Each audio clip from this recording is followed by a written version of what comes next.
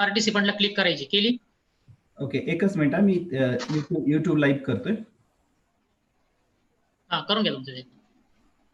Okay, पार्टिसिपंटला click केलं sir. Okay. हा, त्यानंतर ते 3 ब्ल्यू डॉट येतील बघा. आले कुठे? माझ्या नावापुढे 3 ब्ल्यू डॉट येतील बघा. माझ्या व्हिडिओ दिसतो ना माझा तुम्हाला कोपऱ्यामध्ये? हा हा हा, तिथून पण करता येतं. तिथं आहे का बघा बरं ऑप्शन. पार्टिसिपेट करायची. केली? हॅलो, युट्यूब लाईव्ह करतोय. हा सर. हा सर, हा, करून घ्या तुमचं. हो, कलेक्शन झालेलं. इथे पार्टिसिपंटला क्लिक केलं सर. बाकी ओके.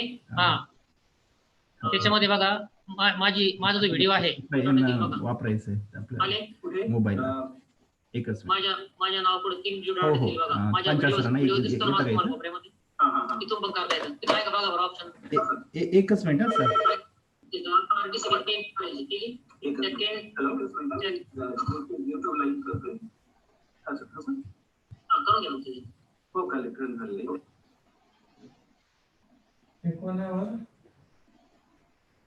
तुमचं युट्यूब लाईव्ह झालं मला वाटतं सर. हो, लाईव्ह झालं सर.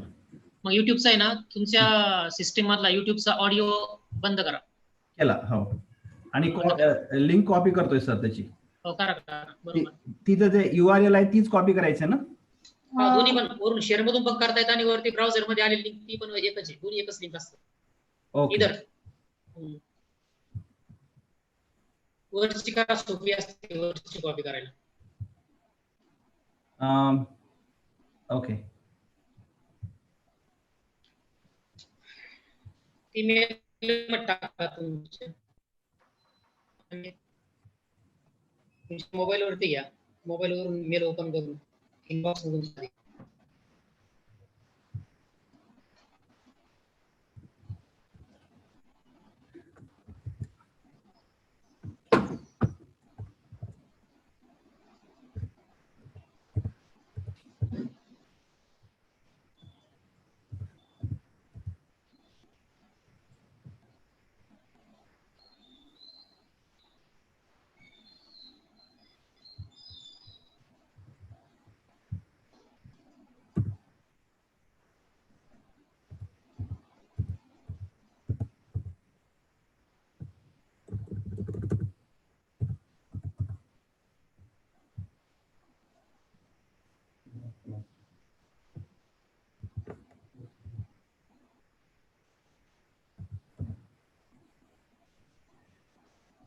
सर, तुमचा ईमेल आयडी काय? माझा D77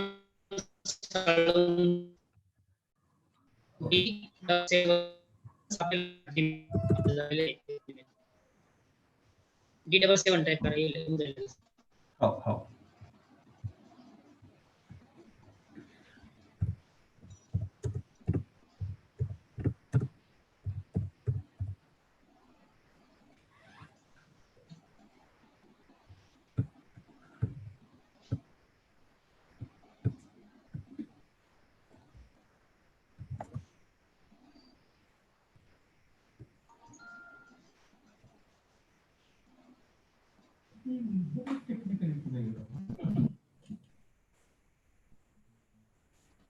सगळं चिरंजीवाचं काम आहे.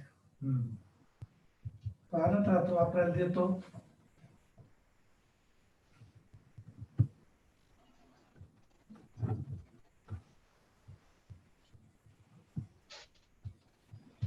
मला जॉईन करून घ्या. हो sir.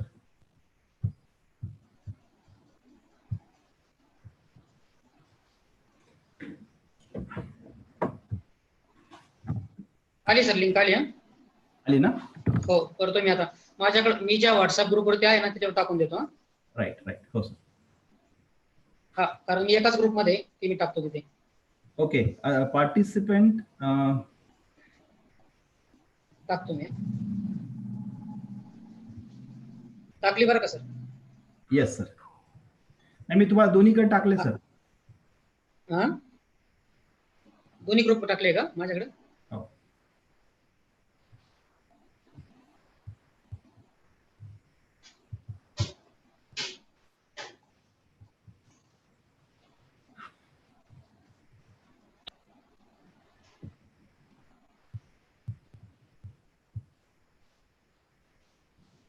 Yes yes yes definitely.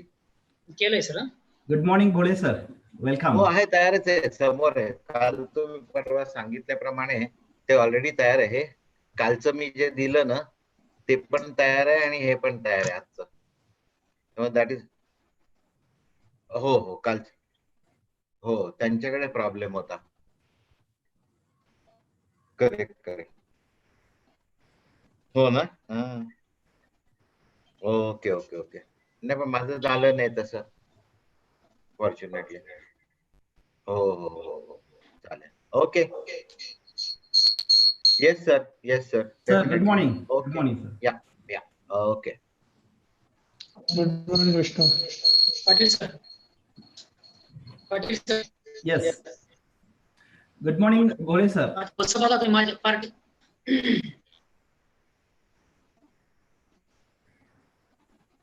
Hello.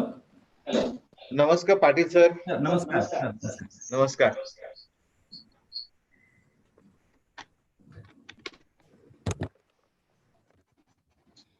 Patil sir.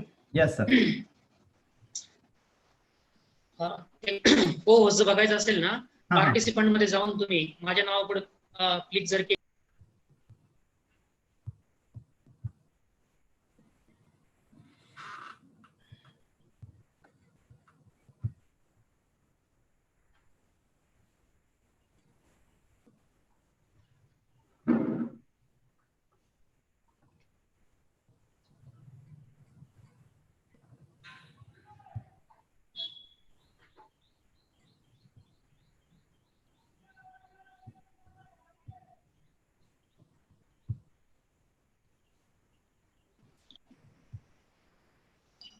Sir हा सर मेक होस्ट म्हणूनच ऑप्शन आहे फक्त.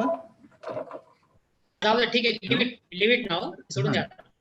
सुरू केले सर. हो सर.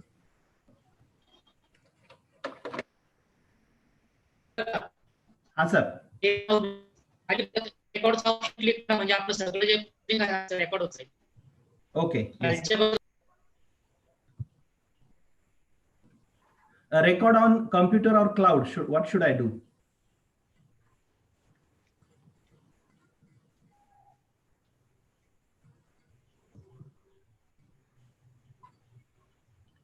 Hello, Salunke sir. हो. Should I record on computer or cloud? Recording computer cloud नाही आपल्याकडे. Okay sir. आपल्याकडे कॉम्प्युटर मध्ये आपल्याला मॅनेज करता येतं. Yes sir. येस. हो चालेल sir. My voice is audible, no? I mean, you can hear it well. It's pretty audible. Okay. No issues right now. Okay. आणि बरं का पुढे जर समजा 10 वाजता सर. बरं. मग मी आणखी कुणालाच एन करत नाही, मध्ये कुणालाच घेत नाहीये सध्या, फक्त रिसोर्स पर्सन. मग तुम्ही पण हे करा. देशमुख सर आणि पांचाळ सर आले तिथे माझ्याकडे. हो सर. सर बोला सर. बरं देशमुख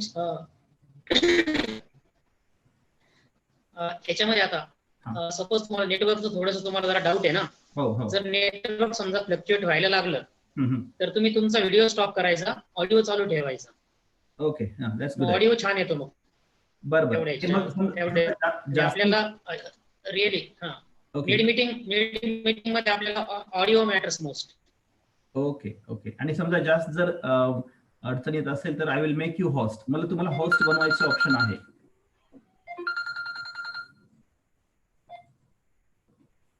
हॅलो. एकदा मीटिंग सुरू झाल्यानंतर ऑडिओला फार महत्व असतं. आपण बाकी एका कोपऱ्यामध्ये व्हिडिओ दिसतो. मॉर्निंग मॅडम बोला. हा.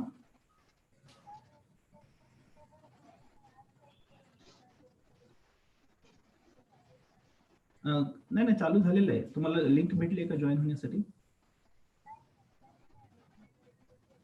बरं मला या नंबरवर तुम्ही मेसेज टाका, मी तुम्हाला लिंक पाठवतो लगेच व्हॉट्सअपला. राईट. ओके.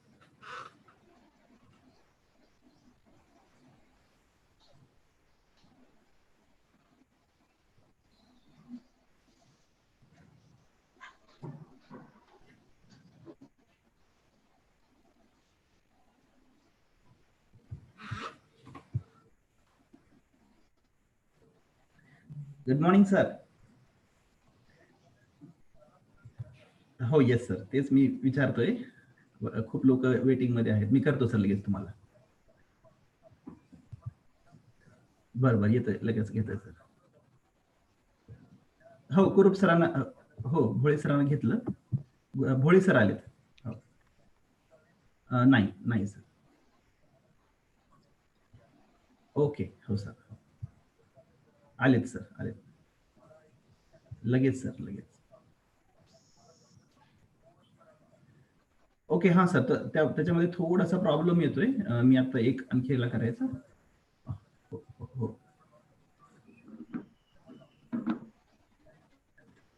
हा नाही ते होऊ देणार नाही sir.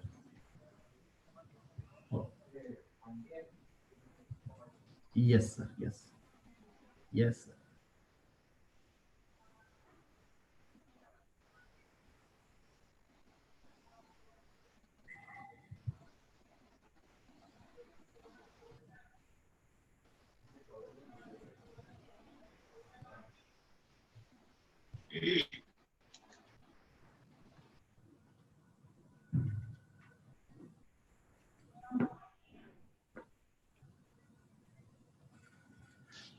Good morning, sir.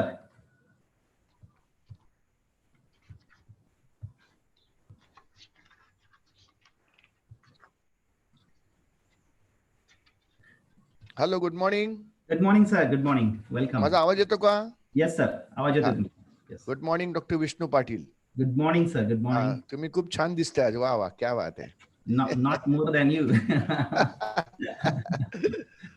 Good morning Dadasaheb Salunke.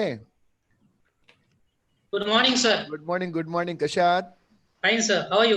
I am fine as usual, नेहमीप्रमाणे.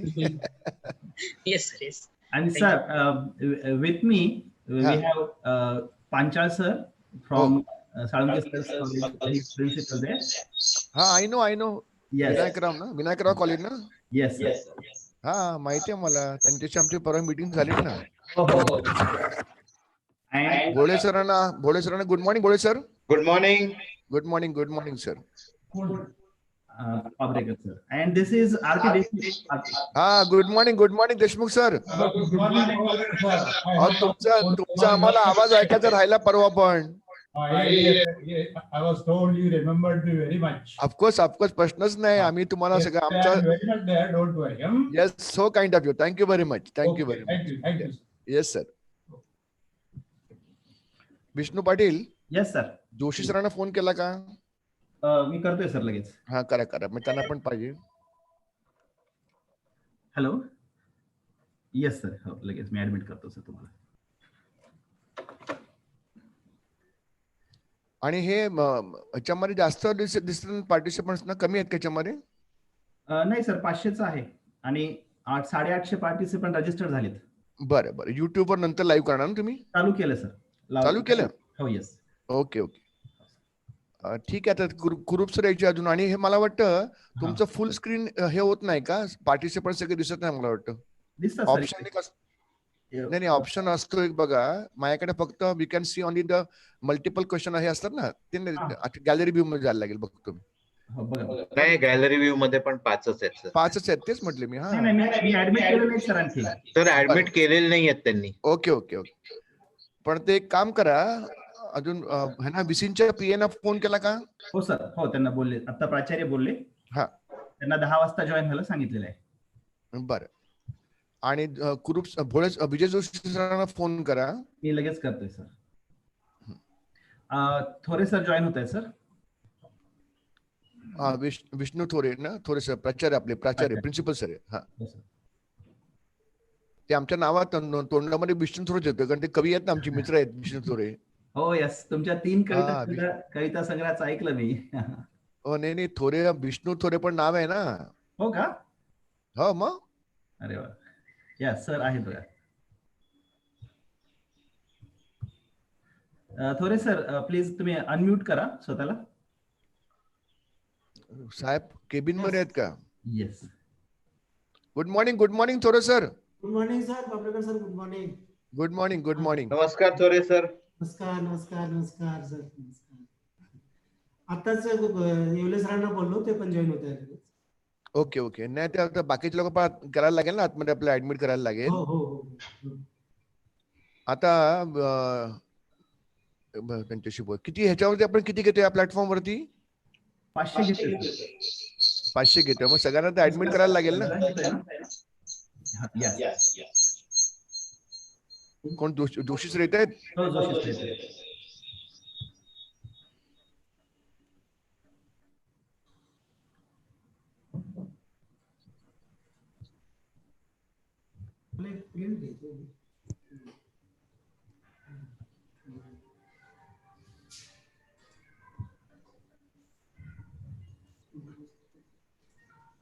आणि त्यांचं काय झालं? डॉक्टर गायकवाड, दिगंबर गायकवाड. हो, त्यांना इन्फेक्ट झालंय.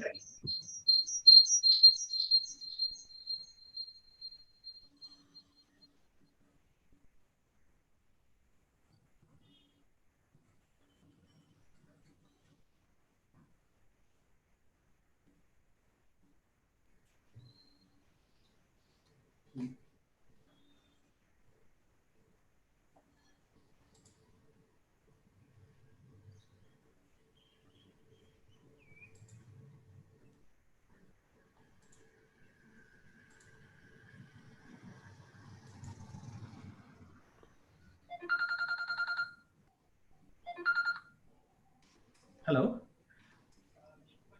Yes sir. नाही, आता तुम्ही काय करा, लिंक वर फक्त जॉईन व्हा. You just join the meeting नाव. Yes yes, please please. Yes, मी तुम्हाला पाठवलेले पहा. वेलकम. गायकवाडची बोललात का? डॉक्टर गायकवाड. हो सर, आणखी एकदा मी त्यांना कॉल करतो. हा, त्यांना सांगा लगेच जॉईन व्हा, म्हणजे आम्हाला पार्टिसिपंट घ्यायचे म्हणून. हो हो.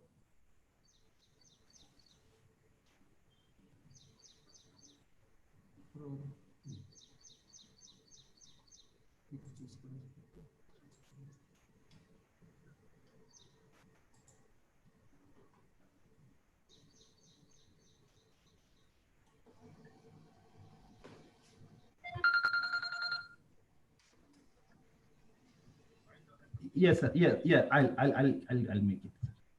मी करते सर. पाटील सर. हो सर, मी जोशी सरांना ऍडमिट करतो. टेक्निकल हा करा. टेक्निकल सपोर्ट सिस्टम तुमचे कोण आहे? आहेत सर, पण सध्या ऍक्च्युअली को होस्टचा थोडासा इश्यू आहे. नाही, हरकत नाही. तुम्ही बघा, प्रश्न तो नाही, पण काय होतंय की तुम्ही बिझी झाला की तुम्हाला करता येणार नाही गोष्टी काय. नाही सर, नाही, मी काय करतोय, मला जर काही अडचण येत असेल तर I will make one direct host to someone who is actually there. Okay, ठीक आहे. त्यांना सांगून ठेवलं ना तसं? हो हो हो. आणि चॅट बॉक्स चालू करून टाका.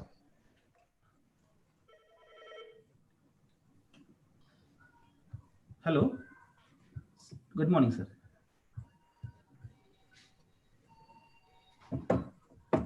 हो, मध्ये मी काय झालं, सगळे लोक बाकीचे आपले आल्यानंतर सगळ्यांना घ्यायचंय. Just wait. हो विष्णूजी. हा सर. चॅट बॉक्स पण चालू करून टाका, नाही राहून जातो गडबडीत. ओके.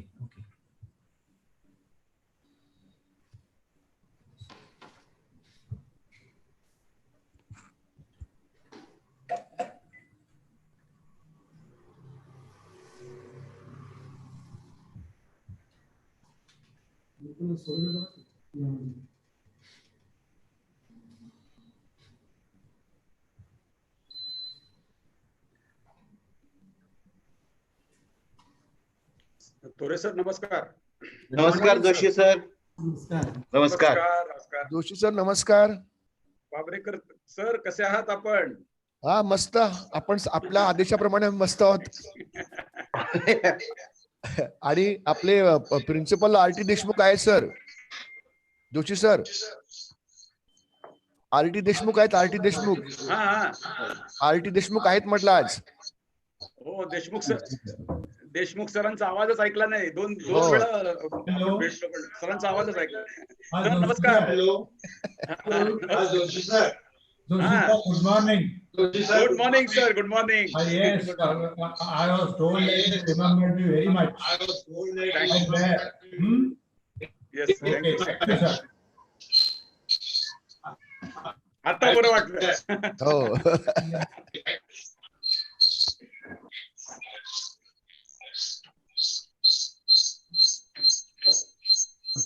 पंचाळ सर नमस्कार. नमस्कार सर. सर नमस्कार. सर कुरूप सरांना फोन करतोय मी. हो, त्यांना सांगितलं मी ऍक्च्युली. करा तुम्ही करा एक.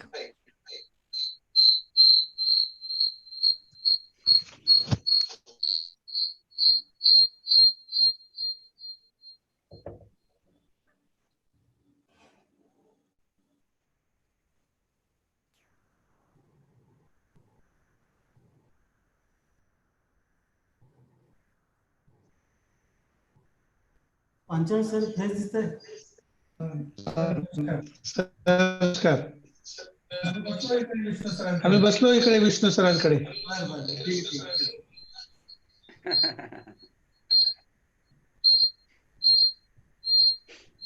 देशमुख सर दिसत नाहीये. काय ते काय. नमस्कार देशमुख सर. नमस्कार.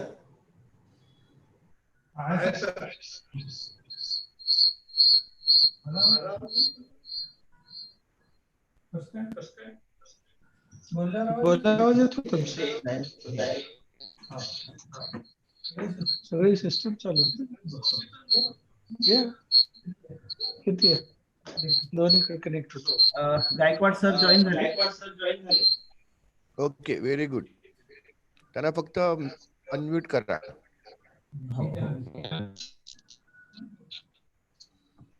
इथलं Ramesh good morning doctor Gaikwad.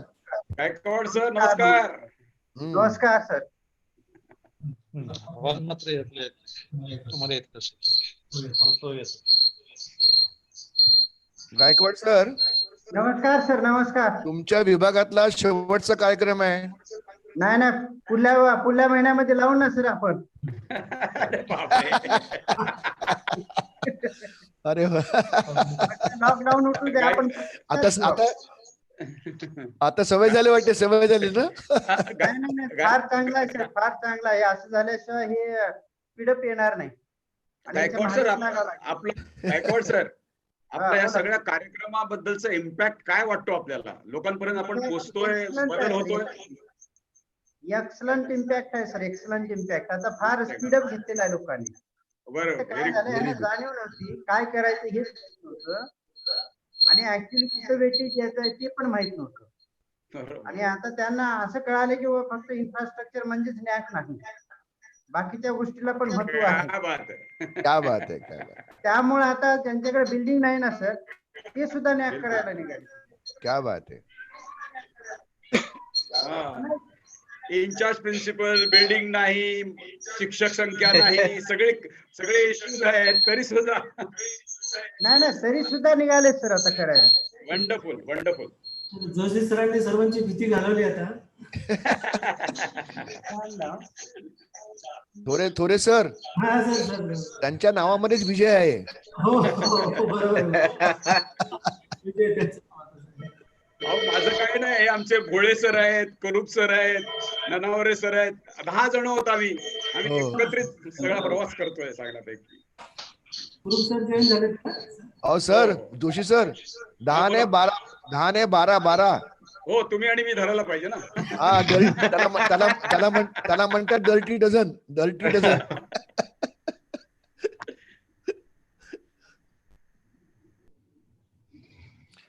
चला पाटील साहेब सगळ्यांना जॉईन करून घ्या, वेळ न घालवायचा.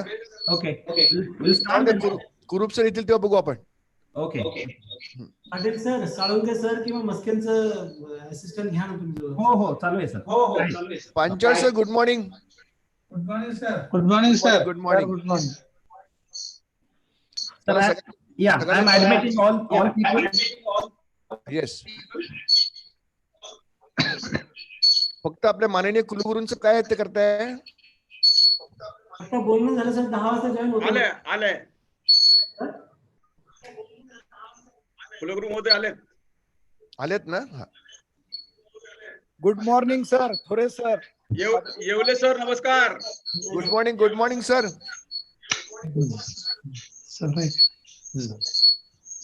Good morning. Good morning sir. Good morning. Good morning sir. Panchal sir नमस्कार. नमस्कार. नमस्कार सर. सर नमस्कार. Sir, Honorable Vice Chancellor is here. Sir.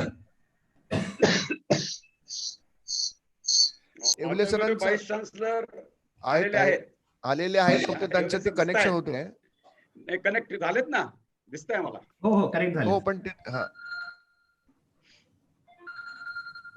नमस्कार सर्वांना. नमस्कार. नमस्कार. आमचे वाईस पाटील मॅडम. बरं विष्णू पाटील जी. Yes sir. आता सगळ्यांना sir good morning sir. Honourable vice chancellor Yewale sir good morning. Good morning. Very good morning. Doctor Pabrekar बोलतोय. सर विजय जोशी बोलतोय. Good morning. Good morning sir. Good morning. प्राचार्य थोरे बोलतो. Good morning sir. Advocate Paramanand Chavan बोलतोय. Okay. Morning. नमस्कार. नमस्कार. Patil sir आता सुरू करायला हरकत नाही. हो पाटील सर सगळ्यांना आता म्यूट करा except honourable vice chancellor and main resource persons till the inauguration. सगळ्यांना म्यूट करा. Yes sir. येस. आणि प्रोग्राम सुरू करा. माननीय कुलगुरू आलेले आहेत. Good morning, one and all, and I request few people who are actually unmuted to mute your voice yourself, because there are only 5 to 6 people who are there. So we'll start now. Good morning, and I really welcome on behalf of IQAC Deogiri College, then RUSA Maharashtra, Joint Director Office Aurangabad region. I really congratulate the whole team for making us work this hard, and we received 800 registration for this webinar today, and this is done only with the purpose that to sensitize the new changes in accreditation framework that recently are happening, and they are happening continuously.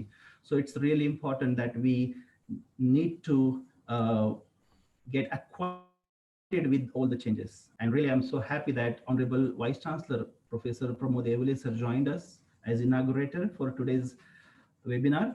So welcome Pabrekar sir, I welcome Joshi sir, Khurup sir, Bole sir, I welcome Pancha sir, and there are many other principals of these affiliated colleges like Sarnaik sir. I have with me Shri R.T. Deshmukh sir. The participants from different colleges in Aurangabad, especially the principals of different colleges, and I also see few participants who are management members. So this is a group of the people of almost different sorts of stakeholders of the institutions.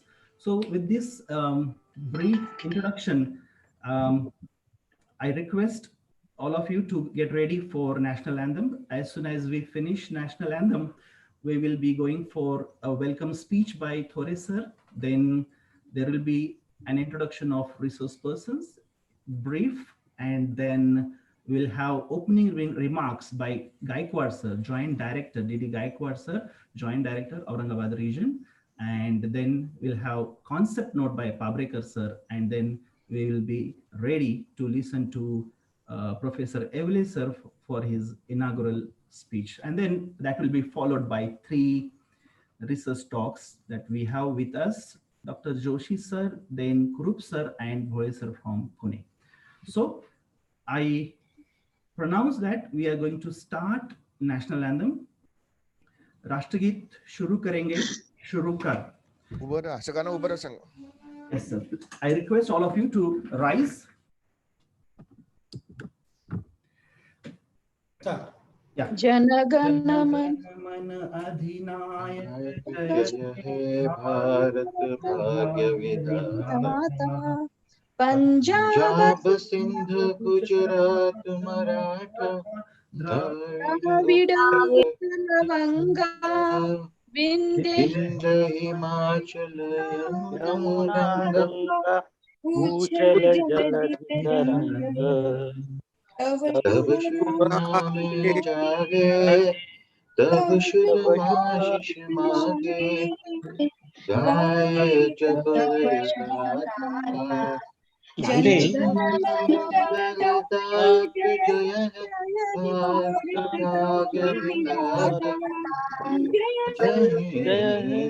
जय हिंद जय जय जय जय हिंद भारत माता की जय. Thank you so much. So I request Honorable Principal Shivaji Thore sir to offer us a welcome speech, or I request him to welcome the people on the board and give us an introductory talk. Thore sir. Okay, welcome to all resource persons and participants. Today we are going to inaugurate this webinar up to 2 o'clock by our respected Honorable Vice Chancellor of our university, Dr. Yules. We have with us Pabrekar sir, Kurup sir, Gole sir, our Joint Director, Gaikwad sir. Just now, a few minutes before, Gaikwad sir said we will arrange this type of webinar in next month also. So we are very ready for this such type of events. Now this Deogiri College and RUSA and NAAC and Paramas colleges and the government state of Maharashtra. It is a combined contribution of all these that we are arranging such type of webinar here. No doubt, being a principal of this college, the organizer, I must say, and about our college. But wasting much time saying what is our college, because our college is known by all the persons here which are hearing today. Once again, I welcome and thanks for the Yules sir for joining with this meeting. Actually, since 2016, there are many changes in the new accreditation framework. Now it is 70-30 pattern. Maybe in future it may be 100% online pattern like NIRF and ATL ranking also. And with these 5 to 6 time changes, the new people, the new colleges, with a little bit confused that what type of guidelines are these and what is the real strategy of submitting SSR and getting accredited score to the college or college. And I know that now the recent latest is that one thing I must put here that in latest guidelines it is mentioned UG college and PG college. Actually, this is not the uniform format in the total India. Different states may have different types of infrastructure and different types of patterns. Actually, for Maharashtra, it is very difficult to identify our college, whether it is UG college or PG college. For me also, where should I consider my college as a UG college or PG college? That is to be cleared. And there are many with the micro and all will like to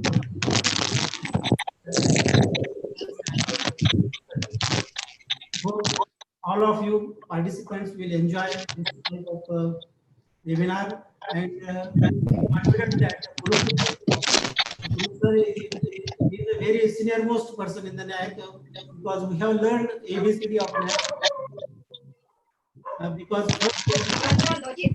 our college conducted in 2004, and since then we are in contact with the group, sir. Pabrekar sir is also always, Pabrekar sir and Joshi sir is always inspiring us to make best, to make and to break our comfort and do the new things for the new guidelines and for the new events. Here, once again, I welcome all the participants in this event and hope that all the resource persons will definitely clear our doubts, and we will be again very eager and we will be again very inspired to get our college accredited. Thanks to Evle sir, thanks to Babrekar sir, thanks to Joshi sir, thanks to Ule sir, thanks to Gaikwad sir. Once again, I welcome all of you, and I will stop here without wasting much time. Thank you very much. Thank you, sir. Thank you, Thore sir, for your introductory remarks.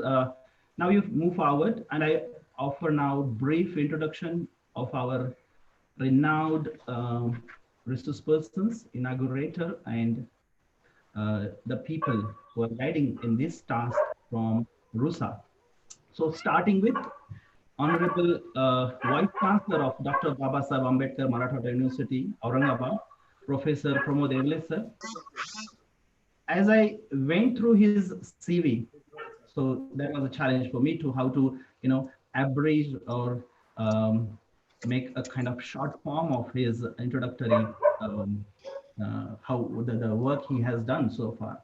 From the beginning, being the chairman of All India Technical Association of Pharmaceutical bodies and different bodies, as he's the honorary member of different notable, very prestigious bodies.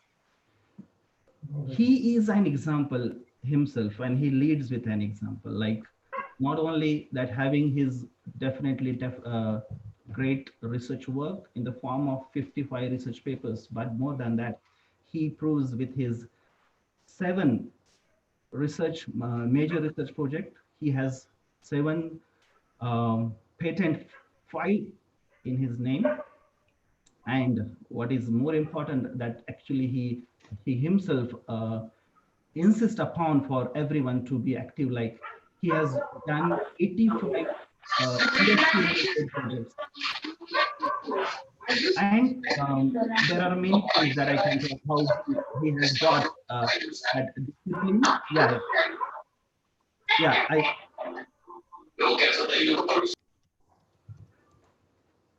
I have muted all the participants, so I'll just quickly finish the introductory part.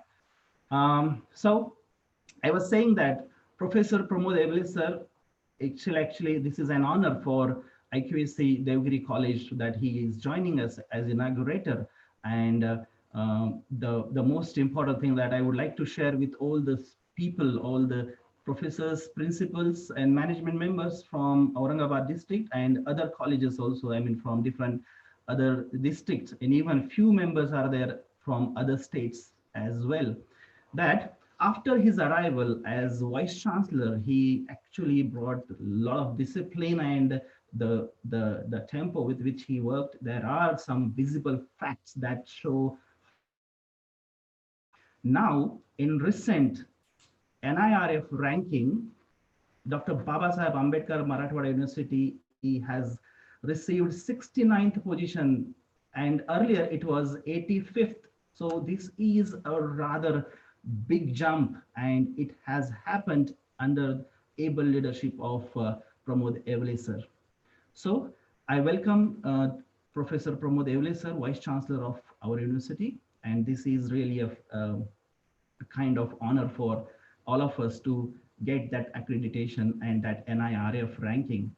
So I move towards Babrekar sir and Joshi sir. Joshi sir is Chief Consultant of RUSA, and he is actually kind of a catalyst in last decades, like making or helping people to get autonomy.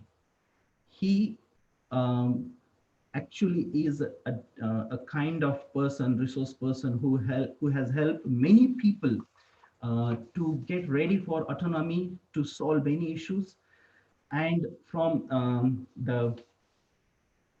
his work from KJ Somaya College as principal to different bodies related to Mumbai universities and across India.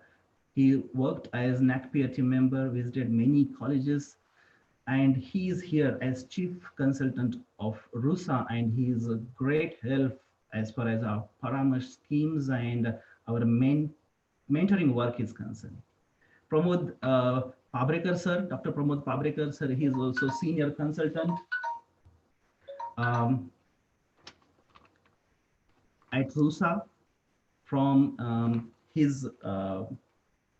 he worked as a vice principal at Vazay College, and then his great term that I can say at Motilal Jhunjhunwala College, and then working at different level. And I find him not only an administrator, a good administrator, but also a kind of facilitator, a critic, a poet, and a creative person who had been really excellent in all his workings, especially in different roles that he plays with government. I welcome Pabrekar sir. Bhole sir is with us. Welcome Bhole sir. He is from Garware College, retired as head department of biotechnology in his college, and with this he started working during his tenure as the professor there. He worked on different projects associated with industries and all that. But what is more important for us is that he is available, and he accepted our invitation, and he had been so excellent in guiding people with his great oratory, the qualities that he possesses. Moving to Kurup sir, I really am so really happy to welcome Kurup sir, that from his tenure, I mean, perhaps the most experienced person in this area, who has guided almost all the colleges in Maharashtra and visited all the states in India for NAAC accreditation purpose as peer team member. So he is from Vasai College, retired, and holds excellent record of almost every area of this quality education that he has worked. So with this brief introduction, may I request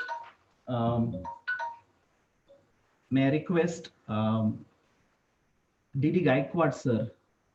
So I will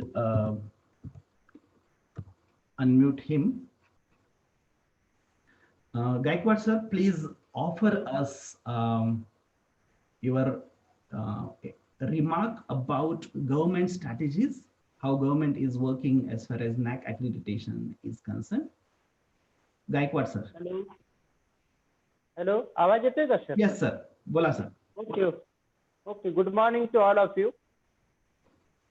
Honorable Vice Chancellor Professor Pramod Evle sir, Dr. Babasaheb Ambedkar Marathwada University Aurangabad, Honorable Chief Consultant Dr. Vijay Joshi sir, Rashtriya Uchchatar Shiksha Abhiyan Government of Maharashtra, Honorable Dr. P.N. Pabrekar sir, Senior Consultant RUSA Government of Maharashtra, Professor Dr.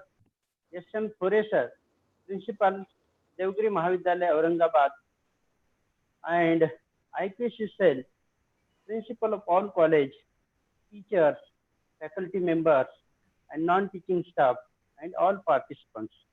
Good morning to all of you. First of all, I congratulate the organizer, convener, IQAC members for organizing NAAC revised accreditation framework, which is organized by Deogiri Mahavidyalaya Aurangabad on collaboration with Rashtriya Uchchatar Shiksha Abhiyan and Joint Director Higher Education, Aurangabad Region, Aurangabad. The main objective of this workshop is to enhance the overall quality of the institutions, the non-accredited higher educational institutes, to enable them to get accredited with the help of National Assessment Accreditation Council to conduct assessment accreditation of higher educational institutes such as college, institution, to derive an understanding of the quality status of the institutions. NAAC evaluates the institutions for its confirmation to the standard of quality in terms of performance related to the educational process and outcomes, curriculum coverage, teaching learning process, faculty, research, infrastructure, learning resources, organization, governance, financial well-being, and student services. And RUSA has also taken good initiative for arranging such type of workshop for non-accredited college or institutions, and given valuable guidance such as developing the software to support the institutions with handy tools to collect the information and prepare accuracy report, self-study report, etc. I think that this workshop will definitely helpful for each and every non-accredited college in our region. Thank you. Thank you very much. Thank you, sir. Thank you so much. And this was a kind of really, definitely I can again call him as a catalyst between the Paramesh scheme that we have between the mentee colleges under Aurangabad, in Aurangabad region, and the mentor colleges, and Gaikwad sir is there always to help us, and he had been very active with this. So thank you very much for sir for your this remark. Now we move forward to Honorable Pramod Pabrekar sir. I request him to present to us. Thank you. Thank you very much. Can you hear me? Yes, sir. We can hear you. Please. Thank you. Honorable Vice Chancellor of Dr. Babasaheb Ambedkar Marathwada University, Professor Pramod Evleji, Joint Director of the Aurangabad region, Dr. D.D. Gaikwad, Chief Consultant of RUSA, Dr. Vijay Joshi, Principal R.T. Deshmukh, Principal of the host college, Dr. S.N. Thore, the IQAC coordinator of the college, Dr. Vishnu Patil, Dr. M.R. Kurup, my guru, who is the renowned person in the field of NAAC guidance, Dr. B.D. Bhole, and Principal Dr. Panchal, Principal Dr. Sarnaik, and all the principals and IQAC coordinators of the various colleges of the Aurangabad region. Thank you very much to the organizer who has accepted our request to organize this online workshop for the NAAC awareness for the colleges which are either aided or unaided, whether they have already completed this first cycle or second cycle. And I'm happy to see that there are about 275 participants in this platform right now, and many more, maybe 500 and above, on the YouTube live. So around 800 participants will be getting benefit from the resource persons who have been identified by RUSA. There will be 3 sessions as far as the NAAC workshop is concerned. Principal Dr. Kurup, who will be guiding all of you on the NAAC process in general and how to go about it in a very simple and lucid language. Then we'll be requesting Dr. Bhole, who will be guiding all of you on the documents required for the NAAC, and our own Principal Dr. Joshi, who is not only the chief consultant, but on his own who has opted to be the additional resource person as to who will speak on quality culture, role of IQAC in quality enhancement. And we want you all to take benefit of it. For the information of Honorable Vice Chancellor, sir, there are 35 colleges which are identified under Paramesh scheme. Out of the 35, 3 are in the region of Aurangabad University area, 2 are from Aurangabad College, Vinayakra Patil College, and the 3rd is Balbim College. And for the information of you, sir, under the directions of Honorable Secretary to the Department of Higher and Technical Education, Shri Saurav Vijayji, Pankaj Kumar, the Director of RUSA, we have been conducting this online workshop, NAAC related workshop or NAAC awareness workshop from each and every district of Maharashtra. So out of 36 districts, we have almost completed 30 districts. This is the 31st district going on, and the 5 districts from Amravati region will be starting from Monday onwards. At the same time, in every day, after the NAAC workshop is over, myself and Principal Joshi, we are taking a review meeting of all the Paramesh colleges, that is 35 colleges. Out of 35, we have almost completed 30 colleges. We have taken the review of that. And we are indeed happy that the colleges which are identified in the Paramesh, they are really doing good. And we are confident that with the support of the resource person which we identified for the NAAC awareness programs, and also the support from the mentor colleges which are identified by University Grant Commission, we can say that the number of colleges going for assessment accreditation in Maharashtra, which is always more, will be enhanced in a span of a year. And of course, I should tell you that it is not only RUSA, but the RUSA and the support of the Joint Director Office of every region, we have been conducting these activities. My dear sir, for the information of you all, RUSA has developed a software called as RUSA software for helping the colleges for keeping their record, preparing their documents, and we are also providing training for that.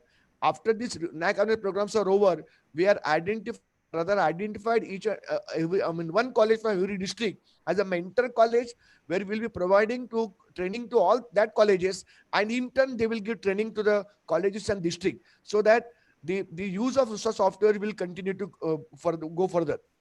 You are aware that the Honorable Secretary and the state government has already taken initiative for the formation of Maharashtra State Faculty Development Academy, and this is already launched. And yesterday we had a meeting with number of vice chancellors where we requested them to have their own sub centers of this academy. We are aware that the university like yours, Dr. Babasaheb Ambedkar Marathwada University, with addition to you, Pune, Mumbai, Nagpur, and Amravati, they already have HRDC centers. Those centers of HRDC and requested about 5 to 6 universities in Maharashtra, we will be having sub centers of this Maharashtra State Faculty Development Academy.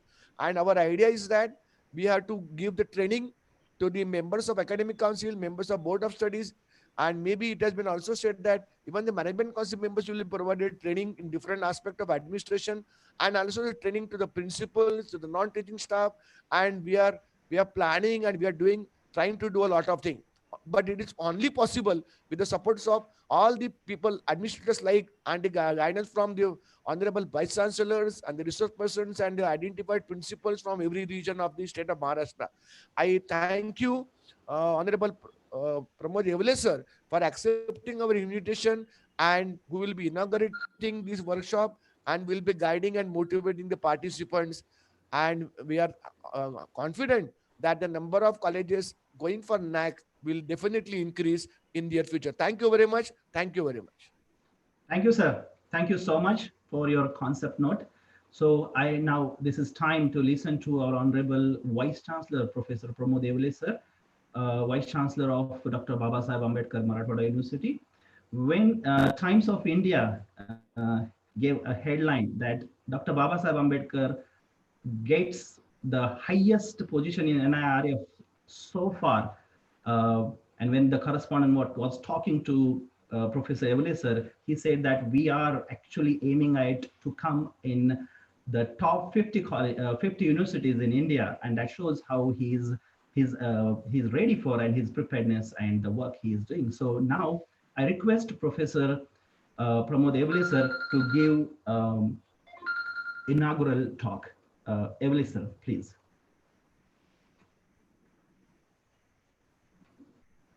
Can I unmute kara? Yes, केलेले sir. एकच wait. Yeah, I asked him. Yes. Yes, sir. Good morning to one and all. Good morning. Good morning, sir. The Deogiri College, Aurangabad, then RUSA, Maharashtra, and Regional Joint Director, Higher Education, Aurangabad, jointly organized today's workshop on NAAC Revised Accreditation Framework. Esteemed resource persons present for the workshop: Dr. D.D. Gaikwad, Joint Director, Higher Education, Aurangabad Region; Dr. Vijay Joshi ji, Chief Consultant, RUSA; Dr. Pramod Pabrekar, Senior Consultant, RUSA; Dr. M.R. Kurup sir from Mumbai; Dr. B.D. Bhole from Pune; organizer and principal of Deogiri College, Dr. Shivaji Thore; present for the online workshop, Principal Sarnaik, Principal Panchal, principal of the different affiliated colleges of our university and other universities in the state, teachers, other participants, ladies and gentlemen. At the outset, I must congratulate the organizer, principal of Deogiri College, Dr. Pramod Pabrekar ji and Dr. Gaikwad ji, for organizing this online workshop on the NAAC Revised Accreditation Framework during this COVID-19 period. Friends, if it rains, you will not be able to hear it because you have that. NAAC Revised If someone calls you, you will be able to see it. As you know that NAAC was established in 1994, and the main motto of a NAAC was to assess and accredited the colleges and to understand the quality. As you know that our education system, Indian education system, are second or third largest in the world. We are having around 850 plus universities, 47,000 colleges are there, and enrollment is around 4 crores plus. We are more in quantity. Since last 2 decades, many self-financing colleges came into existence. Some are running well, some are not maintaining the quality. So the UGC decided, the central government decided there must be some quality parameter and accreditation not only at a national or should be at an international level. For that purpose, this NAAC movement started. As Dr. Pabrekar informed you that the Maharashtra is always ahead in the quality of education. Maximum numbers of institutions are accredited in Maharashtra with compared to the North India. We must appreciate it. The different parameters related to the educational process and outcomes are assessed during the NAAC visit. Dr. Gaikwad sir also touched to it, that is the covering the curriculum, teaching learning process, faculty, research, infrastructure, learning resources, organization, governance, financial well-being, and the student services. These are the prime or the basic things which the NAAC experts assess. Now you know that many changes. Now just Professor Thore also informed that the 70-30 pattern adopted by the NAAC. Apart from that, many changes are there in a qualitative evaluation of the college by the NAAC. Before COVID-19, the NAAC arranged 2-3 meetings of the Vice Chancellor. I was there also as a member of that committee. And earlier, the assessment of the quantitative parameters were very easy. That how many teachers are there, what is the infrastructure, how many periods are conducted, that is the curriculum and all that. And the marking was easy. But how to assess the qualitative parameters, that I am going to tell you. That also the methods have been developed by the NAAC. Now there will be a proper evaluation of the qualitative measures also. Whatever the parameter just I told, that is the important one is the curriculum. Of course, all are important. The prime weightage should be given to the curriculum. What are the objectives of the curriculum? What are the learning outputs of the curriculum? What are the teaching and learning methods? New pedagogy, even the faculty ratio, research, which is also important thing, and the student services. As Professor Praveen Patil informed you, and I am also proud to say that Dr. Babasaheb Ambedkar Marathwada University is ranked 69 by NRF at a national level, and we stood third at a state level. I must congratulate to all of you because directly, indirectly, you are also associated with this university and also part of this accreditation or NRF process. And when I analyze the parameters, the 5 parameters are there for the NRF ranking. The same are of plus or minus, the same are in the NAAC process also. We are behind particularly in 2, that is the research, publications, and second one is the perception. The same 2 parameters should be focused for the accreditation purposes also. The research should be a qualitative. Nowadays, the research becomes a mess in our country. So many PhDs are produced from the university. Definitely, the UGC is trying its level best to monitor this PhD process. Same amount the publications also. Many fake journals are there, and we don't know the editor, and these are the paid journals. It is my sincere appeal to the academicians, that is, you must discourage the young teachers or the budding researchers to publish such type of publication in such type of journals. And perception, that is what the stakeholders think about the process. The stakeholder must have a trust on the education system. They trust have our evaluation system. And such type of positive message should be there about the organization in the society and the stakeholders. If you achieve, definitely the ranking will be more. Second thing, the accreditation should not be an event. That is just we are facing the accreditation after 3 to 4 months. Every college, every faculty member, every management and principal is hurry that we are busy in the accreditation. Accreditation should be a continuous process. If any college is facing the accreditation, when we invite the faculty members for the assessment, we get a reply that our accreditation is there, we can't spare the faculty. This should not be happened. This accreditation should be a continuous process. In accreditation, the record keeping is very important. I remember, I can tell you that when I was working as a principal of one of the pharmacy college, which is located in Wardha, Maharashtra, that college, I was a principal there 2 times NBA accredited in full A grade. And the first cycle only we got a NAAC A grade also. If we are very much sincere about the process, if our this academics and our infrastructure facility research is strong, faculty is strong, I think NAAC is not difficult. The different parameter, just I was telling that what are the different criteria which are going, the NAAC is going to apply, the qualitative measures. Under that, the disaster management is there. Green audit is there. So this solar energy, water conservation, women empowerment. What are the MOU signed by the institution? The MOUs should not be just for the record keeping, just on the paper we are signing the MOU. What is the outcome of the MOU? We are the beneficiaries of that MOU. Budget, proper utilization of the budget, library resources. The important one is the capacity building and the competitive examination, career counseling, sports and culture, then the financial support, academic, administrative audit. These are the some qualitative parameters which will be evaluated by the NAAC committee, and the proper assessment, how to assess it, that the criteria is also given. Friends, the quality is very important in any organization, and quality is never an accident.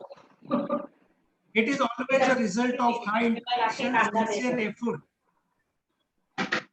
intelligent direction and skillful education, and its execution, and it reciprocates the wise choice of many alternatives. And that's why this NAAC is a continuous process, and we have to follow it from the first day. Definitely, the workshop is on the NAAC revised accreditation framework. I must congratulate and compliment Dr. Abrekarji for selecting the 3 colleges from our university and around 36 in the Maharashtra for this promoting the accreditation process. We assure you that we will definitely contribute in the training program which is organized by the RUSA. That is, I think Pune University is selected as a center, and it is a good beginning. That is the training to the statutory officers, statutory body members is also given.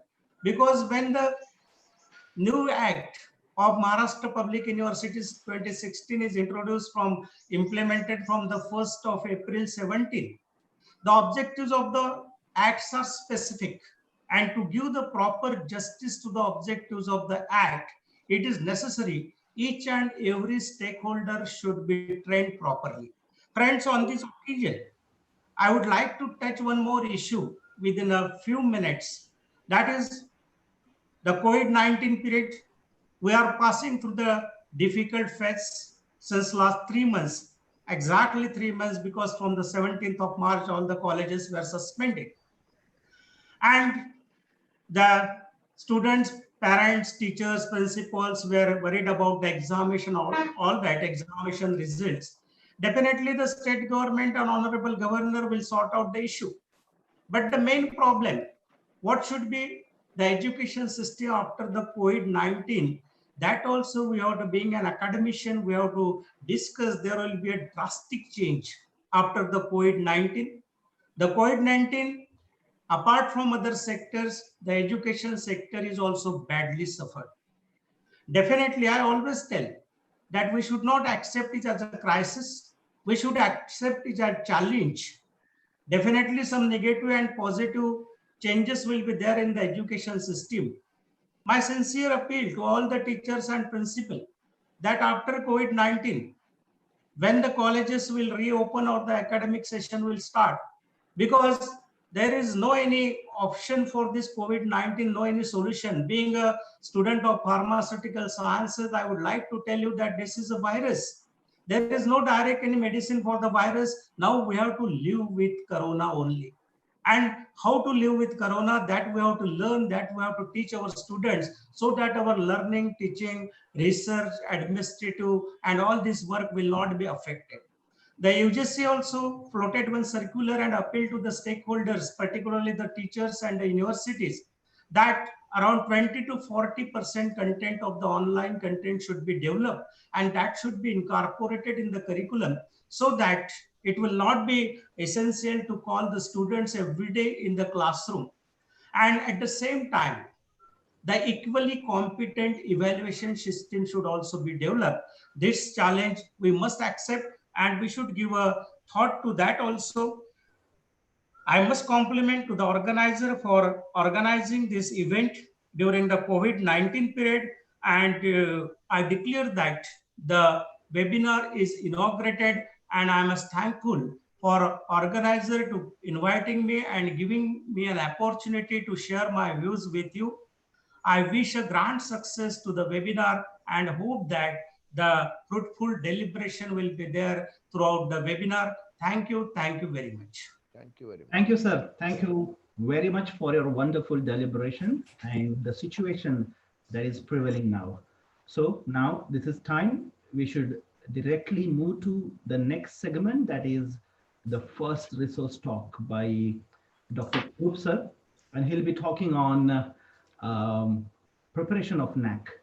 So may I request Kurup sir to begin with his presentation, and please also let me know if you need to share PPT. Yes, it has to be done. You will be sharing the PPT. Yes, sir. Yeah.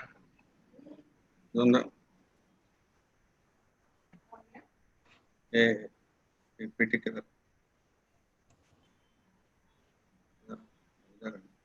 चलना पड़ेगा share screen में जाओ ना तो share screen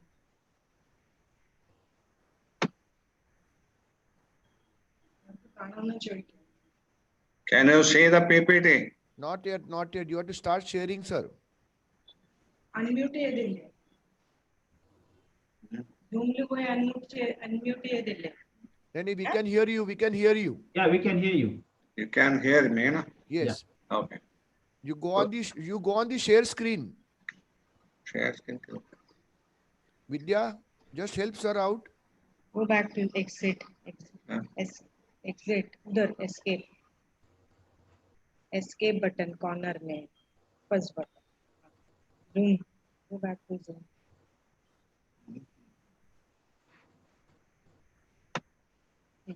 Click this. Share screen. Share screen, no? हाँ. Click करो. And Yes, this sir. ask them. Ask them whether they can see it. Click here. Yeah. इसको click करना है स्क्रीन को. शेयर. इसको बंद करना पड़ेगा. हाँ, share. Put a share. Right. Close this one. Just a minute. इसको छोटा करो. Okay. इसको छोटा करो. Yeah, please start your. किधर गया? Okay. Not yet. Not yet. Yeah. हाँ. Sharing has stopped. It's okay. Fine. Press. Ask them. Ningura check. Can they see? Can you see? नहीं, not yet, sir. आपने क्या किया है? नहीं दिखता तो इधर जाओ.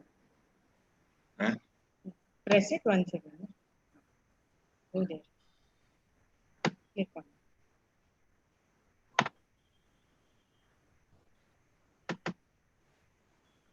Yeah, it's coming, sir. Yeah. Show it here. Yeah, sir. We can see. Now we can see, but you have to adjust that. Ask them, no. You can now see. We can Yes, see, we but can उसको see. enlarge करो, enlarge करो.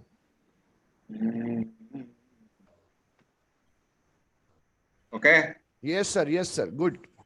Yes. So, thank you very much for inviting me to be part of this webinar, and welcome to a brief introduction to the accreditation framework. If any participant wants to ask any questions, you can send me the question on my email ID that is given on the page, front page, mr_kurup@yahoo.com. We now start. Accreditation has now become mandatory. Institution, teachers, and students will not be eligible for any support services from the university, state government, central government, if the institution is not accredited. And any institution with a standing of 6 years is eligible for NAAC accreditation right now. And I request all those who have not done accreditation so far, please visit the NAAC website, download the related manual, because there are different manuals for different types of institutions. Pharmacy college has one, medical college has another, art science college, engineering college have another. So please look at all these and then identify what is related to you. Coming to the process, how to start. Actually, the accreditation process starts with the filling up of IQAC format. This is an institutional information for quality assessment. And secondly, once that is accepted, you have to go for submission of SSR. The SSR is integrated with qualitative and quantitative matrices. And then there is a DVV, data verification and validation process. Colleges need not submit any hard copy to NAAC. All submissions are to be online. And the IIQ and SSR are open for submission throughout the year. The NAAC has also introduced optional matrices which are supposed to be not applicable to, in case it is not applicable to you, you can come out of that. And you can get exemption up to 30 weightages. Such institution will be accredited out of 970 weighted score instead of 1000. Introduce almost 70% online verification of documentary evidence by a third party. Most important thing that has happened in December 2019 is the distinction between UG and PG institutions. Any institution having recognized PG program can be treated as a PG institution. There is no affiliation separately for PG. All colleges having UG and also PG can be integrated as PG institution. But automatically when PG is taken, UG comes as part of it. Introduce a pre-qualifier for peer team visit, which is 25% of the system generated score excluding student satisfaction survey. That means peer team will visit the college only if you get 25% score for the 70% of the quantitative matrices. Introduce also system generated score with the combination of online, that is 70%, and peer team judgment 30%. A new thing is student satisfaction survey, which is directly administered by NAAC concurrently with the DBV process. They have also introduced timelines, and if you are not able to submit or provide information within the time stipulated, then there will be penalties. Institutions under 12B2 will have to pay the accreditation fees, which will be reimbursed based by the NAAC once the UGC letters are submitted. What is mandatory for going for accreditation is ICAC registration, that is All India Survey of Higher Education. The colleges have to register with this. That registration number is mandatory for getting into IIQA registration.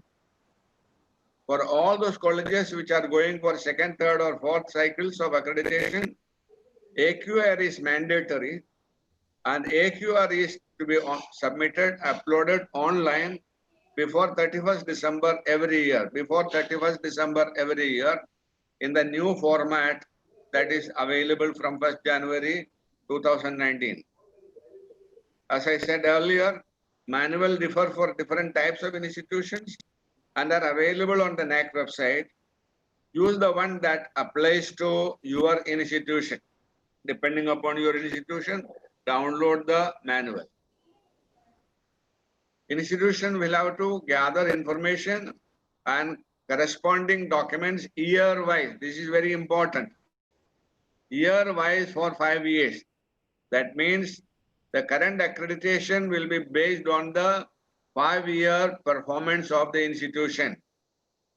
For this, it is important to institutionalize a structured data documentation MIS portal for ready availability of data and document. Without documentary evidence, data has no meaning for accreditation. It is very important for the colleges to make it mandatory for faculty and staff to compile and upload annual, semester, monthly performance report for ready availability of data. This is very important, extremely important. In the past, we used to work for 4 months or 5 months to prepare the SSR. It is not now possible, and it will be very difficult for colleges to attempt that. And you need data, specific data for all the questions that are mentioned in the manual, year-wise for 5 years. Year-wise for 5 years. And then the NAAC, you have to also work out the average for 5 years. And if there is any gap in the data, it will affect negatively your average working. In other words, if the one data is missing, then the data for 5 years will be divided by 5 years, whether you have included the data or not, which means your 4-year data will be divided by 5 years, 5, and that will give you a low score. Therefore, ensure that any claim that you make, there is a corresponding data and document. Calendar for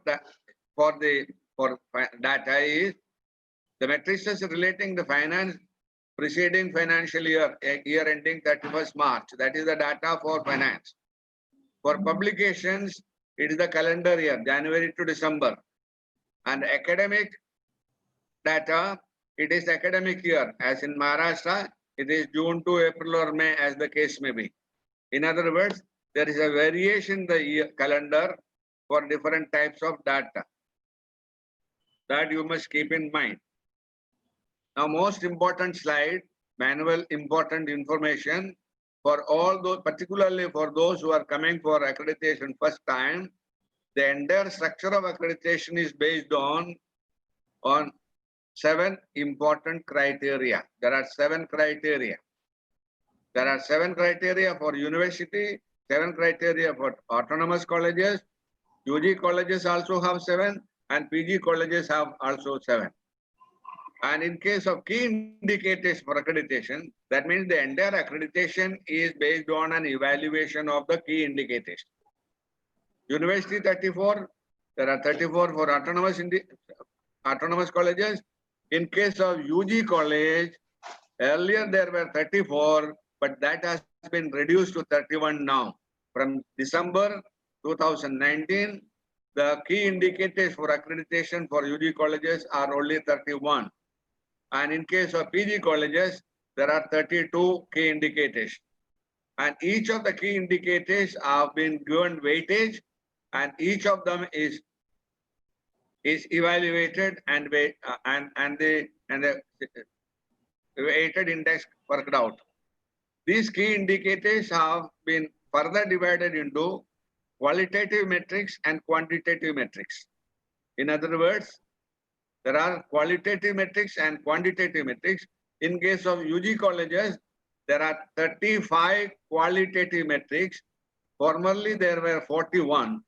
Before December 2019, there were 41. This has been edited, this has been reduced, and now there are only 35 qualitative indicators for UG colleges and 36 key indicators, qualitative indicators for PG colleges. So 35 for UG and 36 for PG colleges. In case of quantitative indicators, in case of in case of UG colleges, formerly prior to December 2019, there were 80 quantitative indicators. Now this number has been substantially reduced to 58. In other words, the total number of quantitative indicators for UG colleges are now only 58 instead of 80 earlier. And in case of PG colleges, there are 60 quantitative indicators. So in total, for UG's colleges, there are 93 matrices against 121 earlier.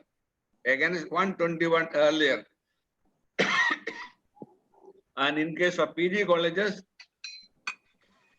there are 96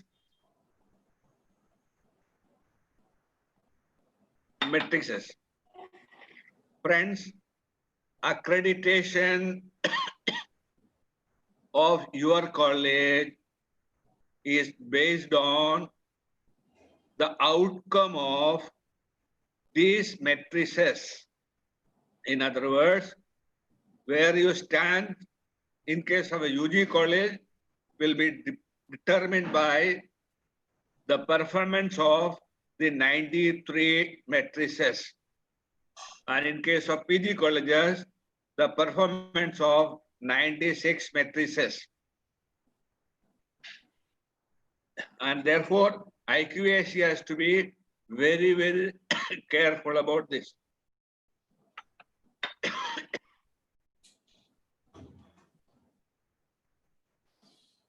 Now, in case of from coming to SSR, self-study report, it has 5 components. First one is an executive summary. A college can write an executive summary in not more than 5,000 words. Not more than 5,000 words. Second, institutional profile and extended profile. There is a framework available in the manual. It contains information, data about the institution and department. Then we come to the accreditation framework, quality information framework, and there the framework which determines the accreditation has qualitative component and quantitative component. And these quantitative components will be evaluated online, and for that there is a data templates available in the manual, and these data templates will be verified and validated online by a third party. And these data templates, that is information given in the templates, needs to be supported by corresponding documents, without which this data will not be validated. Without the document, relevant document, corresponding document, data will not be validated, and that framework therefore will not be accredited for your college. And finally, the principal of the institution has to give an undertaking that the SSR is prepared by the institution, not by any consultant, and so on. When it comes to executive summary, not to exceed 5,000 words, there are 5 components in that. One is You can write an introductory note about the college, about the trust, about the society, about the past, about where you stand, what is the reputation and any achievement. Then second part of it is criterion by summary. There are 7 criteria.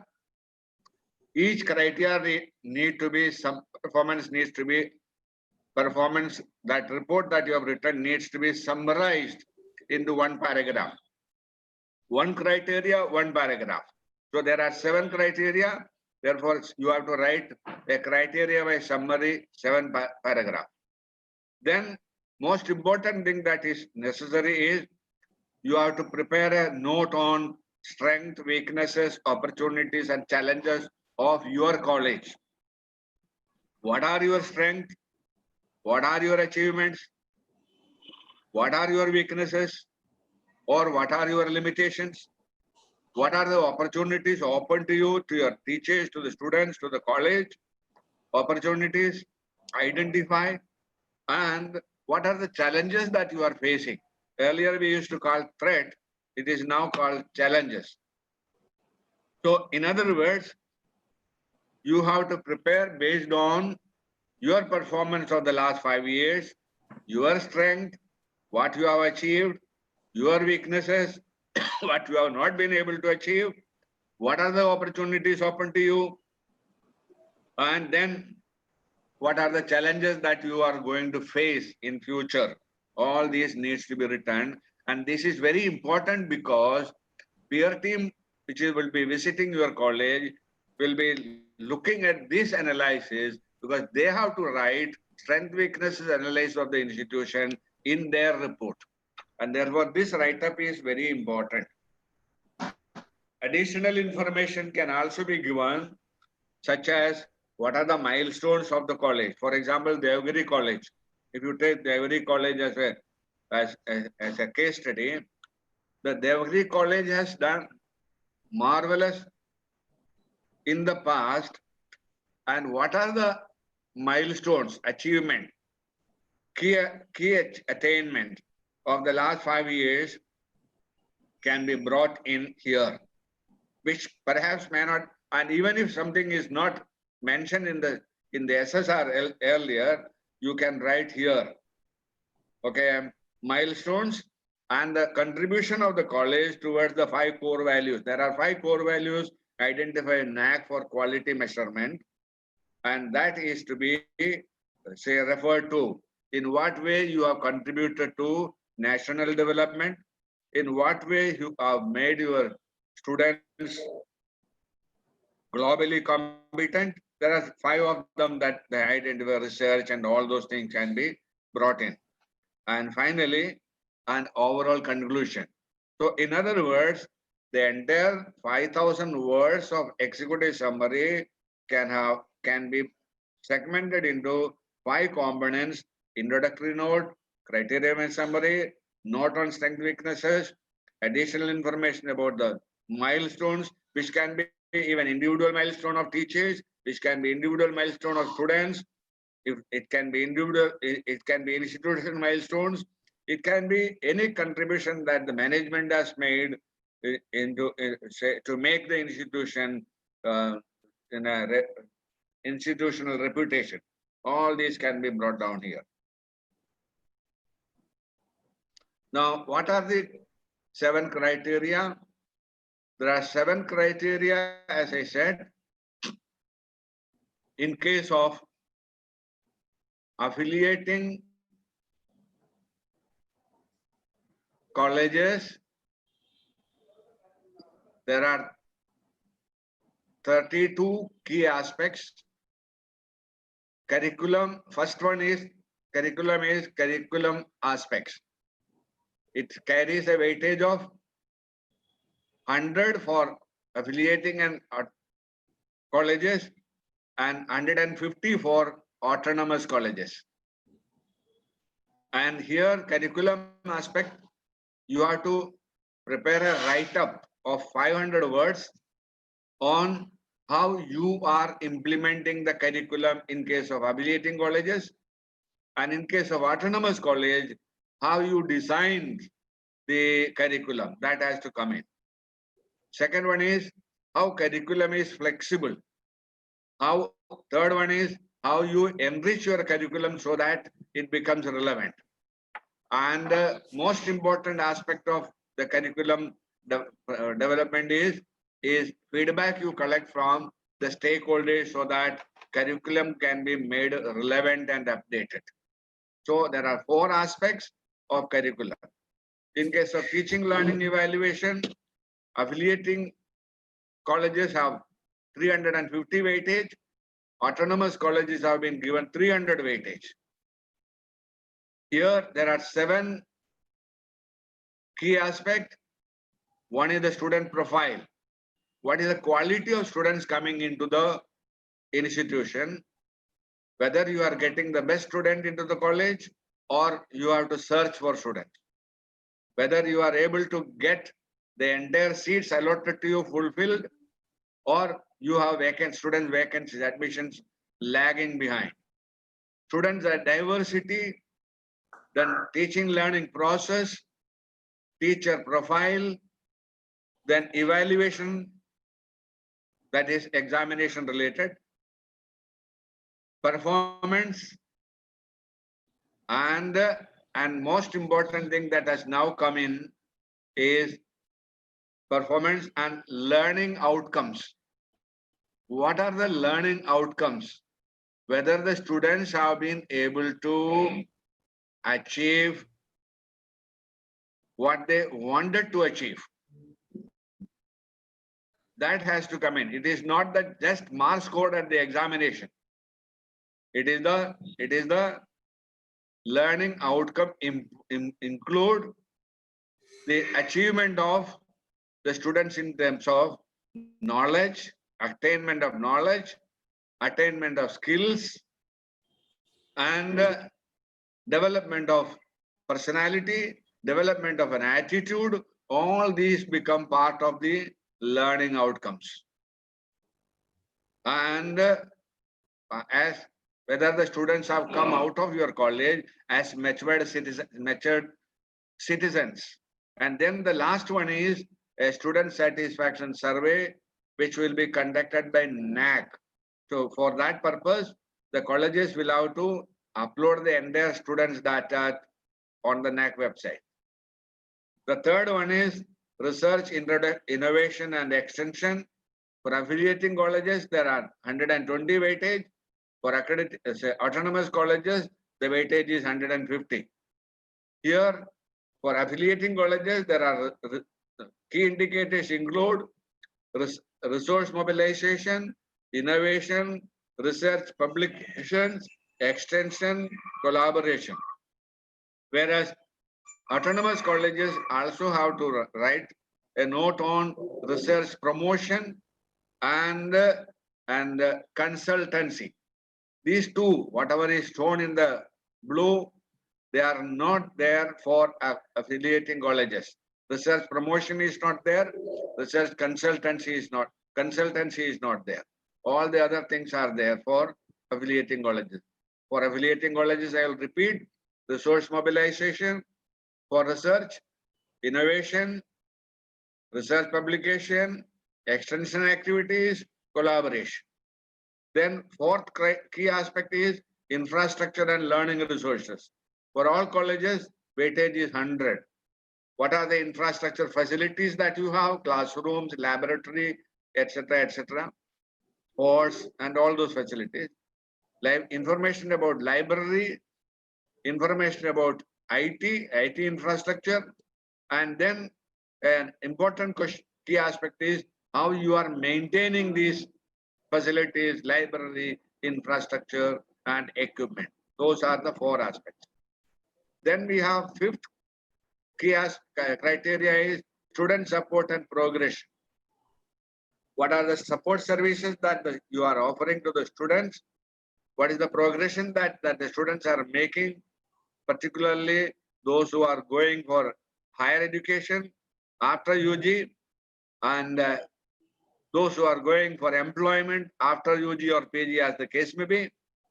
Then there are students' activities. Here you can mention about all sorts of activities, opportunities available in the college in terms of sports, cultural activities, and so on. Then there is also a key aspect which on alumni. Earlier it was not there in the previous versions. Now from 1917, they have, to 2017, they have introduced alumni as a key aspect, carrying 10 weightage. Sixth key aspect, criteria is governance, leadership, and management. Here you have to bring in the role of the management, role of the leadership, including principal, the vision of the institution, vision of the founding fathers, and to what extent you have been able to achieve this vision. Strategic plan for achieving the vision. Faculty empowerment. Actually, the entire education system depends on teachers. And in what way the colleges are empowering the faculty to improve, to develop their skills by attending conferences at the state level, national level, international level, publications and so on and so forth. All those things will come. Whether they have been able to come out with their skill development, how many of them have attended orientation programs, how many of them have attended refresher courses, all these will come there. Then the next component is the financial management, whether the financial management, finances are sound, and whether you are able to manage all the activities, and whether you are able to mobilize funds for the purpose of enhancing the quality and relevance of the institutional performance. And the last one in that governance is the IQAC, Institutional Quality Assurance System, which means here it is the role of the IQAC, particularly what are the systems that you are set up in the institution to ensure quality creation, quality sustenance, and quality upgradation. All these are to be brought in. And finally, the institutional values and best practices, it carries 100 weightage. Here, values and social responsibilities and information that you require here relate to gender equity, environmental issues, waste management, green practices, and differently abled, particularly those who have differently abled children, students, how you are providing facilities for them, human values. In fact, these are 1, 2, 3, 4, 5, 6 indicators that give values and social responsibilities. The next one is best practices. Best practices, you have to identify 2 best practices, and that carries 20 weightage. Then you have institutional distinctiveness. In other words,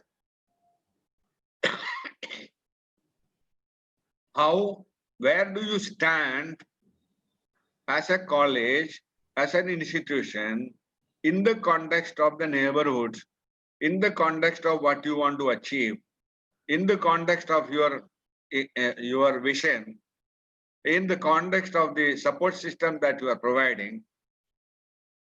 Basically, whether the community is able to look at you as a part of the society. In fact, you are part of the society, you are part of the community, and in what way you stand out in performing support services to the community around. All these are the key aspect insofar as institutional values are concerned, and all these also provide the 7 accreditation framework. So curriculum aspect will be accredited for 100 marks. Teaching learning evaluation will be accredited for 350 weightage. Research, innovation and extension will be accredited for 120. Infrastructure and learning resources will be accredited for 100 weightage. Student support and progression will be for 130 weightage. Governance, leadership and management would be for 100 weightage. Institutional values and best practices will be 100 weightage. All these together take 1000 in case of affiliating colleges, affiliating as well as constituent colleges. In case of autonomous colleges, there is a deviation in the weightage, as I have already mentioned in that. So, in other words, this is the actual framework of accreditation.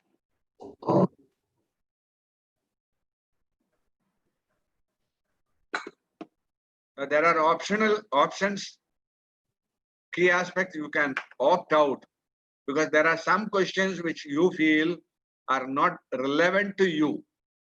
Then you can opt out of that. Just for example, I just give you an example how you can opt out. Suppose you are a minority college. The college is run by a minority management. Now, for the minority colleges, reservation of seats for students for SC, ST and other backward class communities is not mandatory. Similarly, appointment of teachers from these categories may not be mandatory, because for minority institution, there is a constitutional protection as per the Supreme Court judgment that they have to reserve 50% of the seats for the minority categories of students. And therefore, and since the total reservation cannot go beyond 50%, so therefore this is not mandatory. But colleges do offer, even minority colleges do offer reservation seats for the reserve category students. But then it is not mandatory. Therefore, you can opt out of that question. Okay. Similarly, if your college is using Marathi as a medium of instruction, it is quite likely that there is a question on students seeking admission in your college from other states. Now, other state students will not come if the regional medium is the medium of instruction. So you can opt out of that. So, in other words, total number of questions that you can opt out cannot go beyond 30 weightage. And single metrics opting out should not go beyond 10 weightage. Criteria 1, criteria 2, and criteria 7 cannot be opted out. Any question from criteria 1, 2, and 7 cannot be opted out. Similarly, qualitative matrices cannot be opted out. In other words, you can only opt out questions from criteria 3, 4, 5, 6, and that too only quantitative metrics. And such institutions will be accredited excluding the questions opted out by the institution. Now, how will you go about? What is the stage? How will you submit your accreditation framework to NAAC? First stage is the format of IIQA. And for that, colleges, IQAC of the college will have to go in for the login ID from NAAC. That means for any communication to NAAC hereafter, you require a login ID because everything is now online. So you need a login ID from NAAC and you can get it from the NAAC portal. And the document required for submission, uploading IIQA are: 1, if you want to upload IIQA, you require, the prerequisites are registration with All India Survey of Higher Education, that is ICA registration certificate. You need a copy of that. Second, self-declaration, that is principal has to make a declaration regarding programs and courses run by the college. You have to make a declaration that these are the programs that are being run by the college. The third one is university affiliation letter. You have to get a letter from the university saying that that college is currently affiliated for whatever programs you have with the university. Affiliation letter for the current year. Fourth one is UGC or AICT recognition letter, if any. In case you are a 2F and 12B college or a AICT recognition, then you require that certificate.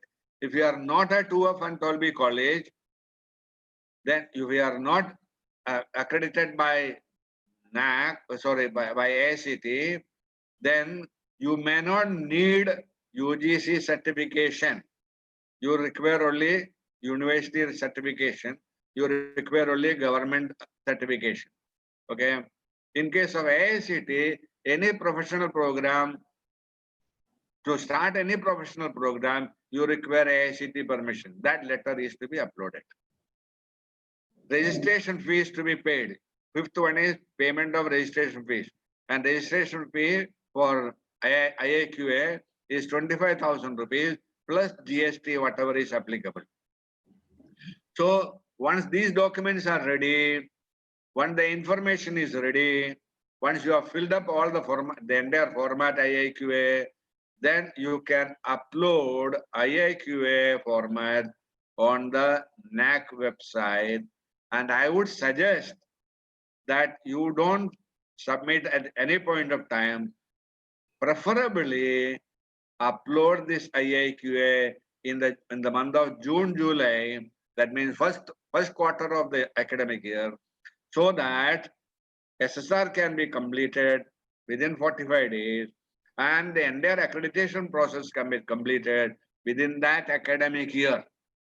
For example, if you upload the IIQA in the month of January or February, then IIQA, say SSR, you get 45 days. Then NAAC peer team visit, etc., approval and process, etc., perhaps may not take place before the current academic year. It might spill over to next academic year. And when the next academic year comes, perhaps you may have a different sets of students, because third year students have already gone, first year students have come in. So therefore you will have problem with the students' participation with the NAAC process. And therefore my suggestion to all colleges, please go in for submission of IIQA during the first 3 months of the academic year, June, July, maximum August. Don't go beyond that. Though the link is open throughout the year, prefer it is administratively prudent to go in for June, July, August. If the IIQA is rejected, you get 2 more chances.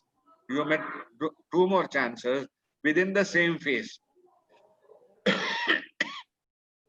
And NAAC will also communicate to the college the reasons for rejection. Why your IIQA is rejected will be communicated to you. You can overcome those deficiencies noticed by NAAC and then upload again. And as I said earlier, you get 2 chances for that. If the IIQA is accepted, then upload the SSR on NAAC portal within 45 days. Very important, within 45 days from the date of acceptance of the IIQA, along with 50% of the prescribed accreditation fees. If the IIQA is accepted, upload SSR within 45 days from the date of acceptance of IIQA, along with 50% of the prescribed fees. In case of failure on the part of the college to upload SSR within 45 days, you will have to start the process afresh, along with the registration of accreditation fees, which means the entire process will be rejected if you are not able to submit SSR within 45 days. One college of Nagpur University faced this particular problem. They had to go back to the process again. And therefore, my suggestion to you, that when you are preparing the IIQA, also prepare the SSR. Also prepare the SSR so that by the time you complete the SSR, IIQA, you will be able to at least complete at least 60, 70, 80% of the SSR as well. So that you will be able to finalize the SSR within 45 days and upload it. SSR uploading is now open throughout the year. No hard copy is needed. Both IIQA and SSR submission is online.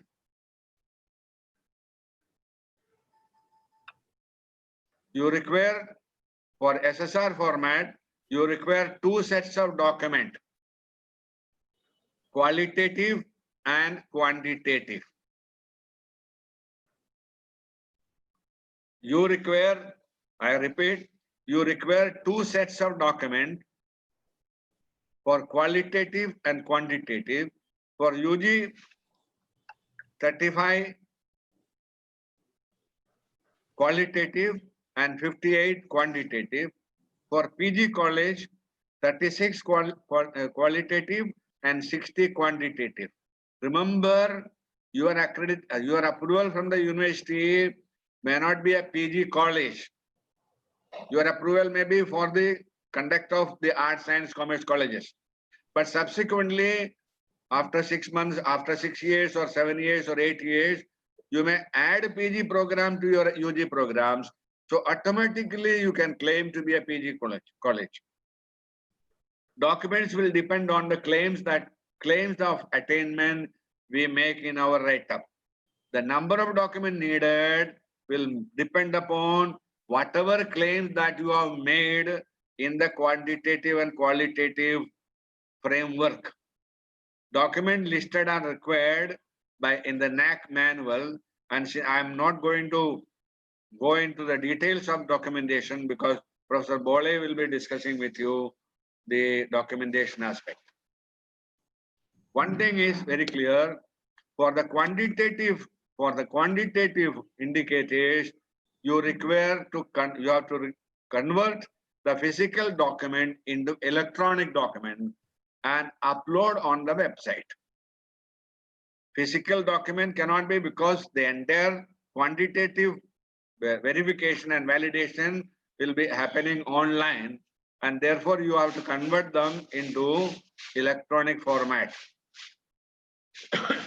One more point I would like to mention you, that a college like Deogiri may have too much of information to be uploaded, too much of documents to be uploaded as compared to a small college.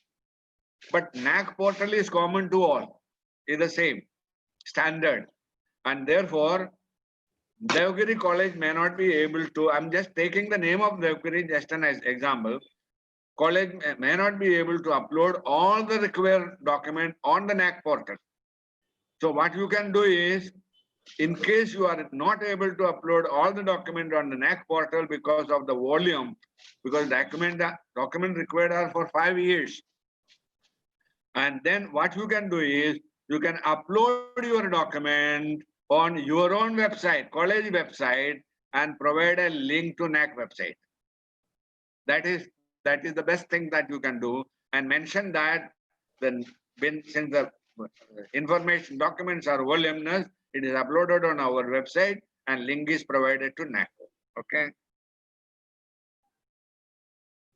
There is also very important information that you must notice. For all the information to be given in the NAAC, while uploading the IIQA and the SSR, there is timeline given that you have to upload within 30 minutes, 2 days, or 45 days, like that. No flexibility or deviation with respect to quantitative data metrics to be for uploading. Every claim needs to be supported with documents such as minutes, meetings, etc., etc., etc. And if they are in bulk, I have already mentioned to you. Very important thing. if you are not able to upload the data and document within the time given for the respective component, then whatever you have uploaded will be taken as the final. The remaining document and data which you have not been able to upload will not be considered for accreditation. So therefore, it is very important for the IQAC to practice the process of uploading on an artificially created website in your on your website, and see that whatever time is allotted to you, you are able to complete the process within that time, so that failure to upload full data or document will adversely affect the institutional score. And wherever there is an asterisk red mark appearing in the format, then it should be treated as mandatory. If you are not able to submit the data information against that red asterisk mark, then you will not be able to proceed further with the submission. So therefore, it is mandatory. In case of publication, InflipNet is doing the data validation and publication currently for autonomous colleges and for all universities. It follows calendar year for the validation. Now, very important thing, as the Vice Chancellor mentioned about publication, publication is critical. And publication is one weak area for most of the affiliating colleges. There may be publications, but these publications are not in those recognized journals recognized by the UGC, and NAAC will not validate any publication in any journal which are not recognized by the UGC. And the citation base recognized by UGC are Science Citation Index, Social Science Citation Index, Arts and Humanities Citation Index, Conference Proceedings Citation Index, then Book Citation Index, Emerging Sources Citation Index. All these are citation indexes available. Another area is all those journals which are approved in the Scopus list. That will be okay. Then the third one is Indian Citation Index. So if your papers published are not included in the listed journals, your article, your paper will not be evaluated. The articles are not indexed in these indexing services, will not be considered for accreditation purpose. That means even though you may have half a dozen publications, but they are not in the journal listed recognized by the UGC, then your articles will not be considered as publication for the purpose of accreditation. They are, and most of the online journals are paid online journals are excluded from for publication validation. Please remember, nowadays there is a mushrooming of growth of online journals, and these are not included in the NAAC validation process. Institution can look for citation and H index or impact factor of publication from the above listed sources. The teacher whose publication has come, they can also find out the citation index and give in the format.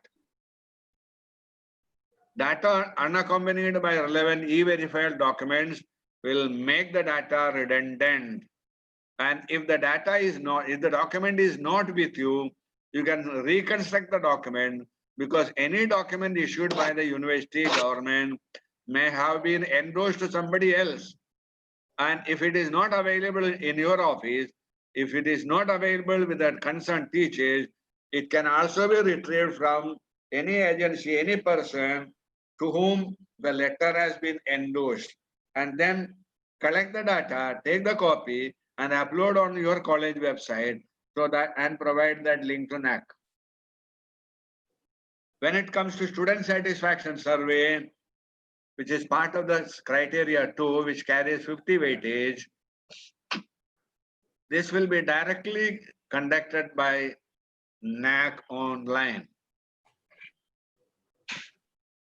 And institution will have to give the entire student data to NAAC. And the data should include name of the students, class, gender, student's ID number, enrollment number, degree program, that is arts, science, commerce, or whatever, year of study, first year, second year, third year, whatever, Aadhaar number, if any, mobile number is mandatory, email ID is mandatory. That is the last two, mobile number and email ID is mandatory, without which the data will not be complete. And the questionnaire for student survey is available on the NAAC website.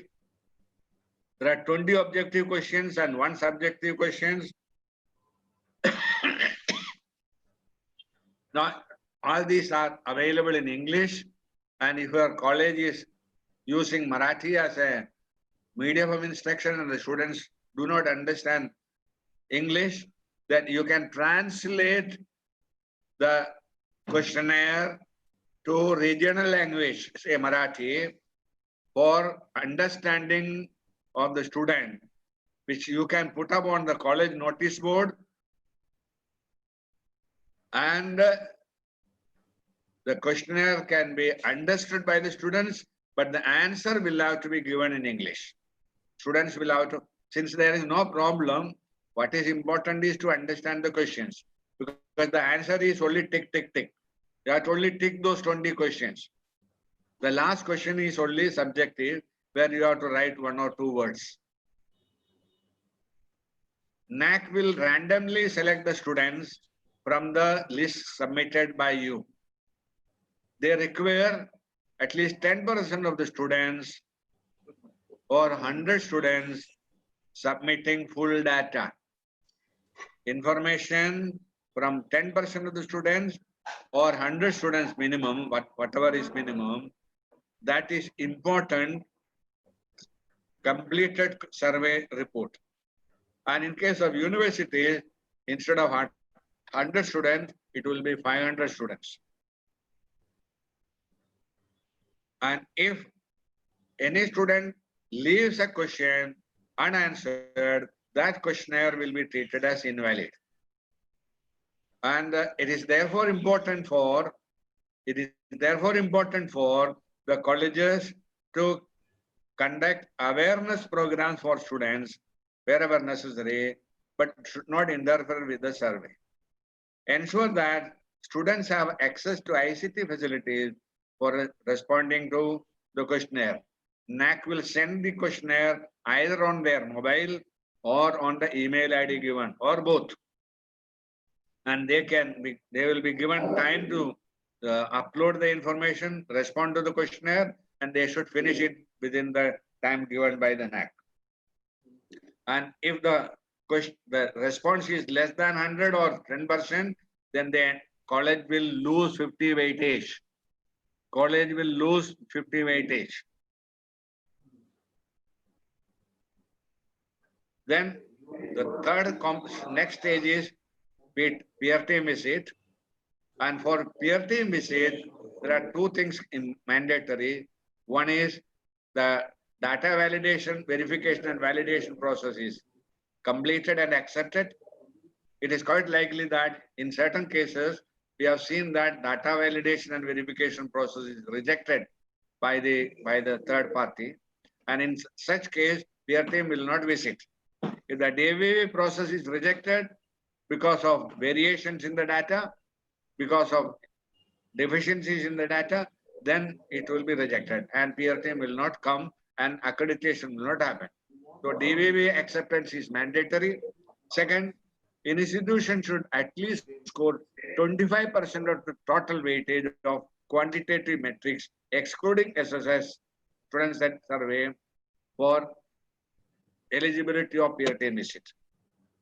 Peer team visit is organized within 30 days from the date of clearing the pre-qualifier stage. It may take 1 or 2 days depending upon the size of the college. Peer team will confine to 30% of the qualitative aspect. That means peer team will not look at the quantitative 70% of the SSR.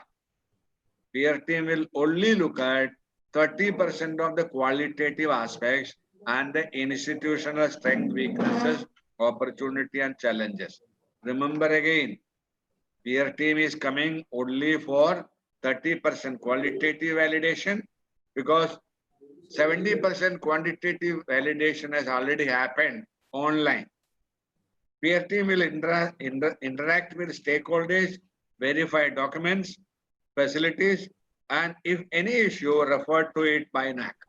In case in the feedback there are issues, then NAAC might ask the peer team to look at those. Peer team will not give the institutional report to principal as in the past. It will send the report directly to NAAC.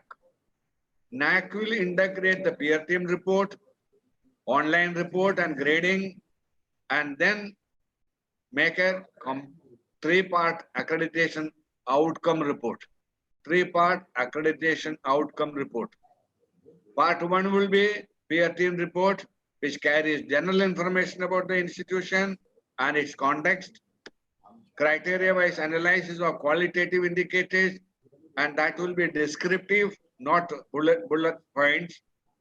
Then overall analysis plus strength, weaknesses, opportunities, and challenges of the college. And then the last one is recommendations for quality enhancement, not more than 10 major ones. That means PFT might give 10 recommendations for improvement of quality standard of the college. That is part 1. Part 2 is a graphical representation based on the quantitative matrices by the third party. And part 3 is institutional grade sheet. Institutional grade sheet. So the peer team accreditation outcome report will have 3 components: peer team report component, graphical representation of quantitative matrices, and institutional grade sheet. Based on the weightage, all those quantitative and qualitative key aspects will be weighted based on a 5-point scale called 0, 1, 2, 3, 4. That means all those questions, all those matrices, 91 matrices as we have seen earlier, that will be evaluated, graded on a 5-point scale. If activity is nil or negligible, you might get 0. If activity is there but not important, significant, you may get 1. If it's satisfactory, you may get 2. If it is very satisfactory, good, then you may get 3. If it is very, very good, you may get even 4 out of 4. So on the basis of that, they will work out the weighted index. And if the weighted index of the college is 3.51 to 4, the college will be graded A++, and the college will be accredited for 7 years. If the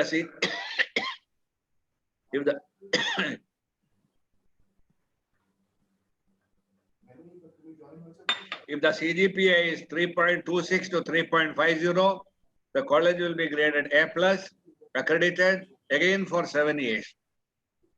If the CGPA is 3.01 to 3.25, it will be A and accredited for 5 years.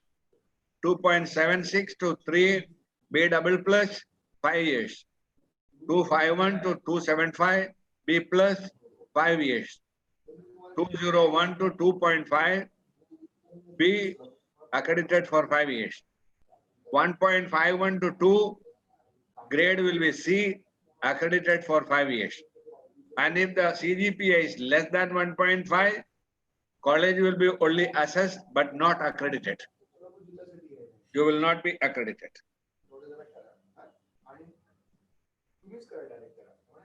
It is very important for you to upload the IIQA and SSR after the DV process on your own website for transparency.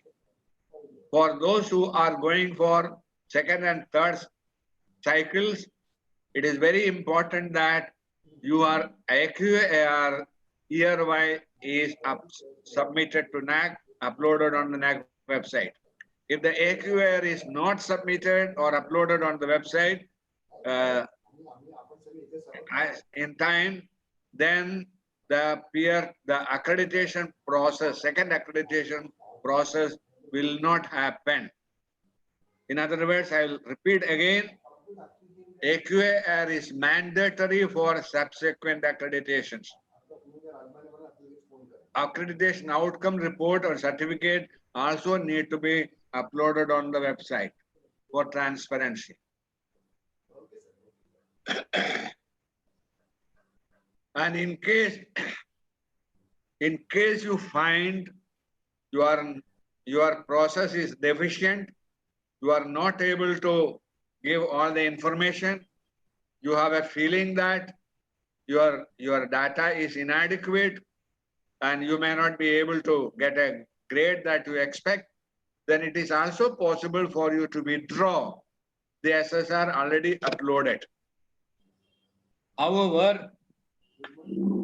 However, such an institution will be allowed to apply for further accreditation process only after a period of 1 year. And whatever submitted to NAAC shall be hosted on the college website. The fees that you have paid to NAAC will be forfeited. That is the process. And if there are very important, quantitative information will be third-party system evaluated and qualitative by peer team.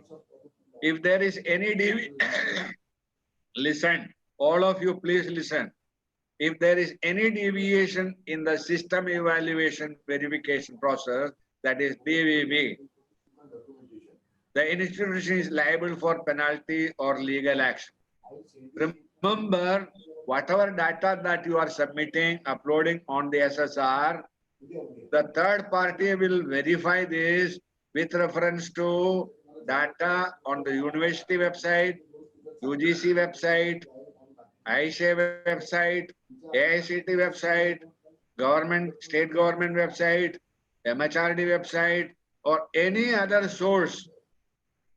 And if the data available in the university website is different from the data submitted by you, there is a deviation. And if there is a deviation, then the process of validation will stop. If the claim could not be verified or sustained at the source mentioned, then the process will stop. Therefore, my request to all the colleges, please verify the data that you are submitting with the data available on the source. If the data, for example, just to give you one example, when you say that you have 2 teachers on the board of studies of the university, that you have mentioned that in the questionnaire, 2 teachers. And when the third party visit the university board of studies website or the university website, your name, your claim is not mentioned. Your teacher's name is not mentioned, or it is not available. The website itself is not available. Then in that case, the third party will not be able to verify your claim. If they verify, and if that is the case, what you can do, the letter received by the teachers appointing them as or nominating them on the board of studies, you may upload on your website and provide a link to NAAC, so that if it is not available on the university website, it will be available at least on your website, and they can verify. So that is very important, which Dr. Bole will tell you about. There is an appeal available, reassessment available. Second cycle onwards, I have told you, functional IQAC is mandatory for second cycle. Annual quality assurance report is mandatory for second cycle, and minimum institutional requirement. They are called, these two are the minimum to institutional requirement for anybody volunteering for third, fourth, and fifth cycle, and so on and so forth. One more thing, if anybody is going for second, third, and fourth cycle, please upload your SSR and IQA before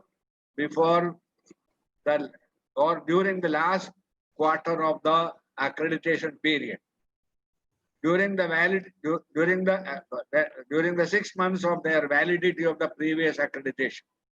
Therefore, the moment it is uploaded, you get continuation of accreditation. I think that is enough for the information. And in case you have any question, as I told you earlier, you can send a question to me on my email ID given, or there are experts like Dr. Pabrekar, Joshi, they are there on the panel. If I am not available for that question answer session, please excuse me. You may have to look at this, and you can send that directly anytime, any question on NAAC accreditation to me, and only mention that you are from this particular batch of people who attended the webinar. Thank you very much. Pabrekar sir. Thank you, Kurup sir. Thank you, Kurup sir. Thank you so much, sir. We are taking questions in question answer session. So I request, I have already put it on a chat box that you need to type your question, and in question answer session, I will personally pronounce the name of the speaker, or I will provide the question to the speaker. Please mention the name of the resource person you want to ask the question. So this is really a kind of wonderful lecture that Kurup sir is always, good at giving such lectures, and it has actually collected and abridged the larger structure of information. And of course, he was telling us every now and then that there are a lot of things. Hello. Ha, sir. Sir, thank you. आरती देशमुखला माझा नमस्कार सांगा. हा, देशमुख साहेबांना नमस्कार सांगा. आरती देशमुख सरांना. विष्णू पाटील. ठीक आहे. हा, थोरे sir. We need to refer and work upon. हा सर, तुमचे स्लाइड्स कुरूप सर, तुमचं पॉवर पॉइंट बंद करा आणि मला मेल करा. प्रेझेंटेशन बंद करा. पाटील सर, इन्व्हाइट डॉक्टर भोळे.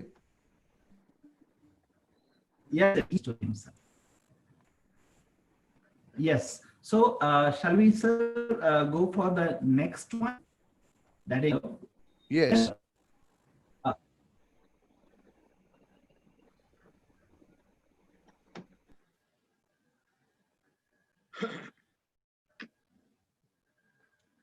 विष्णू पाटील, तुमचा आवाज येत नाही. Doctor Bhole sir. Doctor Bhole. Bhole sir.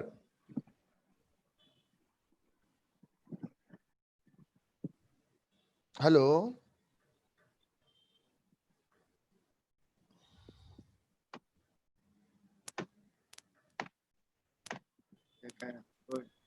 Hello. Hello. Yes. Oh, yes. हा सर. हा, सांगतो. Patil sir. Patil. Yes, sir. Bhole सरांना. Okay. Yes. अनम्यूट करा. Yes, sir. केलं. हा, Bhole sir. Yes, sir. Very good morning, sir. Yeah. हा, तुमचं पीपीटी दिसते. Okay, so I'm online now. and I will begin with the next session. Yeah. Honorable Vice Chancellor Dr. Yevle, Joint Director Higher Education Dr. Gaikwad, Principal Dr. Thore, Coordinator Dr. Vishnu Patil, Pabrekar sir, Joshi sir, and of course, one of my idols in this, Dr. Kurup, from whom I have learned a lot of things. And I am now here to present the second part of the session, that is documentation for NAAC assessment and accreditation. It is not very necessary right now for me to emphasize on why documentation is necessary in the whole process, because Dr. Kurup has aptly stressed on that aspect. I will go into the details of how it should be mentioned. So my three questions which I will be answering today is why documentation, what documentation, and how to prepare it. So these are the three things that we will be answering today in this session. Okay. So we are now looking at a revised accreditation framework since January 2020, and recently the AQAR is also data driven. Camera is on. This is on. Bhole sir एक minute थांबा जरा. हो थांबतो sir. Vishnu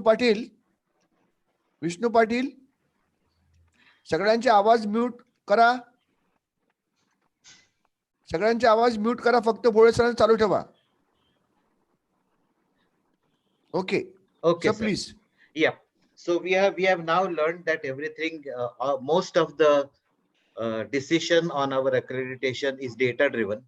So this data driven decision making brings in the importance of documentation in the NAAC new assessment and accreditation system.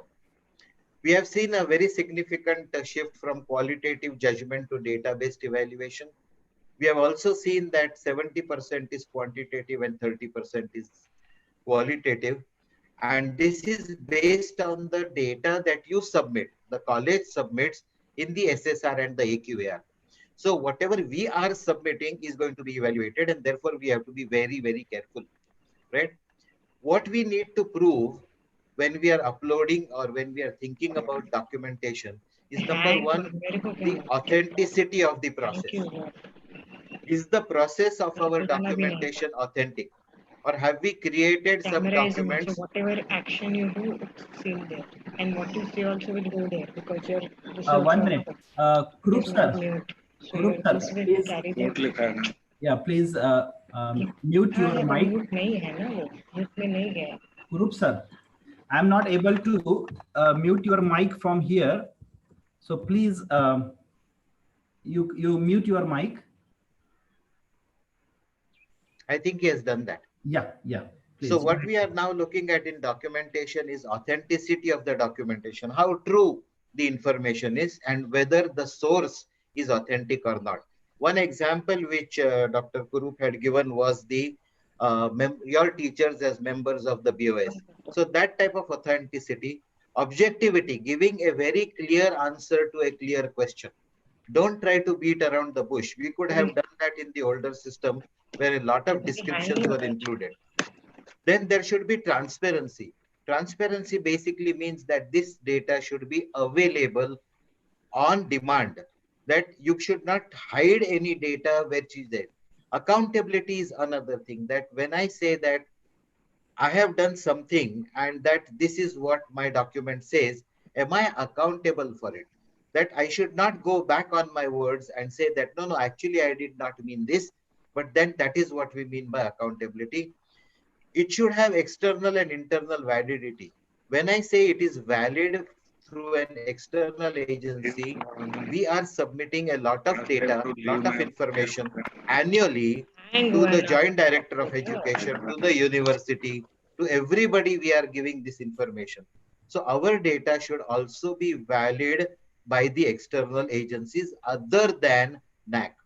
So this is what we mean by external validity. And internal validity means that my data, my information should be the same throughout the college. If I sum up the full-time teachers of all departments in my college, then that should give me one figure, one number, which should be collated or should be similar to the one which is present in my college office information. So internal validity should also be checked. And ultimately credibility. Is this information really real? So what is the credibility of that information? Like if I say that I have got 30 research projects, right? Is it possible that any college can have 30 research projects when it only has 3 or 1 PhD guide?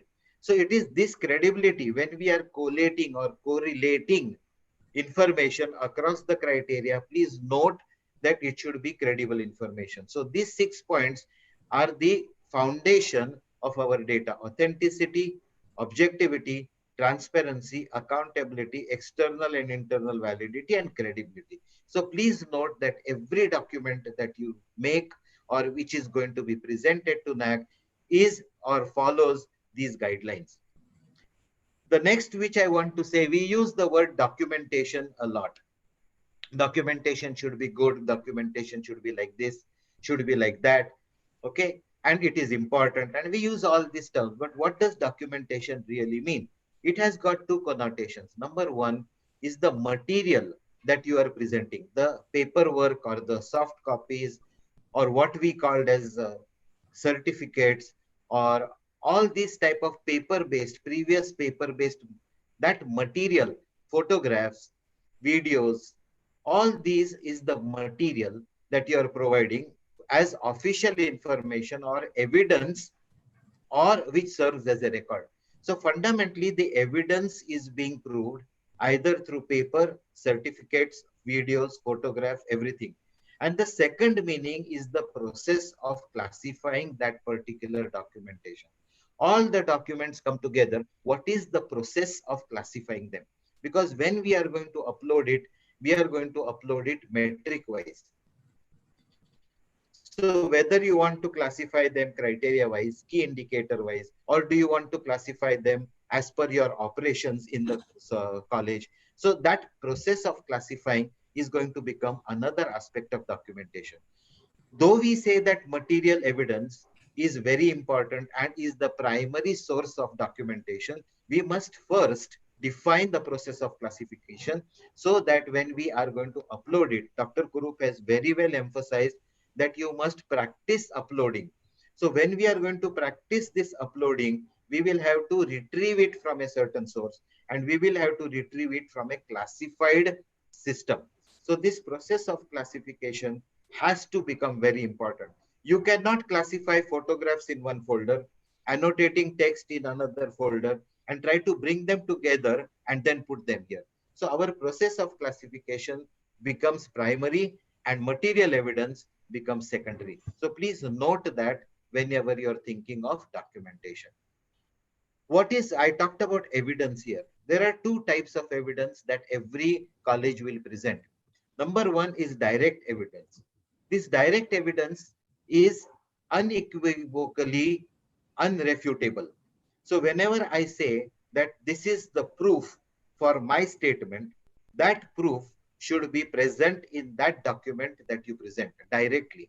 And then there is a second type of evidence which we call as indirect evidence or circumstantial evidence, which is prone to interpretation. That means when I say that this is my proof for this particular activity, how can I interpret it? There could be more than one ways in which it is interpreted, and that interpretation should be given along with the evidence that you are giving as indirect evidence. So that interpretation that you have made should also be presented in that particular documentation. I will give you 2 examples of direct and indirect evidence here. This is a PhD certificate, right? And so whenever I am going to support and say that I have got 20 teachers in my institution who have got PhD, who are PhD holders. So I have to upload 20 certificates of teachers, different teachers, 20 certificates will be uploaded. So this is called as direct evidence. There is no interpretation needed. There will be the name of the person, and there will be the degree, and there will be the year in which that degree was given, and by the affiliating university. So there is no doubt about this evidence, and this is what I talk about as direct evidence. Indirect evidence is generally taken from different collated evidences. This is an example of evidence which I am giving as indirect evidence for digital learning technology. I want to prove that digital learning technology has improved my student learning outcomes. So this is what I want to do. And when I want to do that, I have taken a survey of several students, and out of these students, I have asked 3 basic questions. Number 1, did this digital learning technology improve their education?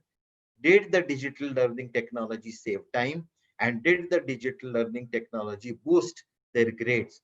And from the data that I obtained, 84% of the students said that it improved their education, 81% said that it saved their time, and 81% again said that their grades were boosted. So now what happens is, because of these 3 key indicators, when I say that in digital learning technology is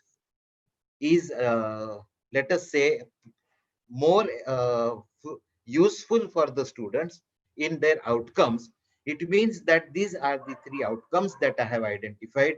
Their grades have improved, their time has been saved, and they have improved their educational understanding.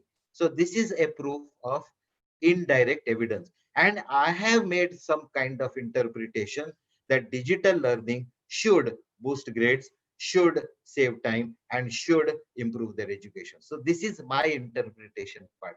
So this is the type of indirect evidence that I will be presenting when I upload my documents for my SSR. Now I'm coming to the first part, and that is the material. I had said there are 2 parts to documentation. Number 1 is the material, which is more important, and then the classification system. We are mostly now going for a paperless approach. Everything has to be uploaded in the soft format. Now, when we say soft, we basically mean digitizing it. And when we say digitizing it, these are the 2 primary modes of digitization of all our paper documents, or what we get online. Number 1 is the Word documents. This is going to be used in a lot of qualitative metrics. In qualitative metrics, you will have to prepare your Word files in advance, and then you may be able to cut paste them into the appropriate sections given on the dashboard when you are uploading your SSR. The second is the PDF formats, which can be uploaded as evidence when we say that there is 5 MB of information that you need to upload as evidence. So these are the 2 basic formats that we are going to use, and we need to convert everything. So in between these 2 arrows are going to be our scanning efforts. We may need to scan several documents along the line, and therefore scan them, put them in, make them into Word or PDF documents, and then put them into our appropriate folders, which we have designated through our classification system, and then upload them onto our hard disk or our servers. Now, from this hard disk, we are going to retrieve them, and this retrieval is going to be in the reverse direction. So we are going into a particular folder, look at which particular document you are going to go, and then you are going to upload that along with your SSR. So this process, this forward process, has to be done quite a lot in advance. And that is what our IQAC and all our criteria in charge, or whatever hierarchies you have made for planning how to make documentation will be put into place. So this is what we are talking about as the forward direction, and the backward direction is retrieval from this to this and then uploading. The second set of material is our photographs. We have a lot of activities and photographic evidence. And now what has happened is, now since July 17 actually, geotagging of photographs has been encouraged, or has been become mandatory to say. Why geotagging has come into place is because if we are uploading any evidence which is photographic in nature. For example, if I say that I have 20 classrooms which are ICT enabled, then I must prove that the classroom that I'm showing is in my college and has not been, that photograph is not from any other college. I do not have boards in all classrooms saying that this classroom belongs to this particular college. So this geotagging has become essential. And later on, I will tell you how the NAAC has suggested that geotagging be done. So geotagging is another thing. So all photographs hereafter, there will be one question I can guarantee you, that now if we are going into our new methodology, but we have some photographs from our previous reports which are not geotagged, what to do about them? Then those photographs have to be validated by the principal of the college, saying, giving a title of what that photograph is and where it was taken. So this is something which will be done with photographs which are not geotagged and now which cannot be taken in a retrospect, but this will be validated by the principal. But from this point, that means I mean today onwards, whatever photographs you take will have to be geotagged. A similar thing will have to also be done with our videos. Now videos are going to become important, especially even during the visit. It has been mandated that the whole visit should be videographed from the moment that the peer team enters your institution to the moment that it leaves your institution across the peer team visit. So this videography is also going to be geotagged. It has to be actually location specific. So these are the two major types of documentation and systems that you are going to use. Now, what is the type of data that you will need? So your data is going to be needed in terms of number values. That is how many teachers, how many students, and that is going to go into your DVV templates in the Excel sheet format. So these numbers are going to be important. And when you fill up your IIQA and extended profile and college profile, these numbers which you have given there in the IIQA and extended profile and college profile are going to be the denominators which are going to be used in the DVV process. For example, if the total number of full-time teachers has been given in the IIQA as 100, and in your data, when it comes in the SSR and you give it as 89, then that is going to be a mismatch. So our number values have to be very, very incredibly internally validated. I was talking about external and internal validation of the information previously. That is what I mean by that. The second type of data that you will have to give or information are going to be descriptions. There are different character sets which are word limitations which are given. Dr. Kurup had said 5,000 words for the executive summary. We also have 100 words, 250 words, 500 words, and 1,000 words. Now, this has been given because it depends on how much you want to express. It also says, on the other hand, that you have to restrict it to 100 words. So the choice of words that you use have to be very clinically inspected. I'm using the word clinically is because English grammar may go for a toss here, right? It is also suggested that if you're going to give descriptions, and if it is possible, you may also give bulleted points. This reduces the grammar aspect and increases the word capacity. So these descriptions have to be really planned out. Initially, previously, we used to use English teachers to give us descriptions because there was no limit to the words. Now we have to very clinically and critically think about that, right? And therefore, this is something which everybody has to look at, that these are the number of words that we are going to be restricted to. So this is another practice that has to be created.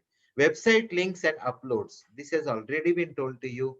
Website links have to be given directly to the actual material that person wants to be read.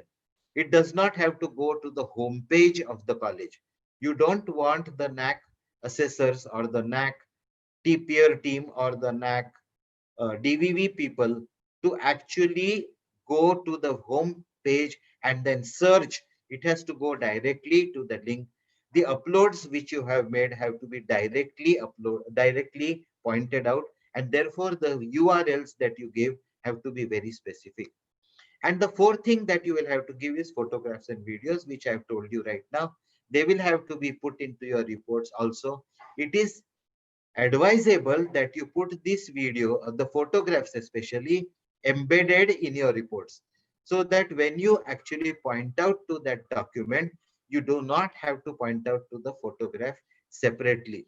Okay, so please note that the data that you will need across your SSR will be in these four types: number values, descriptions, website, uploads and URLs and links, and photographs and videos.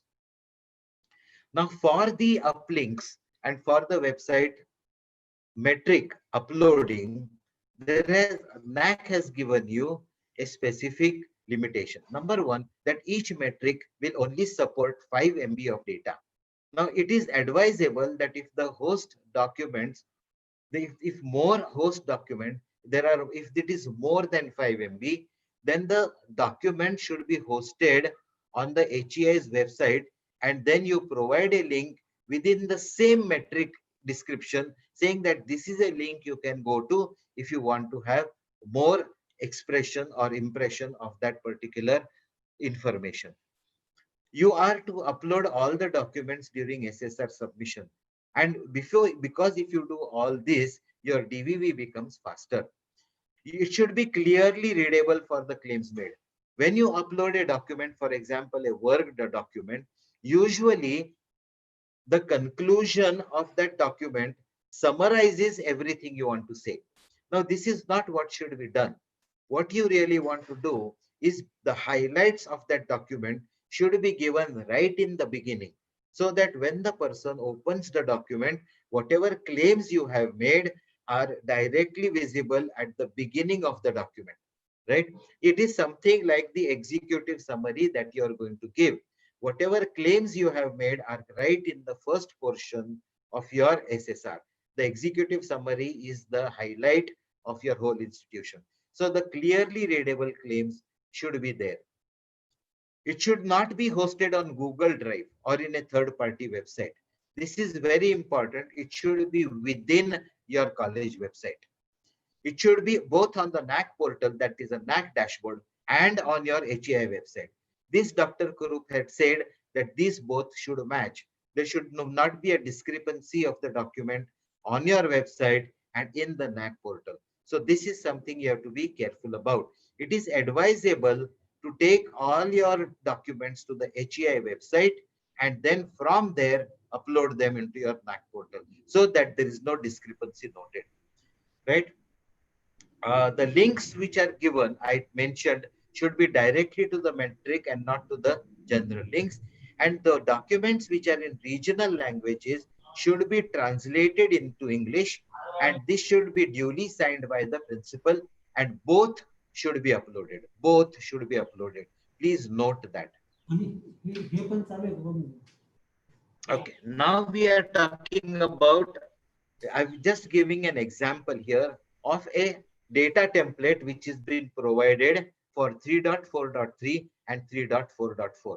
Why I'm giving you this, right? Why I'm giving you this is because this gives you a composite picture of all the types of documents together. After this, I'm going to go to individual examples. So if I look at 3.4.3, it states the number of extension and outreach programs conducted by the institution through NSS, through NCC, through Red Cross, through YRC, etc. And the programs are also different, Swachh Bharat, AIDS, etc. Now it means that there is a combinatorial approach here. It is number one is given, and we have got NSS separate, NCC separate, Red Cross separate. So all these are separate. Again, Swachh Bharat is separate, gender issues is separate, and those organized in collaboration is separate with NGOs. So we have got on our HEI all these as separate entities, and we want to bring together all this together and express one number here. So this is what I'm talking about, collating all the data together and giving evidence for these two. So a very composite report of this has to be prepared, right? And this is again for the last 5 years. So you may have this as an annual report. You have to bring all 5 years together, make a composite report, and then express the number. And this has then been coupled with the average percentage of students participating in all these activities. So every time you take an NSS activity throughout 1 year, you have to record the number of students who are participating. You will need an attendance report as proof that these were the students involved. So then this becomes a very complex documental setup. And then the template is very simple. Name of the activity, the organizing unit, the name of the scheme, the year of activity. So every 5 years, you will have different areas. So this becomes a very big DVV template. And in your reports, which you're going to upload, your report is going to be there, your geotagged photographs are going to be there, and the participating students lists, which are your actual attendance reports, are also going to be there. So this is just an example, and this is a quantitative metric. So this, if you don't do accurately, you are going to lose 20 and 15, 35 score in this particular criterion 3, right? So 35 is a major percentage within the criterion. So please note that the complexity of the documentation has to be first understood. Now, like I said, I will take a few examples.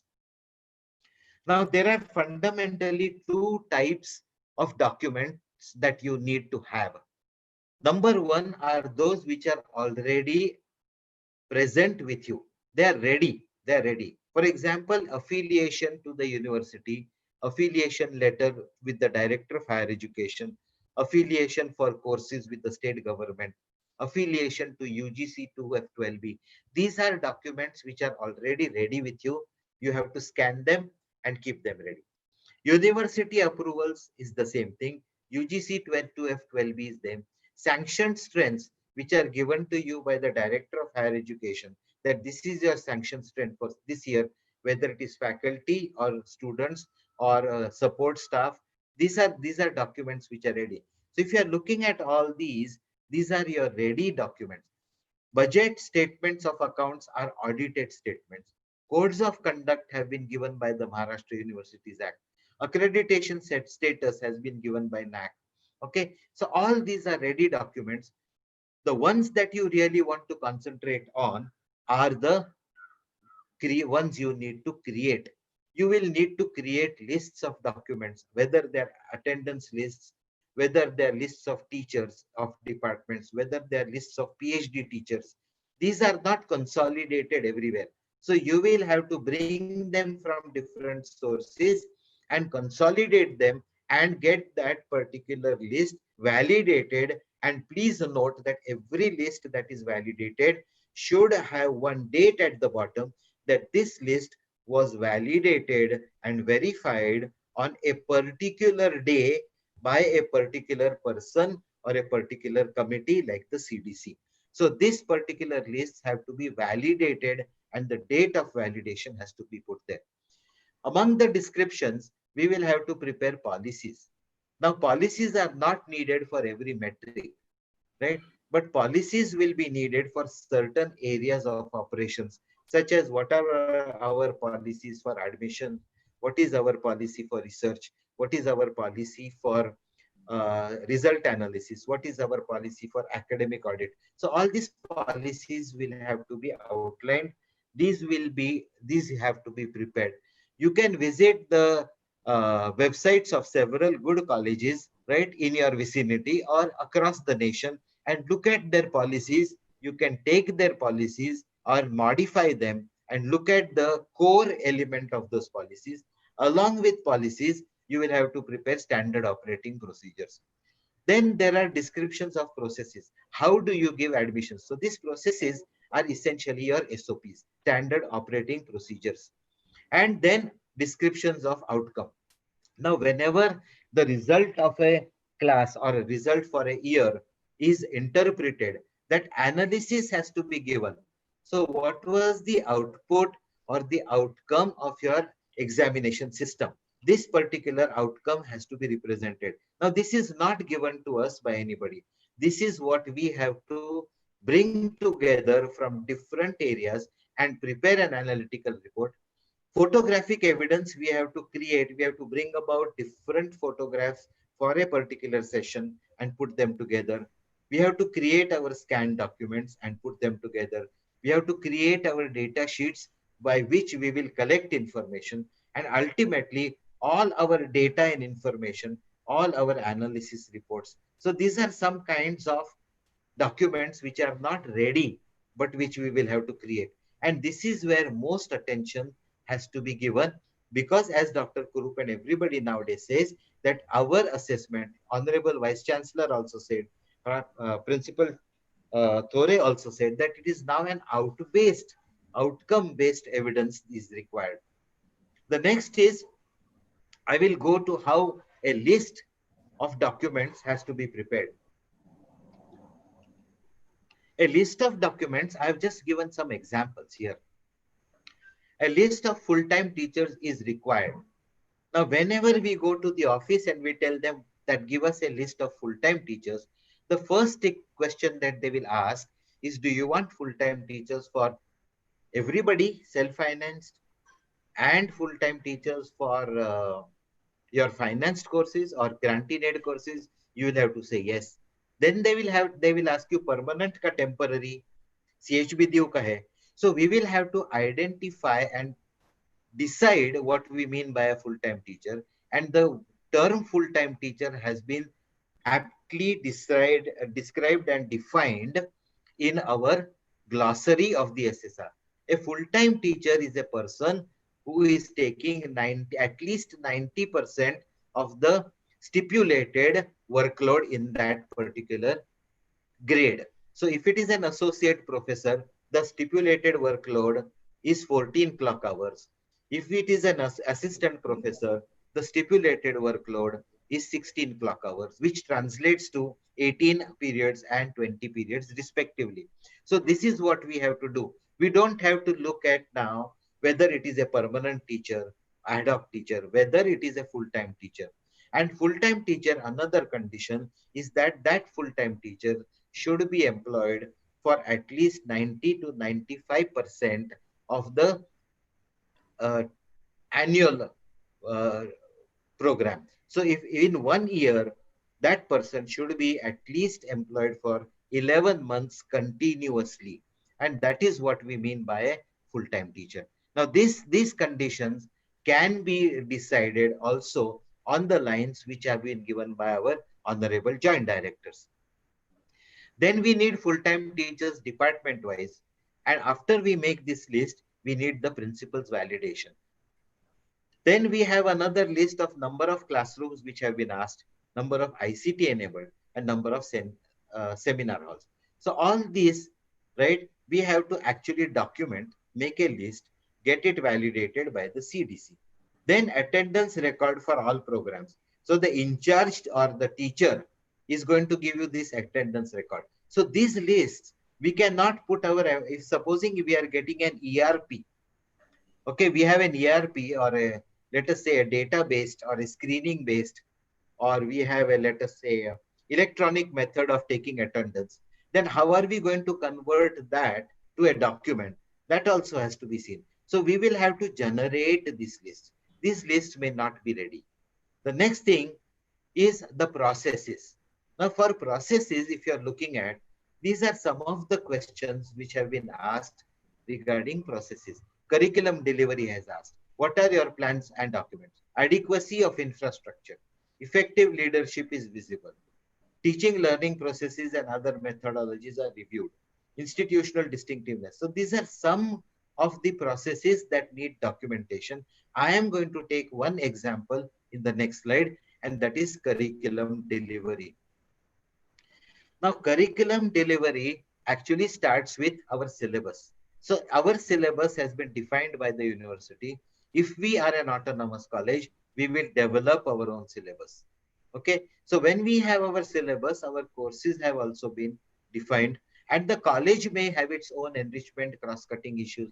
So the ones which are highlighted are already defined. The POs, PSOs, and COs are also defined, right? So once these are defined, I will have to make documents for these. And once I have made documents for these, the ones which are usually present with us are not highlighted. The timetable, teaching plans, diaries, how we take exams, these are already in place. We just have to bring together.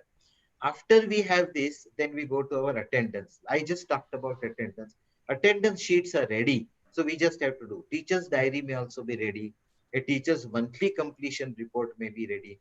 If these are not ready, we need to start collecting them and trying to make these documents ready. Then the one which is where we fail very miserably sometimes is analysis and action taken on feedback. We may be taking analysis. Like this is the criterion that is the key metric that is now there is 2.4.1 and 2.4.2. All right, now it is going into 1.4.1 and 1.4.2 curricular aspect. So this particular feedback that we are taking, right, this analysis and action has to be important, right? And this is something which is got a lot of credibility now because we are going to have a lot of feedback on ICT enabled systems.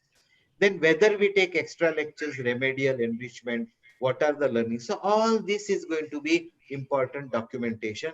And then we are going to have to assess teaching lecturing methods and our assessment. So all these 1, 2, 3, 4, 5, and 6 are going to be documentation which we have to create. And this particular thing has to be, this is just one example of the previous ones we are looking at. Then somebody asks that where should the documentation be kept? So I ask a reverse question that where is the document created? So these are the three different levels, normally the three different levels at which documentation is created. Number one is the individual, number two is the departmental, number three is the institutional. I have taken it in the reverse fashion is because the institution encompasses both these. So at the individual level, you need your own workload as a teacher. If it is a support staff, that person has been given a workload. So this has been defined. The teaching plan or the work plan, right? And its report in a diary is required. The monthly report of teaching learning is required. If the teacher is involved in other events or other work, even research, then that has to be documented. And if the individual teacher is involved in mentoring, then those documents are required. Now, these documents have to be made available individually to the IQAC or to the criterion wise people who are going to collate these. Then we come to the departmental. In the departmental, again, we have the timetable, we have the annual calendar of the department, we have the workload, we have the practical schedule. So all these are important. And the one of the most important is the activity planning and the reports. So all these together, and ultimately, we are talking about the departmental SOWC, the strength, weakness, opportunity, and challenges report of the department, which is going to be integrated into the the strength, weakness, opportunity, challenge report of the institution, which is going to be presented to NAAC. So we are a part. So all these are our documents which are going to be kept at the departmental level. And then the institution has to have its own academic calendar, its own institutional timetable, which incorporates the departmental timetable. The staff and the appointments, the exam schedules, the holidays, which we first look for every time, the policies and SOPs, the SWOC, the AQAR, and the SSR. So these are the documentation levels which are going to be necessary and which are going to be, should be preferably kept at these levels only. So whenever I visit a department, I should be able to see that the teacher who is presented there, today we see that a teacher is represented by his or her CV only. So what is the workload? What does that person teach? What is the monthly report of that teacher? Now that is going to be used in performance appraisal by the institution and by the department also. So please note that these are the three documentation levels needed. Then when we collect data, these data collection sheets are given to everybody. And then from this data, the data has to be analyzed. Now this data should be analyzed at the immediate next level. For example, if it is the attendance record, then it should be analyzed by the head of department.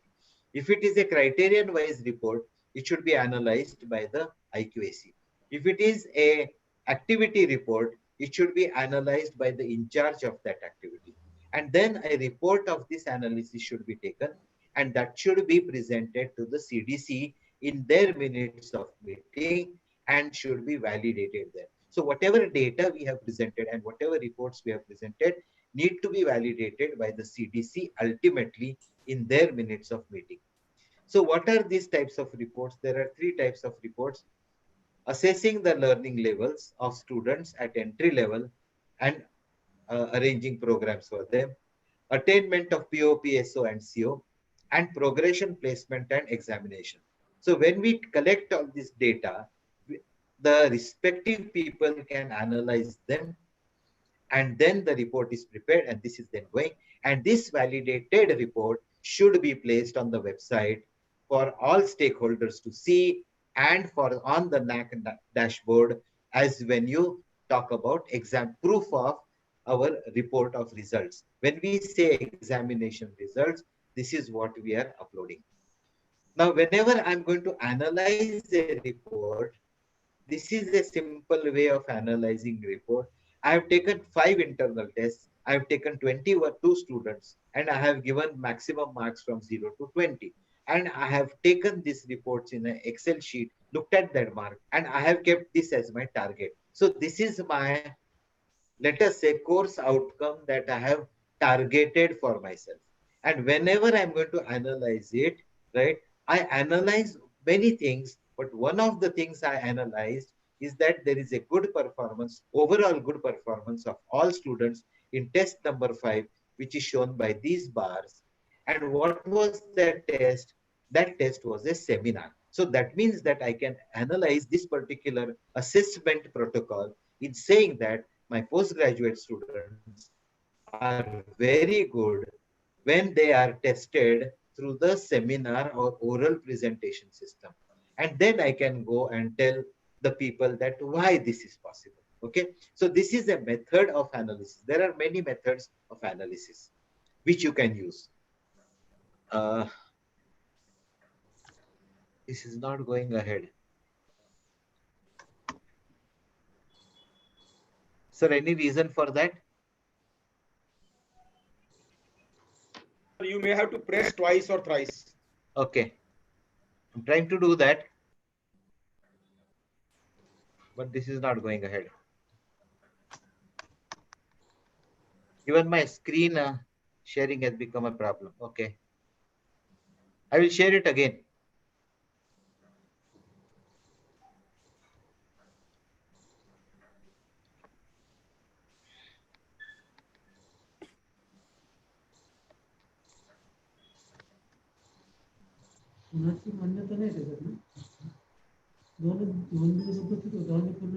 Okay.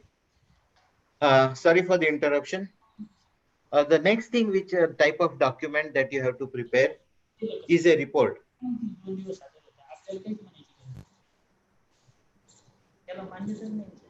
Okay.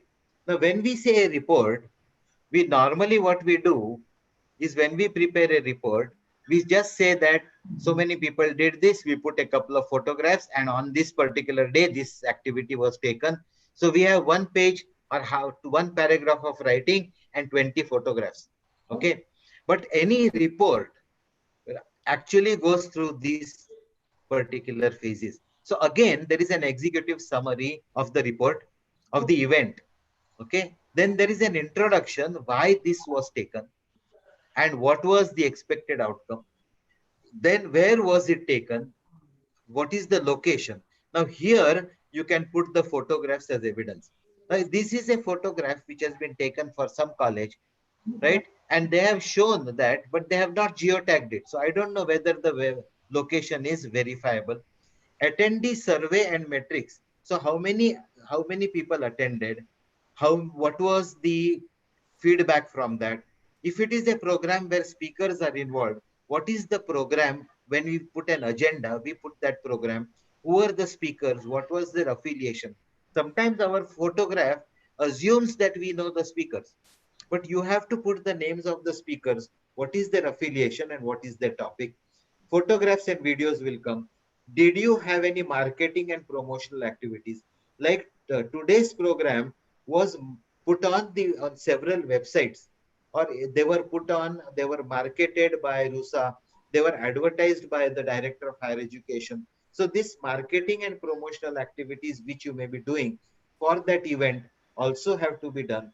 If you have taken any sponsorship for an event, which we do for some college events, this has to be mentioned. And ultimately, based on all this, what are your conclusion and recommendation?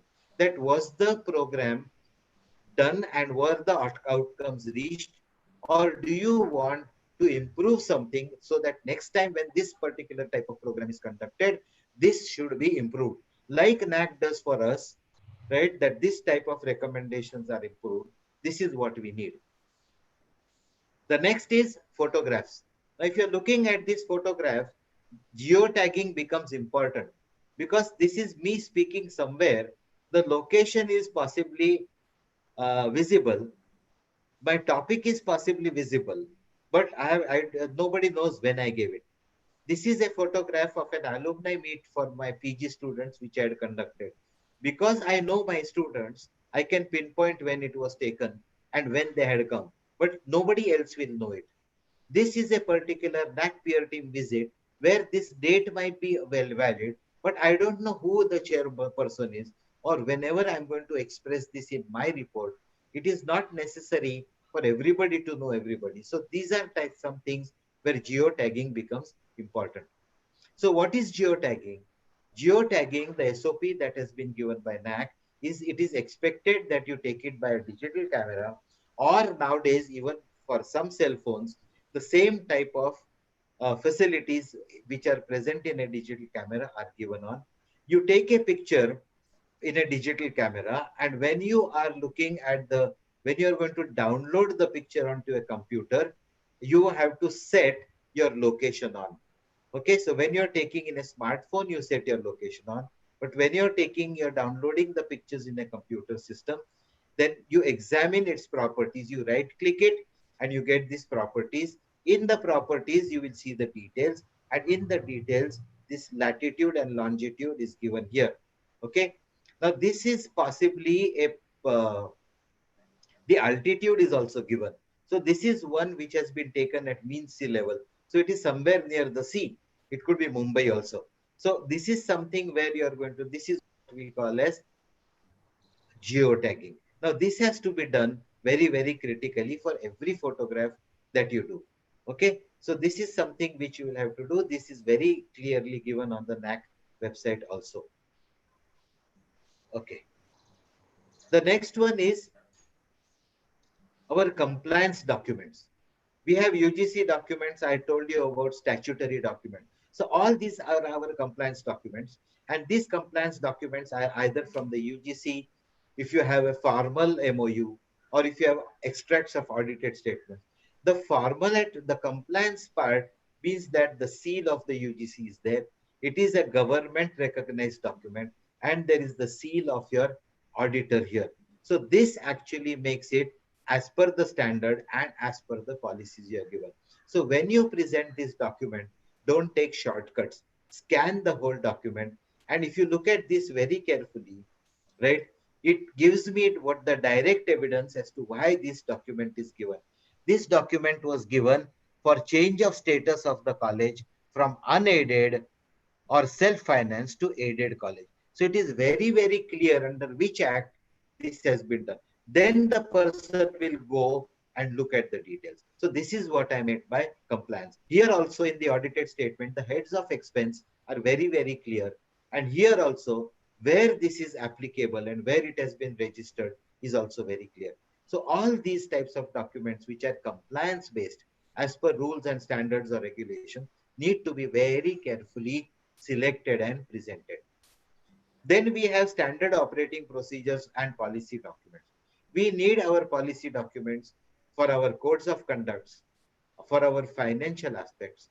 We need them for our performance appraisal, and we need them for the systems and procedures that we follow. Now, these are all the types which are given here. Some of the important ones are the utilization and maintenance of facilities. There must be some kind of policy that these facilities can be given to outside people. These facilities cannot be given to outside people.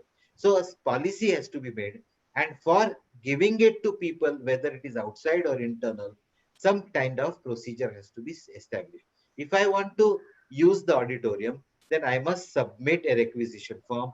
That requisition form must go to a certain person, right? And then that certain person will give you the permission. And this has to be submitted in due time. I want it at 2 p.m. today, and I'm submitting it at 1:30, will not do. Okay, it has to be submitted at least 3 days in advance or 5 days in advance. So these types of standard operating procedures will have to be written, and some policies will have to be outlined. So this is something which we need to do. Now, this is one example I have taken, which is represented in criterion 2 and criterion 5, and it is talking about mentoring. It in the SSR, there is only one thing, mentee to mentor, right? But if I'm taking the mentoring system, I will need a policy. So this type of a process includes all type of composite documents. It needs a policy. It needs e-governance for communication. It needs regular meetings. So I will have minutes of meetings, etc. It will have its own reports. The goal I have to set. So I have to have my vision mission, whether it is for personal or holistic development. Then I have to have it as an organized structure. So I have to train my mentors. It has to be accountable, where it has to be assessed that I did mentoring for so many. How many was it useful for? And I need to have it documented. So my mentoring sheets should be ready. Then if I have done all this, are the mentees satisfied? I have to take a feedback. And if there is something which I need to do more, then I have to find my gap finding and filling exercise, which is my review. So one simple process of mentoring will have so much of documentation to make it an efficient, and we need to be accountable for it. In case of the DVV, it is very simple that for each and every metric, most of the quantitative metrics have been given their particular specifications of DVV.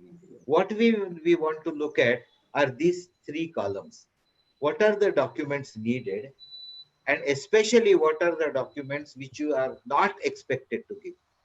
For example, if the average pass percentage for 5 has to be given, only the final year data, final year student data is to be considered, right? And that also for the assessment period.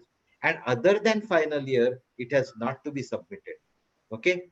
And this particular report has to be attested by the principal of the college, and has to be, that report has to be certified by the college, let us say the COE of the college and the university, indicating the pass percentage. So this is how we are looking at the SOP, standard operating procedure for data validation. So our documents have to be prepared accordingly.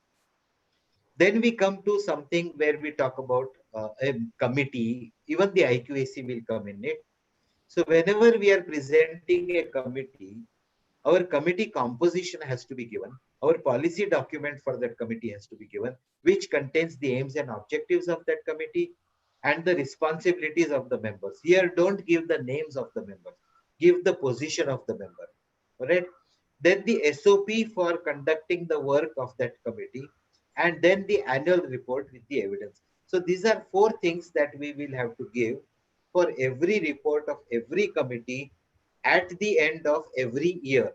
And this is going to be consolidated after 5 years. And when we are writing the minutes, in the minutes, we have to have the notice. We have to show that we have notified the members that this meeting is going to be held after 4 days, don't call him, the person on phone ki sir jara yeta ka, atta apan meeting घ्यायची. That person is in a lecture or maybe even having a simple thing like lunch, or you may not be aware that he's on casual leave. So the notification has to be given 4 or 5 days. Also that the agenda has to be given with that notification, so the person can come prepared. Deliberations are conducted. Minutes of meeting are written in a very organized way. The action taken report can be discussed, especially for the previous meeting, and the annual report of that particular committee, which is this, which will contain the newspaper clippings, photographs, contribution to the branding, that this committee has worked so well that the NSS has been awarded a university felicitation. So the awards and recognition also are going to be there. So this annual row, so this is how the committee reports it. So these documents have to be prepared. I'm coming to the near end of my presentation. So I'm trying to sum up what the documentation should be. I said that we must have an indexing system, the process of collating the data, and we need to identify which documents, where they are available. Are they ready? Do we need to create them? And what are the sources? Is it the college office or the administrative block? Is it the departments and the teachers? Is it the committee heads? Is it the examination center? Is it the library? So there are many sources from which we can get them. And if they're available, it's okay. If they're not, we need to create them. So once we have this, we can then go and procure all these documents once we have identified them. After procurement, which is the biggest headache for everybody, I know, but we have to create a system for that. Then we will be collating them at different levels, department, criteria wise, then committee wise. Everybody will collate, put it into a common folder, which is one data, one system, which Dr. Joshi will definitely tell us. All these folders will go into a storage or a retrieval system, and from where we can upload them onto the SSR. So this is a summation of what we need to do when we are organizing documentation. We need to go paperless. So all our documents could be given onto the Google slide or our OneDrive system and going into the cloud, right? So our storage can become easier, right? And then when we are talking about a summation of documentation, this is a repeat slide just to remind you that we have values and numbers in Excel sheet in the DVV templates. We have 200 to 500 for qualitative, PDF uploads, website links, photographs and videos. And ultimately data analysis of feedback is very, very important. Regarding the IQAC, when we go to the website has to be the strongest thing. And when we are looking at the IQAC has to have all this on its tab, which has been recommended by NAAC. And in the review reports that the NAAC collects from all sections, these are the review reports that it has to go and present right throughout the SSR. So you are looking at assessment of learning outcomes. You're looking at report of post-accreditation initiatives. You're looking at reports of departmental performance. So all this is the work of NAAC. This has to be collated from all sources and put there. And finally, to summarize, documentation is the backbone of your SSR. So however well you have done, if you don't represent it with proper documentation, it will fail. You check your SOP and DVV templates 20 times, all right? So that you don't make a mistake. Organize and prepare. I will reiterate this. Dr. Kurup has said organize and prepare. Our joint director, honorable joint director, also has said organize and prepare. So organization and preparation is going to take a lot of time, and everything should be ready at the time of IIQA submission. Please don't forget that. Thank you very much for a very patient listening. If you have any questions, we will answer them after the third session. Thank you so much. Over to you, Patil sir. Yes, thank you, sir. Thank you, Bole sir. Thank you, Pabrekar sir. Thank you so much. This is really wonderful presentation. And I was reading in the chat box and I'm getting calls from people that they want your PPT. They want their PPT to be shared. So I request on behalf of everyone. That, yes, I will send it to you, sir. yes, I will email it to you. Yes, and again, I read request for sharing the PPT of Kurup sir also. So yeah, that is with me. I will send it to you. Yes, sir. Yeah. So shall we move ahead, sir? Yeah, please, Yes, sir. please continue. Yeah. So now, may I request Joshi sir? I will ask him to unmute himself. A wonderful person coming, Chief Consultant at RUSA. Joshi sir, can you hear? Jana unmute kara adi. Yes, sir. I did that. I asked him to unmute himself. Yeah. He's there. He's there. Yeah. So I welcome Joshi sir. Joshi sir, please begin with your presentation. Thank you. Thank you, Dr. Vishnu Patil. I think you have heard a wonderful presentation, one by Dr. Bhole and one by Dr. Kurup. I think this particular group is very, very lucky because we have got two stalwarts talking about NAAC accreditation. One is the quality movement. There are few principles who brought the quality movement to our state. I think, and Dr. Kurup was on forefront, and it's been, I think he presented it wonderfully. And then, of course, Dr. Bhole, who has started the entire movement of giving information without any competition but collaboration. And he is such a wonderful person. Very meticulously, small things he has explained. And I think I am expected to talk about internal quality assurance cell and quality culture. Now, this particular presentation is dedicated to Dr. Vishnu Patil and all IQAC coordinator who are listening to me. Yeah. Because I think they do a wonderful job while accrediting their institutions and creating kind of atmosphere. I think in the morning we have heard Dr. Yevle sir, and he's been also talking about how accreditation is not a single kind of process. We have heard Dr. Thore, who is very stalwart in his right. And of course, Dr. Digambar Gaikwad, Joint Director of the organization, Joint Director of the region, we also heard him. My job, I think I will like to share my presentation first, and then let me check whether I can able to hopefully my job today is just to give you some sense, resonating what earlier speakers have said and pinpointing something which is different, something which is totally out of box about the internal quality assurance cell. So my title of my presentation I have given, Quality Culture, Understanding Internal Quality Assurance Cell. Somebody will ask me question, we have been there, we have done first cycle, second cycle, third cycle. Few are starting the new cycles. And why you are saying understanding quality assurance cell? I think we have not imbibed the ethos of an internal quality assurance cell in our higher education system. Now, it has been there for quite some time, and you have heard in the morning that 30 years of the existence of a NAAC, they kept on giving us new terms, and one term came after a first cycle of accreditation, introduction of an internal quality assurance cell. Unfortunately, we have to understand what is the role of internal quality assurance cell and how the internal quality assurance cell should contribute in the organization and how we are contributing right now. We are in a pandemic, of course, and I think there is a fear psychosis all around us, but then still we want to talk about higher education and use this time judiciously so that we can enhance our quality. This pandemic, in the 20th century, there were 9 pandemics.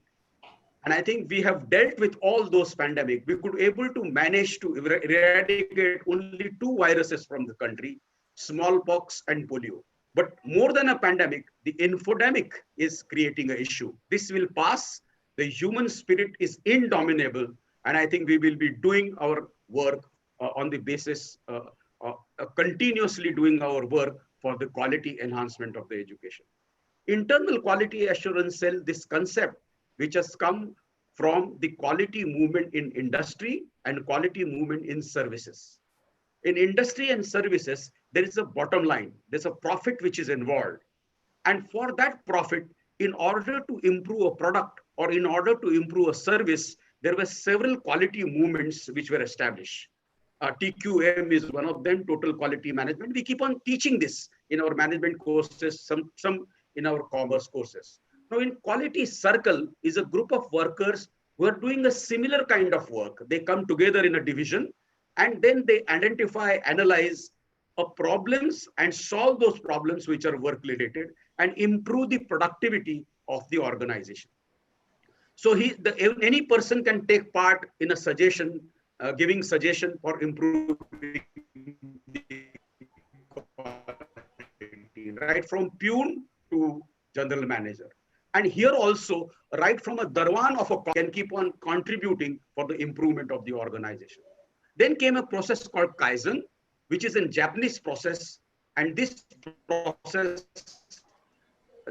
believes in a continuous improvement, creating continuous improvement into the processes. Small changes, positive changes, ongoing changes, so that the quality is continuous. And it is not just, it's a habit, it's not a chance. So we keep on doing the same thing again and again. We become so competent in that thing and we keep on improving further. Then came a Six Sigma, and this Six Sigma is on the basis of a discipline statistics, and which is a data-driven approach where a continuous movement takes place. In all this quality movement, you will understand it is a cyclic process. The Kaizen is a cycle of a continuous improvement. It means all those employees who are involved in any process or any product or any services, they come together, they gather the list of the problem or issues they face while doing the process. They encourage to give certain solutions. The solutions are tested, and then the solutions are used to improve the productivity of the organization by implementing this solution, and the whole thing is cyclic. So identifying, analyzing, giving solution, implementing solution is a cyclic process, which is called as PDCA kind of a process. And internal quality assurance, similar kind of a process. In that, we are supposed to take surveys, we are supposed to take all audits, and information or input of all these audits will improve the process that is expected. We are to do a strategic benchmarking exercise, and this benchmarking exercise should lead to increase in quality. So there is a process standardization. Every process the organization does is standardized to such an extent that we enhance the quality of that process. And then the external agency will come and certify you for the quality management which we are doing, which will ensure the quality every time of the activity which you do. So internal quality assurance cell is a quality movement and not merely a record keeping agency. And that is why we keep on using this term. So the quality is at the base. Quality assurance, every time a process which we do, we assure that the process will be efficient enough. Then we sustain that efficiency. And after sustaining that efficiency, we enhance the quality of the organization. So quality assurance, quality sustenance, and quality enhancement. These are the processes which I think internal quality assurance cell has to look into. As I told you, in all the quality movement, all people who are involved, they are a part of a quality movement. And you can see in a composition which you must have done already, there is everybody who is involved, all stakeholder, people who are involved in teaching and learning, people who are managing the teaching and learning, people who are going to use our product, our students, that is industry, and those who have gone out, that is our alumni, who keeps on coming down and keep on improving the process. I think that is what is expected. But what happened exactly in internal quality assurance cell? The moment principal appoints a director or coordinator of internal quality assurance cell, he is the most frustrated person in this institution. Because we Indians, we are not good at record keeping. And all our teachers, they don't keep an up-to-date record. And Professor Bhole sir has told you that how this record keeping has to be systemized and how this it has to be standardized so that it has to be digitalized. And you have heard him. a simple small event, what kind of supporting documents are required. And we don't do it in time. We don't keep those records, and then record keeping, record analyzing, and preparing AQAR and SSR becomes a nightmare. Now, this director and coordinator keeps on asking for information, and information doesn't come from teachers, it doesn't come from committees, it doesn't come from office, and he becomes frustrated. And he keeps on, the people, they keep on quarreling. People, in fact, keep on saying him, "Kaha, kasa kai challay tumcha NAAC?" It means he is a person who is supposed to do NAAC, and nobody is involved in the entire NAAC process. And probably what we are doing as an internal quality assurance cell today, I have been a PRT member for quite some time now, and I have gone to each and every college to listen to what internal quality assurance cell does. Internal quality assurance cell, the presentation shows, after a principal, there is a presentation of internal quality assurance cell. We keep on asking them what kind of activity you have done. They say that, one, it is a record keeping frustrating agency. They just do record keeping. Then they organize program. Every program which happens in a college is done by IQAC. Let it be workshop, seminar, exhibition, we have done it. Magazine, annual function, administrative work. I think collecting information, preparing AQAR and preparing SSR is a job of an internal quality assurance cell. But beyond that, if you see very critically, and I think today he has not shown you graph, but in the priority graph, if you see what kind of a weightage is given in all criteria, you will realize not feedback, but utilization of a feedback has gotten maximum marks. We take feedback, we do audit, but whether we are utilizing that feedback, and I think that is more important. Student satisfaction survey has got maximum mark. What your 60 marks, what your student stakeholders, they are telling you about what is the student's participation. It is not the activity which is conducted, but how many students have participated in the extension activity. I think that is more important. Establishing processes is more important. Establishing policies is more important. And bandwidth, that is connectivity, has given the maximum importance. So I think a review of teaching learning and significant contribution of a teacher in an innovative manner is far more important. So I think we need to decide what this quality enhancement activity has to be done. So what is expected? Expected is to make a policy and processes, take a feedback and survey and use this feedback and survey, do benchmarking, do a realistic goal setting, and developing this whole system is far more important. So what IQAC should do? IQAC is expected to develop systems in the college. They should be constant and consistent.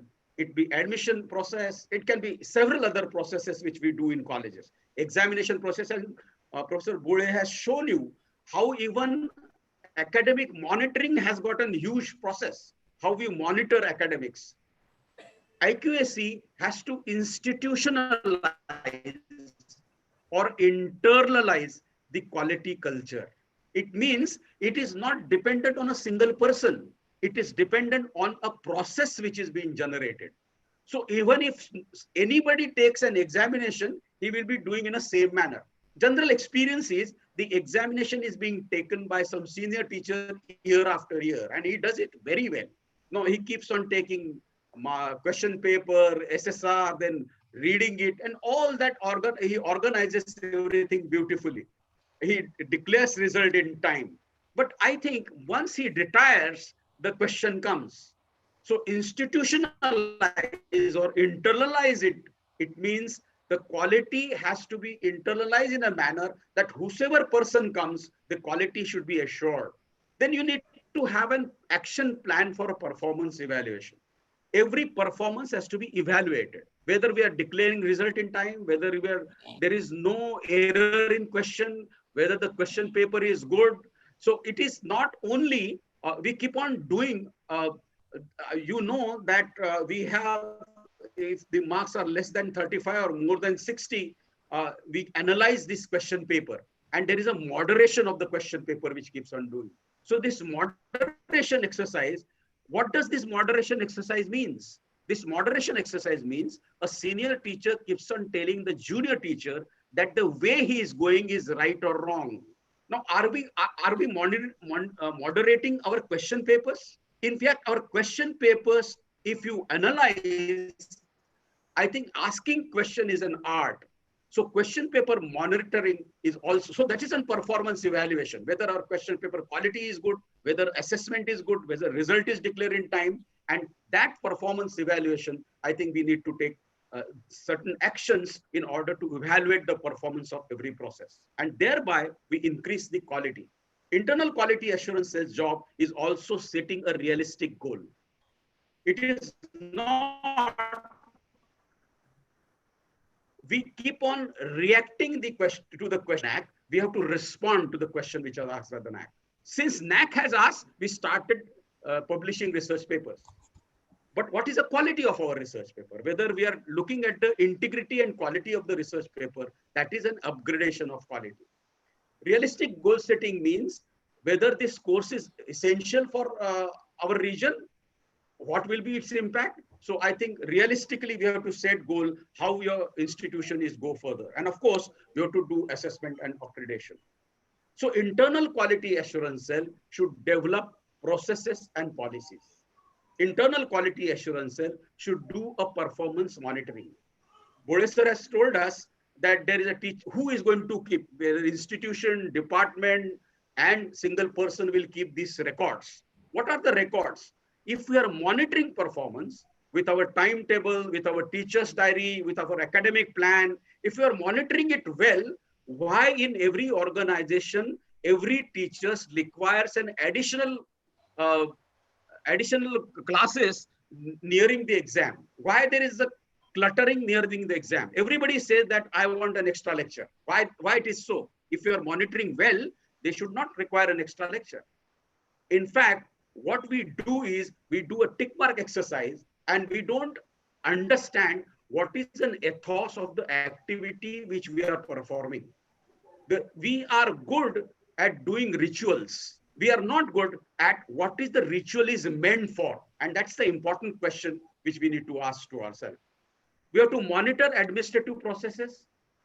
For example, we get a grant and utilization certificate never goes in time and the second installment doesn't come. You know, we have to return the grant to UGC along with the interest because we have not utilizing that money properly.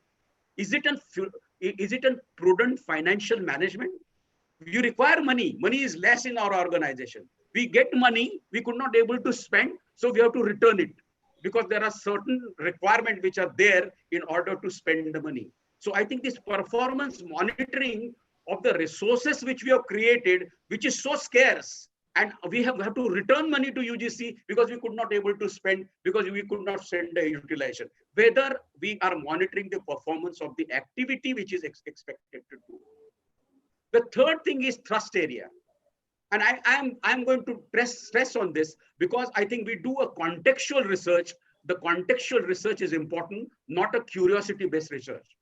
Every organization will tell us there are 15 thrust areas. Nanotechnology, biotechnology, all AI, machine learning is our thrust area. People keep on telling this because they are in thing. They are coined in such a manner, they are branded, so they want to show that we are doing research in this. Thrust area means all our energies are put at one point so that we contribute more. And I think deciding these thrust areas of a research is a collective effort which IQAC has to take. If I have to believe Dr. Kakodkar, he says that all organization in a developing country, the money which is given to educational research done in educational institution is almost equal to what we spend in India. But we don't produce the kind of output which other countries they produce because we work in silos. We don't work in team. And so their effort is not seen. There is so you have spread yourself so thin that you cannot accommodate the effort which is being put up by our researchers. So I think coming together, deciding thrust area and contributing to the thrust area is very, very important. So the integrating modern methods of teaching and learning and ICT integration has become now very clearly important, because you have heard in the morning, Vice Chancellor said that 30% of the total course is now delivered online, whether it is pandemic or without pandemic. Student support system we neglect a lot, because our students, they believe in us. We have a Guru Shishya Parampara. So every teacher is God. So whatever he does, whatever the institution does to the student, he accepts it blindly. I think they have certain rights, and we have to be very sensitive about the rights of the student. So the student support system strengthening is important. Then collaboration and networking, we keep on doing it for the international organization without any effect, but we don't do amongst ourselves. So I think internal quality assurance do the collaboration and networking exercises also. Let us take one example, how we are treating the academic audit and administrative audit. Now, what is expected in academic and administrative audit? A senior faculty coming to the organization and understanding existing system, assessing their strengths and weaknesses, and keeps on telling about the improvement of the all these systems. Now, I was also principal. I know how things happen. I also used to call somebody who is very close to me, who is senior, and he writes a report saying that everything is happening very good in Vijay Joshi's college. And I put it into the CDC. CDC said that wonderful. I think that's not the point. The point is identifying a bottleneck and suggesting for the improvement of what is happening in the organization. That is the purpose of academic and administrative audit. Not I scratch your back, you scratch my back. I think that is why a method of continuous improvement is only possible if you take this activity critically and implement this activity the way we want. If we know all this, if all the seniors, they know what is the role of the internal quality assurance cell, why it is not happening then? It is not happening means we have one basic tenet, that the institutional systems of governance are firmly in place. We have been doing it for years together. And so whatever we are doing is absolutely great. That is our assumption. Somebody will tell me that we have been doing admissions for 50 years, 60 years, 25 years, 10 years. What is to improve in admission process? What is to improve in examination process? All our students have gone and become IAS, and they become big officers. So we are producing best of the best kind of an output. Why you are saying that our process can be improved? I think there is only one big room in our hall, in our flat, is a room for improvement. Every process which has been established earlier, in a current year time, we'll have to review that process so that the efficiency of that process keeps on improving. We take it as our burden, not as an opportunity. So there is a resistance to change. Anything which is changing, we don't like. We like status quo. We feel that whatever we are doing is correct. And there is a normal resistance to a change. And it was been there. Every change you see, there is a resistance. New framework come, there was a resistance. Now it is streamlined again.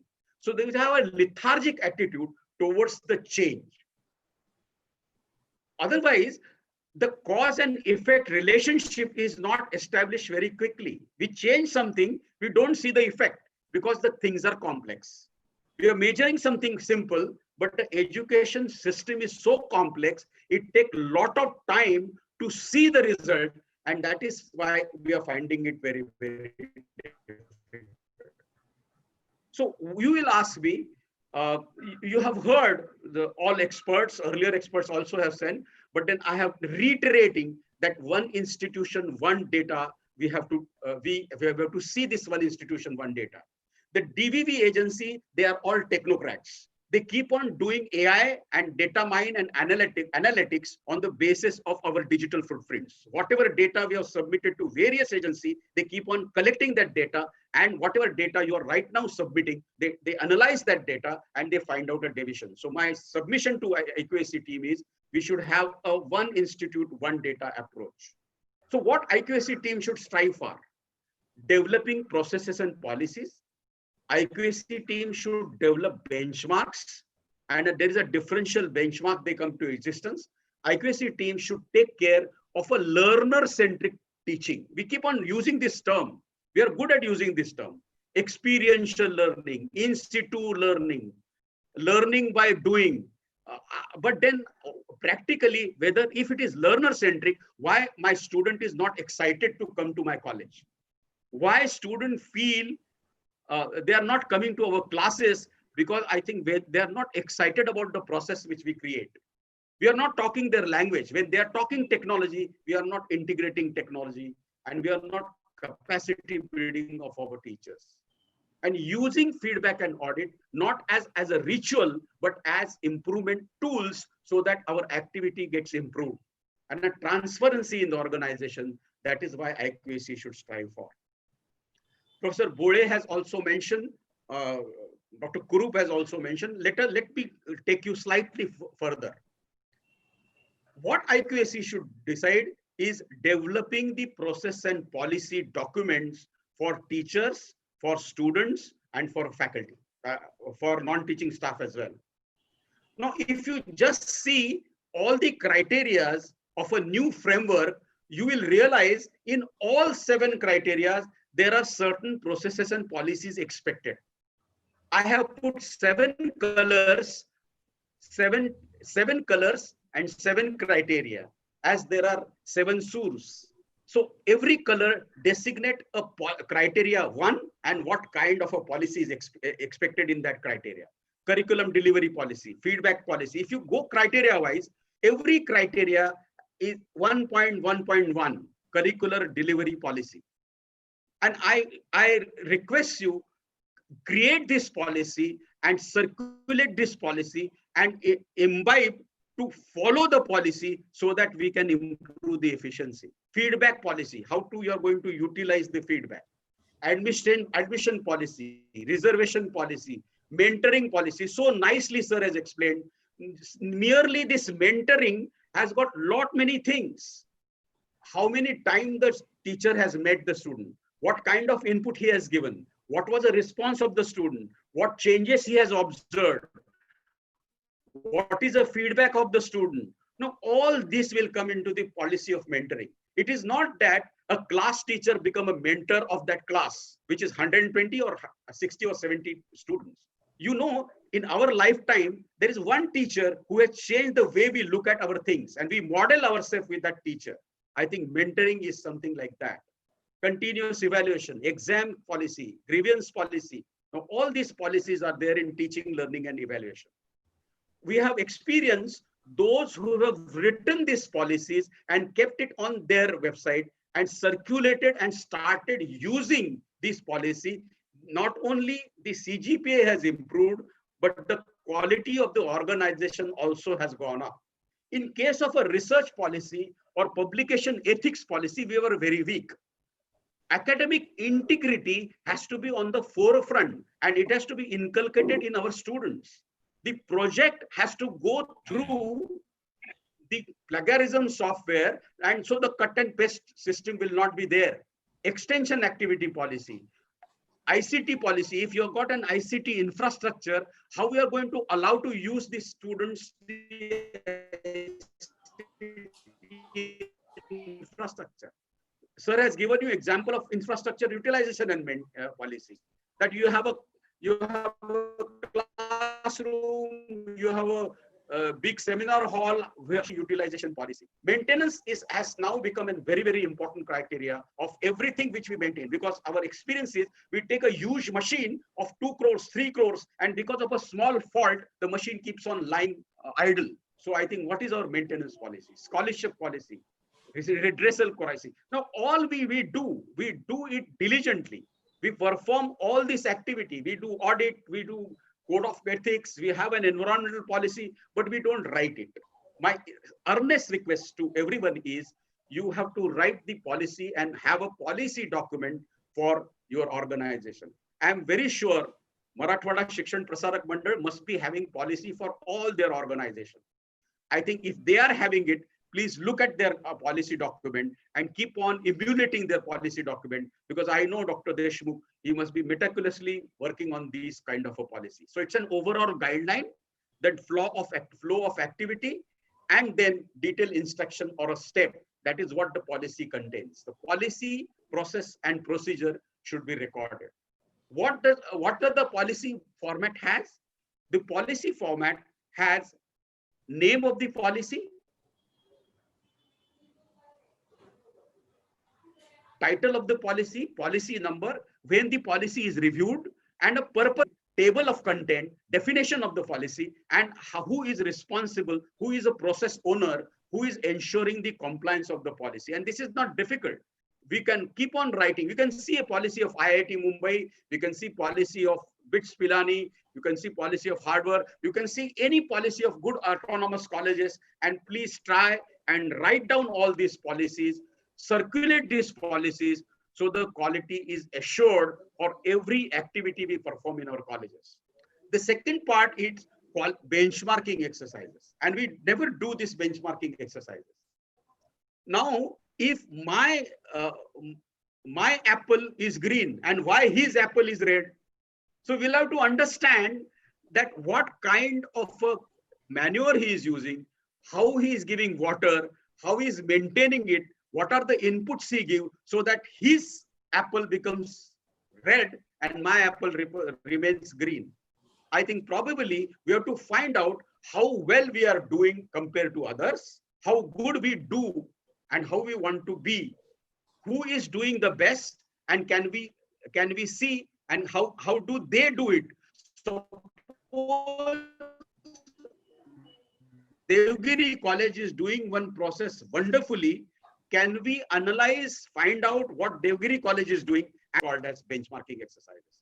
And I will request all of you to do a benchmarking of your website, because website has become a very, very critical part of the organization, which has become a mirror of your organization. So if the efficiency of a website, if it is benchmarked with others who are doing extremely well, it will be very, very useful. So my point I'm making is the differential benchmarking systems which we have is going to help us, because we have a various kind of a colleges: constituent college, affiliated college, government college, private college in rural area, college in Hiri area, college in Adivasi area. Now, performance of all these colleges cannot be compared. You cannot have a one benchmark for all the colleges. And because of this statistical analysis which we are trying to do right now, we are expecting a differential benchmark.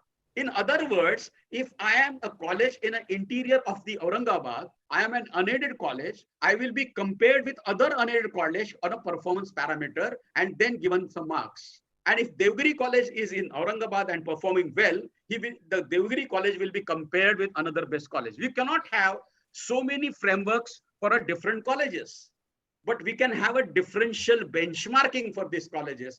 Every parameter, if little less, because it is in interior Maharashtra, it should be given full mark, because he is not performing it on the basis of the situation which exists there. So this differential benchmarking exercises will come. I will request you to use the innovative pedagogy technique for your teaching and learning when it comes to online teaching learning. Because online teaching learning doesn't mean recording the video of a lecture and putting it on a website. I think there is an ethos in online teaching and learning. There are various pedagogies which are being used online teaching. It is constructing experience of a student. So which technology we are going to use, which kind of a philosophy which you are going to use, we need to understand and do.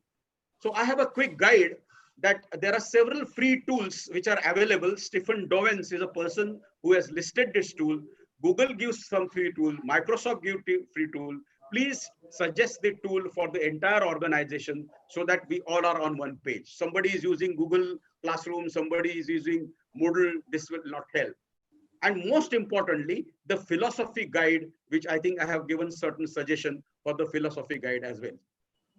The third point which I am going to impress on you all is all feedback and processes which you carry out, please utilize them for improvement of the organization, not as a tick mark kind of exercise.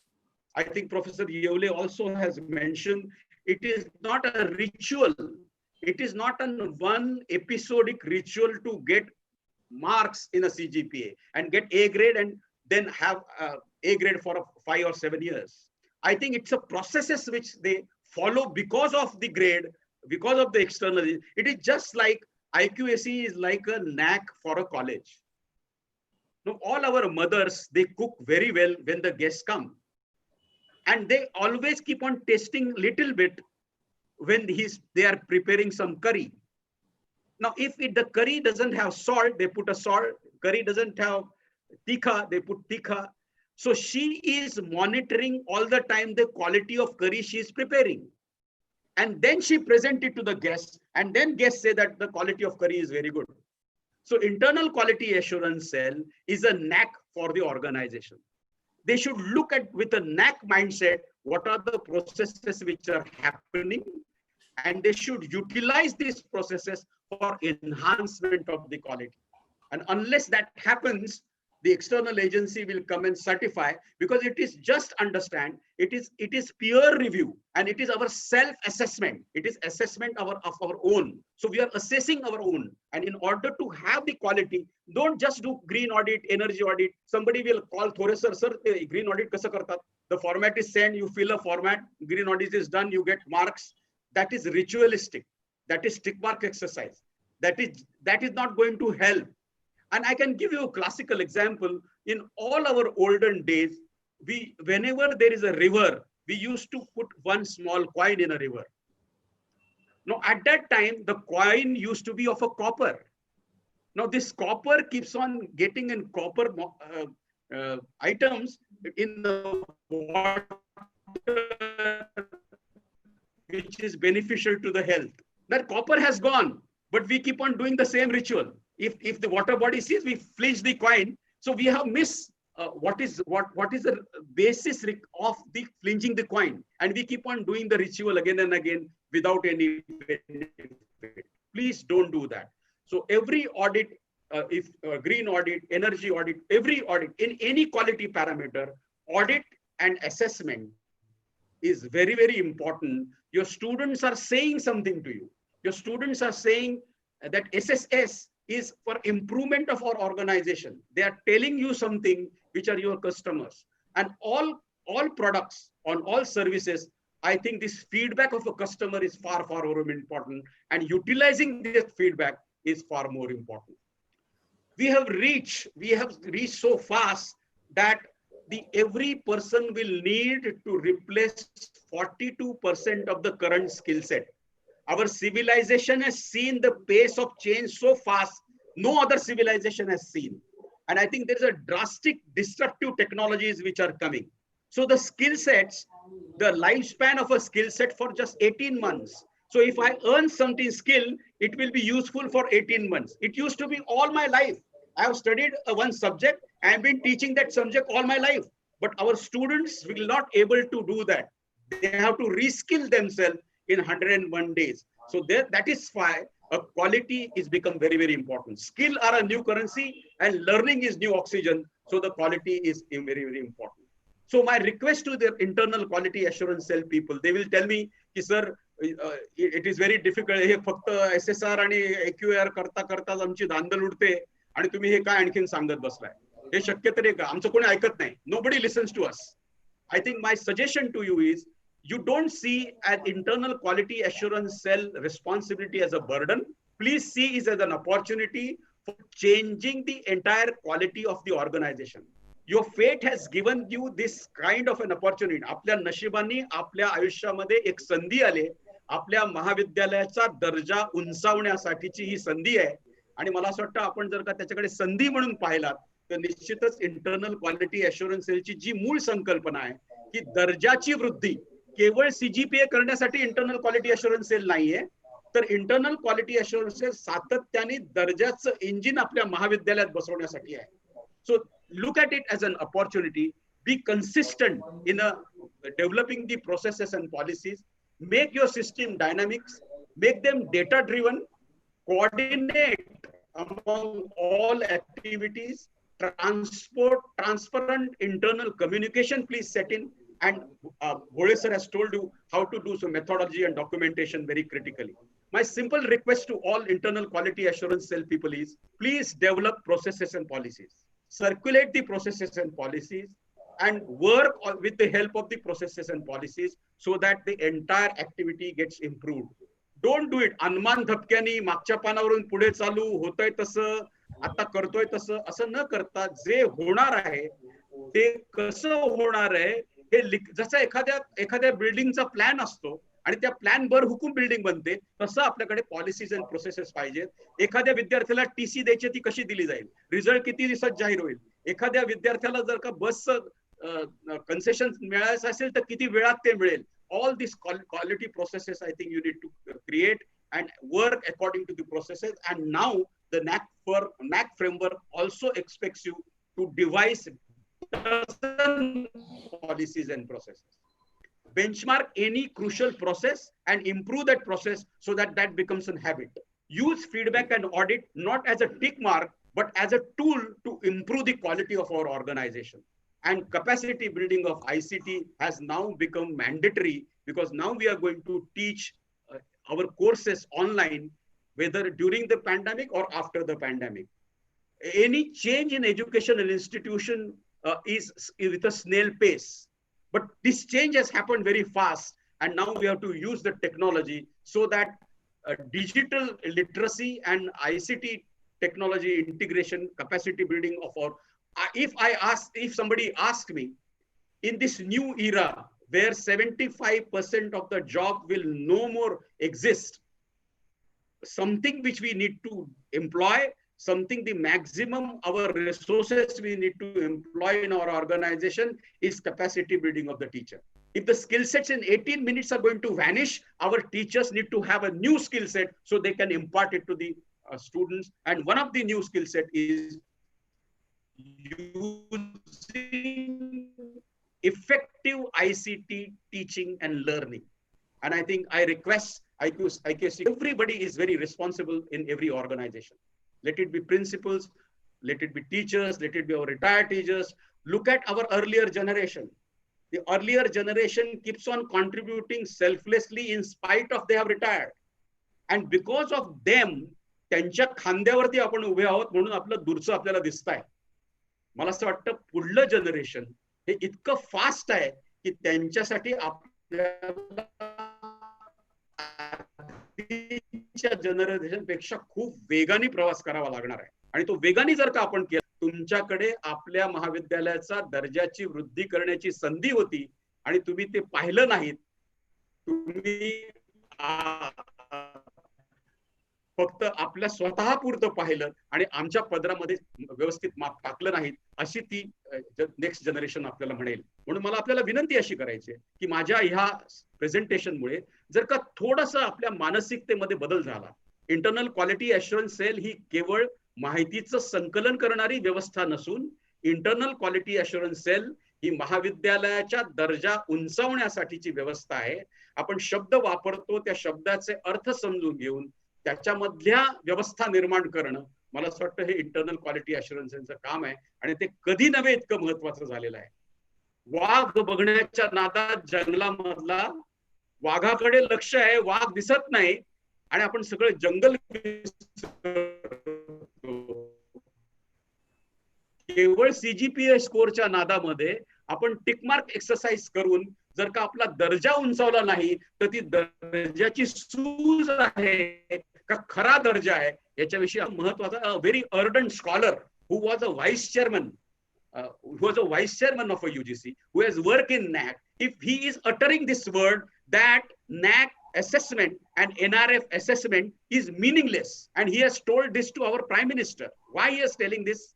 Because if we do it merely an episodic event, merely an ritual as Indians we do, त्याचं NEET समजल्या न समजता फक्त कर्मकांड जर का आपण केलं तर त्या दर्जाच्या विषयीची संस्कृती आपल्यामध्ये रुजणार नाही. आणि मला आपल्याला विनंती ही करायची आहे की याच्याकडे डोळसपणे घेऊन आपल्या महाविद्यालयाचा दर्जा उंचावण्यासाठी त्या संस्कृती आपल्या DNA मध्ये आणणं हे म्हणजे आपलं मूल्यांकन करणं असं आहे. आणि म्हणून ही अत्यंत महत्वाची जबाबदारी आपल्या इंटरनल क्वालिटी ॲश्युरन्स सेल, आणि हे फक्त इंटरनल क्वालिटी ॲश्युरन्स सेलचं काम नाहीये, हे विद्यार्थ्यांचं आहे, नॉन टीचिंग स्टाफचं आहे, टीचिंग स्टाफचं आहे, सगळ्यांचं आहे. आपण CDCचे सदस्य आहात, आपण LMCचे मेंबर आहात, आपण एका मॅनेजमेंट लेव्हल पर्यंत गेलेला आहात.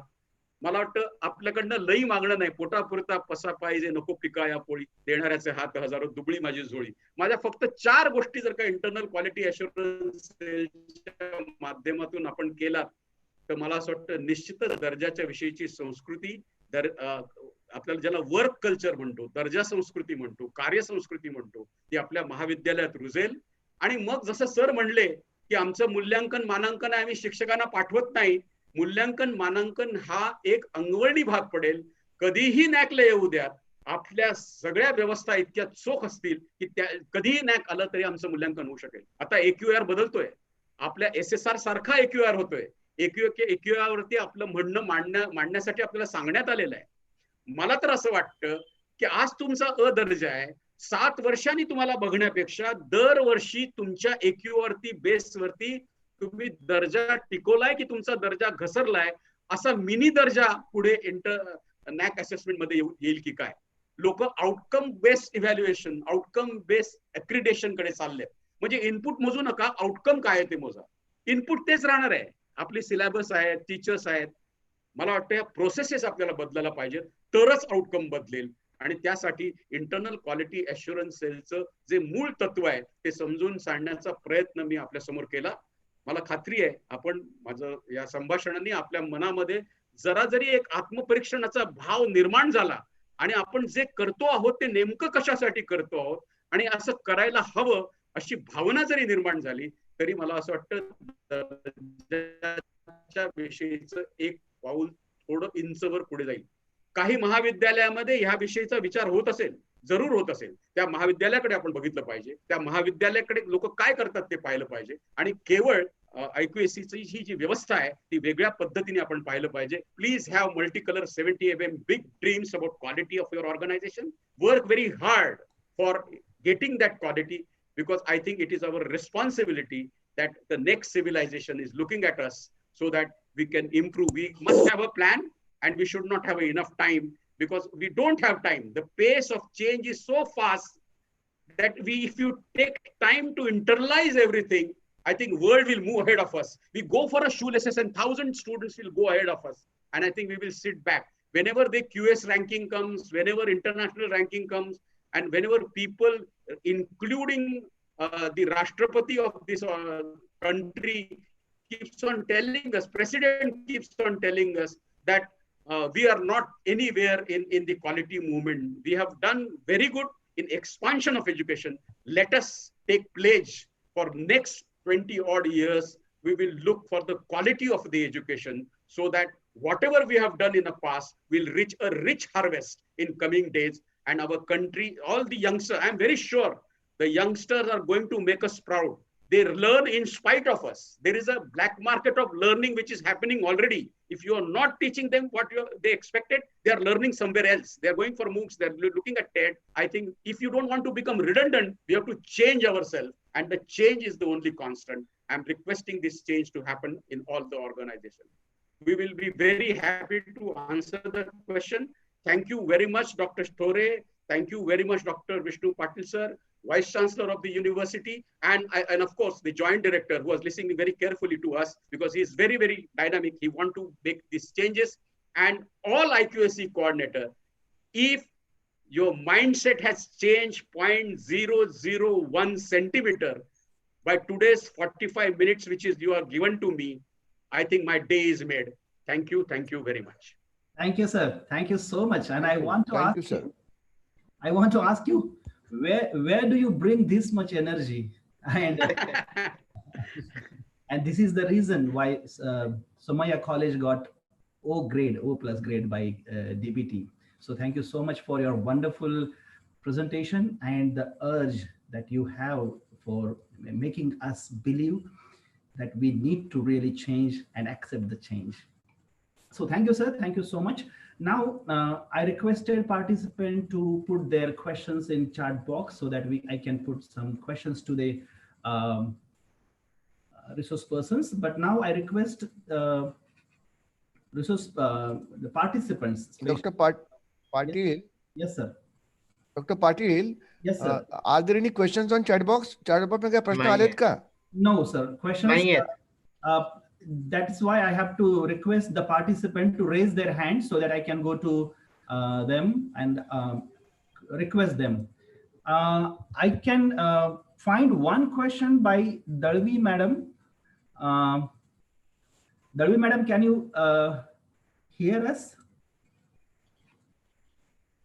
I can see one question by Meenal Shrigiriwar. Oh, yes. She has raised her hand. तुम्ही वाचा. नाही लिहिलेले नाही आहेत पाब्रेकर सर. हा बर. त्यांनी हँड रेज केलाय. हो मग त्यांना बोलायला सांग. हा Meenal Shrigiriwar. Oh yes. If she's here, she can unmute herself and ask the question. Hello, Minal madam, please ask your question and unmute yourself. I have requested you to unmute yourself. Okay, we can go to Pooja Pardeshi madam if she's there. Yeah. Oh, she's not there. She's not there. I'll Dalvi मॅडमचा हात वरती आहे. Mahanand Dalvi, doctor Mahanand Dalvi, please unmute your self.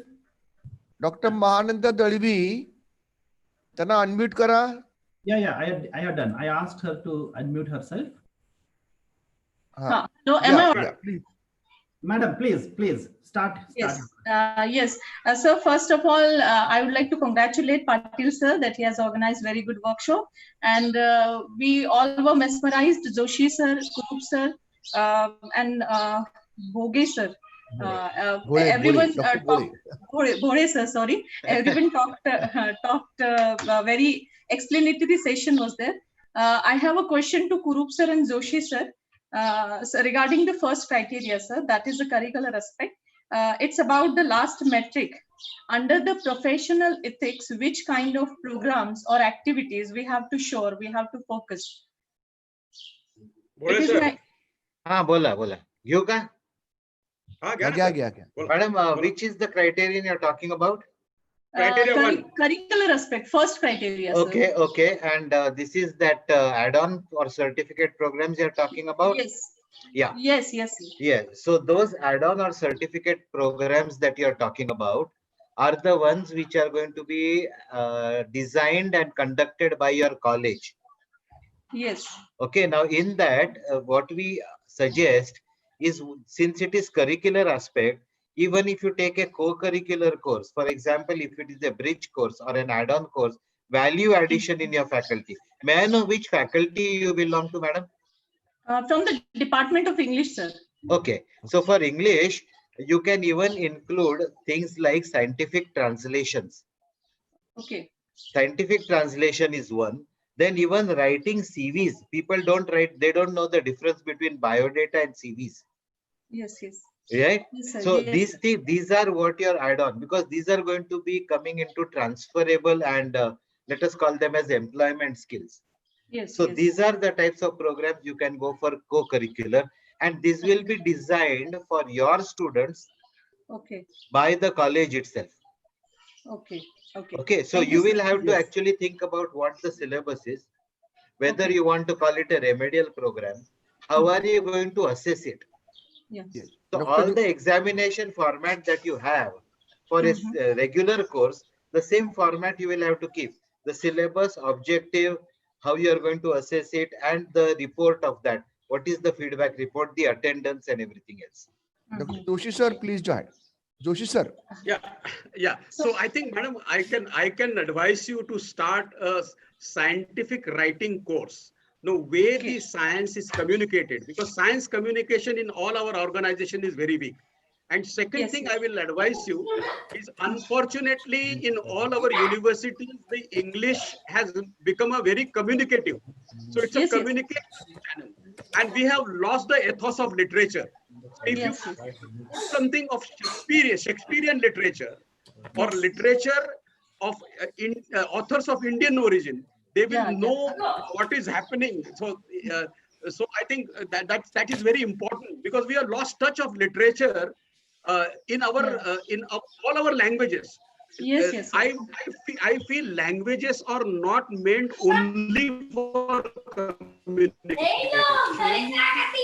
Languages मध्ये संस्कृती असते आणि ती संस्कृती आपण फक्त आपल्या साहित्यामध्ये इंग्लिश लिटरेचरचा कोर्स आपण घ्यावा अशी माझी आपल्याला विनंती आहे. We are going to lose, if you lose one language, we are going to lose one Sanskriti. That is my take on it. Yes. Sir, actually, my department is conducting communicative course every year. So in that course, could I facilitate this scientific course? Sure. Could I add in that same? Yes, definitely. Yeah. Second question to Joshi sir. Sir, you have procured few structure for the IQAC meetings or how to keep the record. So could we follow the same process for the departmental record? Could we follow the same things like that? Yes. Okay. Thank you, sir. Now, can we go to Dr. Vijay Kumar Sahu from IGNU? Sir, please ask your question. Sahu, sir. I have a question to the resource person. Now, in the conventional universities or conventional colleges, can it possible to start the MOOCs for the students of those who are pursuing the courses in dual mode? Number one. Number two is that, is there any parameter set by the UGC? That is the number two. Number three is that at this outset, during this pandemic, IGNU is operating in a vast way the online courses, online programs. So online classes are going on, but can it be possible for the student of conventional university or conventional colleges? Can it fulfill the needs of the student at this critical juncture? Dr. Bhole sir, Joshi sir bola. Joshi sir bola. Dr. Vijay Kumar Sahu, you have asked a very pertinent question. I think UGC has now allows 20% of the total weightage of the course which is delivered by the conventional colleges online. And I think we have been experimenting with these MOOCs online of a various activity. And I think this certification, the question always remains with the certification, because the course, the cycle of the academic cycle of a college and an academic cycle of the courses which are taught online, they don't never match. So we have come up with a solution also. You can learn online and assess your students according to the academic cycle of yourself. So IGNU can contribute in a huge manner. For example, there are certain universities we have asked to do a course on a Coursera about a science on pandemic. So every student should know about the COVID-19 and precaution of COVID-19. That becomes a mandatory course for all students before joining the face-to-face kind of an situation. So you have to do that course and come back to the college. So 20% is now permitted by the UGC to have credits online.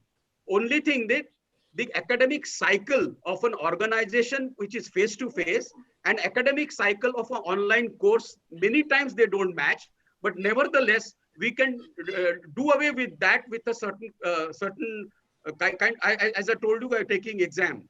We have mapped our courses with the MOOCs which is delivered by NPTEL, IIT Mumbai, Harvard University, Coursera, EDX, even IGNU. And I think IGNU is a classic example because it has developed such a kind of a modular vast courses.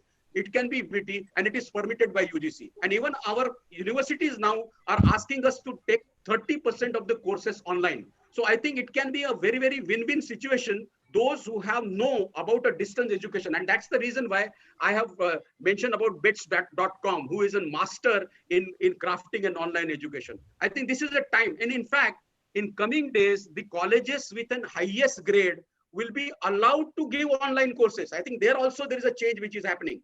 So to answer your question, UGC has permitted 20% online courses. IGNU can contribute or any MOOCs can contribute. We can just map the courses and allow our students to do it. In case of operations, there is an issue, but that can be ironed out by various ways. We have ironed out on the basis of our own experience. Sir, I will connect with the same question. Professor Herambe from our Department of Electronics and Computer Science, he wants to add, this thing, that when we are offering our courses, certificate courses, are they needed to be recognized by affiliated university, or what is the status of them? So unfortunately, it is not necessary to have an sanction from the affiliating university. As far as possible, if it is useful to a student, even so, unfortunately, our mindset is there has to be stamp. We keep on cursing university. University is so bad. University is not doing things. University is not taking exam. But degree मात्र विद्यापीठाचीच पाहिजे. विद्यापीठाला नाव ठेवणार, पण degree विद्यापीठाचीच पाहिजे. विद्यापीठाने authentic केलं की ते उत्तम. सर, कुठल्याही विद्यापीठाचा कोर्स केला तर विद्यापीठाची मान्यताची गरज नाही. गरज ह्याची आहे की त्याला त्याचा वापर करता येतोय की नाही. मला वाटतं तुमचा दर्जा जर का तुम्ही सांभाळला तर विद्यार्थी कुठले सर्टिफिकेट देऊ नका. Today it is not important what you know, it is important what you can do with what you know. So certificate only tells you what you know, but certificate will not tell you what you will able to do with what you know. I think if that electronic course will allow a child to use a circuit, I think that is more than enough, and he should float that course so that students are benefited. Yes, thank you, sir. Thank you so much. Shall we take one or two questions more? Yeah, sure. One lady, Saleha Kadri, she actually asking, is it necessary to translate the whole document of regional language in English? Yes. Yes. The answer is yes, because if it is to be given in completeness, then it is necessary to translate it into English, or if there is a section which is relevant. Okay. The section which is relevant has to be translated, and we have to make a mention as to why only this section has been translated. Any example, sir? Please. Like I will tell you. Yes, sir. Bola, sir. Joshi, sir. Joshi, sir. So I will just tell you one thing. Even if it is your entire document is big, you can translate. You can use Google Translator, or you can use Google Lens. So paste whatever is written in Marathi, it will get translated in English. We have to rework on it because the translation is not exact, but in a second, you will get translated in any regional language, in any regional language for that matter, any regional language to English or any language to any language. It's a wonderful translator. And there is something called as Google Lens, which is another tool which keeps on translating the documents very easily. So for madam, you can translate the entire document. You need not keep on translating yourself. Use Google Translator. What you have to do is restructure it, because many times Google Translator understands few words here and there. That help you need to do, and you can translate it in 1 minute. You just paste it on one side, the other side the translation comes, and then you work on that translation. Yes, sir. Thank you, sir. Yes, sir. Yeah. May I request Pabrikar, sir, to get the hold of this session? Hello. Yes, sir. There are no more questions now? Yeah, no. I don't mind. Yeah. Okay, all right. So my request, you can, I have already sent on your WhatsApp. Rusa has prepared one, link for the participant. They can ask questions on that. Please share that link which is sent to you on your WhatsApp. Not now, afterwards you can send them, right? And so that, they can ask their questions on that link. The questions will be sent to all our identified resource persons in the state of Maharashtra. And we are coming out with one document called as frequent that questions for the NAAC purpose. Okay. So that is my request to all the participants and to you as an organizer. And now we can request our honorable principal to sum up the workshop. Yeah. Principal Dr. Thore, sir, I request you to present your summing up remarks, please. Thank you, Pabrikar, sir. This is a very nice workshop and interaction. I will not say this is a only seminar, this is also workshop, because many things have explained in that way. And since 10 o'clock we are here, now it is 2 o'clock. And I also joined with continuous without any break. all the participants, I can see all the participants have joined without any break. And within these few hours only, we got a informative knowledge. For example, Kurup sir, at a glance, he explained all the process of NAAC for autonomous colleges, for affiliated colleges, and for universities, and etc., etc. And in a very lucid manner, he said about how the process is that, and how we can have assessment in this. Now the next session was of Bhule sir, and it was a very nice why, what, and how documents. A very good process, and he said very nicely why to produce documents, what documents we have to produce, and how we can produce these documents. Very nicely he said, and all the participants, particularly IQAC members and IQAC coordinator, will be very satisfied for this. And the last one, but not the least, Joshi sir. Now he dedicated his lecture and his session to the IQAC, not only coordinators but total IQAC. Please listen, not only IQAC coordinator is responsible for taking the assessment and having the assessment done. The whole IQAC members and the total college, all the stakeholders of the colleges are having this responsibility.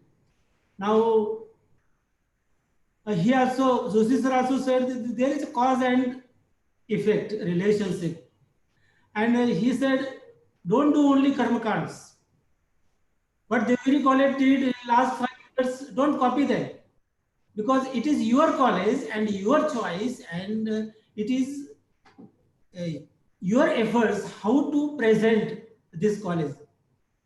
आणि त्यांनी सरळ सांगितलं की फार spiritually सांगितलं की तुम्ही जे करायचं ते असं कर्मकांडाप्रमाणे जसं आहे लिहिलेलं तसंच केलं पाहिजे, असंच केलं पाहिजे असं नाही. तर रिजिडपणे करू नका, कर्मकांड करू नका. त्याच्यात तुमचा जिवंतपणा दिसला पाहिजे. तो जिवंतपणा हा कंटिन्युअस असतो. कोणतीही कर्मकांड मला वाटतं हे जिवंत नसतं, ते एकदा झालं की इव्हेंट सारखं घडतं. परंतु हा IQAC आणि क्वालिटी असेसमेंट किंवा अक्रेडिटेशन, आपलं मानांकन, हे काही एक इव्हेंट नाही आहे, हे कंटिन्युअस प्रोसेस आहे. त्याच्यातला जिवंतपणा नेहमी चालू राहिला पाहिजे. आणि हा जिवंतपणा चालू ठेवण्यासाठी, जिवंत ठेवण्यासाठी कॉम्पोनंटच्या, महाविद्यालयाच्या प्रत्येक कॉम्पोनंटची तेवढीच जबाबदारी आहे. फक्त IQAC कोऑर्डिनेटर, प्राचार्य यांचीच नाही, तर प्राध्यापक, नॉन टीचिंग स्टाफ, विद्यार्थी सर्वांची ही जबाबदारी आहे. आणि ती त्या पद्धतीने आपण मांडली पाहिजे. मला वाटतं जोशी सर आता रिटायर्ड झालेले आहेत, परंतु माझ्या वयापेक्षा निश्चितच ते 1.5 पटीने माझ्यापेक्षा मोठेच आहेत. वयाने तर नुसते मोठे नाहीत, परंतु फार मोठे आहेत. कारण ते ह्या वयात सुद्धा त्यांची जी स्पीच देण्याची आणि एनकरेज करण्याची जी एनर्जी आहे, निश्चितच त्याची जर फ्रिक्वेन्सी मोजली तर ती कोणत्याही युवकाला लाजवेल अशा टाईपची हर्ट्ज मध्ये त्यांची फ्रिक्वेन्सी असते. निश्चित सर, इथून पुढेही आपण, आता तुम्ही जबाबदारी घेतलेलीच आहे, आपण सगळ्यांनी जबाबदारी घेतलेली आहे. जेव्हा जेव्हा गरज पडेल तेव्हा आम्ही तुमच्या एनर्जीला कॉल करू, तेव्हा तुम्ही आम्हाला इन्स्पायर करा, सगळ्या कॉलेजेसला इन्स्पायर करा. आणि अशा पद्धतीने पाबरेकर सरांवरती जबाबदारी आहे की महाराष्ट्रातल्या सगळ्या कॉलेजेसचं राहिलेल्या ज्यांचं NAAC व्हायचं बाकी आहे, त्यांचं NAAC नुसतं कर्मकांडाप्रमाणे करून न घेणे, तर त्या कॉलेजमध्ये जिवंतपणा आणून त्यांचं NAAC असेसमेंट करून घेणे. निश्चितच पाबरेकर सर, जोशी सर, भोळे सरांनी फार चांगल्या पद्धतीने या ठिकाणी डॉक्युमेंट्स कसे तयार करायचे ते सांगितलं. आणि सुरुवातच आपले व्हाईस चान्सलर येवले सरांनी केली. त्यांनी इन्स्पायर केले कशा पद्धतीने आपण पुढे गेले पाहिजे, हे सगळ्या गोष्टी सांगितल्या. आणि आमच्या बरोबर, या रिजन बरोबर आमचे जॉईंट डायरेक्टर गायकवाड सर नेहमीच असतात. आत्ताच जोशी सर पण बोलले की ते फार उत्सुक असतात, आणि कोणतीही गोष्ट करायची म्हटलं की त्यांना जर चर्चा केली आपल्याला असं करायचं का, सर बिलकुल करायचं, 1 सेकंदाचा वेळ नाही लावतो, त्यांची तयारी असते. मला वाटतं आपण सगळे मिळून अशा पद्धतीनं या सगळ्या कॉलेजेसला, जे कॉलेजेस राहिलेले आहे NAAC मूल्यांकन आणि पुनर्मूल्यांकन करण्याचे, त्यांच्यासाठी मार्गदर्शन करू. आपण रिसोर्स पर्सन सर्व या ठिकाणी उपस्थित राहिलात, आणि हे सगळं घडवून आणण्याचं काम पाबरेकर सरांनी, म्हणजे थोडक्यात गाजर आणि छडी दोन्ही त्यांच्या हातात होते. कधी कधी जाणवलं विष्णू पाटील सरांना नाही, परंतु हेच करावं लागतं सर. आणि अशा पद्धतीने तुम्ही या सगळ्या गोष्टी करून घेतल्यात. निश्चितच इथून पुढे आम्ही सुद्धा तेवढाच रिस्पॉन्स देऊ. आणि ज्या ज्या महाविद्यालयाला परामर्श स्कीम मिळालेली आहे त्यांची तर ही जबाबदारी अजूनच वाढते. आणि मराठवाडा शिक्षण प्रसारक मंडळाचे सगळे कॉलेजेस त्यात देवगिरी कॉलेज नेहमीच हे कोणती स्कीम नसताना सुद्धा मार्गदर्शन करतच होतं आणि स्कीम असताना तर त्यांची जबाबदारीच आहे. पुन्हा स्कीम नसले तरी सुद्धा ते मार्गदर्शन करतील. पुन्हा एकदा सर्वांचं मी या ठिकाणी आभार मानतो आणि माझं एक प्रेसिडेन्शियल रिमार्क्स या ठिकाणी थांबवतो. धन्यवाद. आरटी देशमुख सरांना बोलायचं का 2 मिनिटं? गेले सर, आरटी देशमुख सर गेले का? बरं बरं, ठीक आहे. He was called by the secretary. Sir, there are actually people from Menti College of Deogiri College plus VP College Vaizapur and few management members. So please say something about the next things they should be taking care of. कोण बोलतंय? No, please you say something, sir, about them. नाही आता काही बोलायचं नाहीये. When the remarks are over, now we have to complete the session.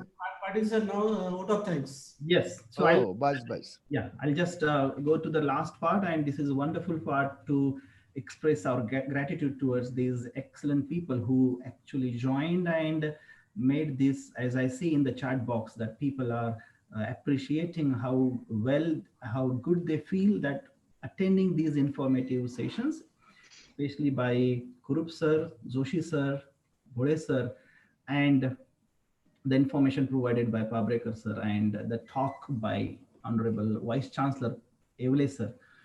I must thank all the principal who joined these all the sessions. Sir Naik sir, Panchal sir, RT Deshmukh sir, and there are many, I can see them, and IQAC coordinator of different colleges in Aurangabad, the faculty members.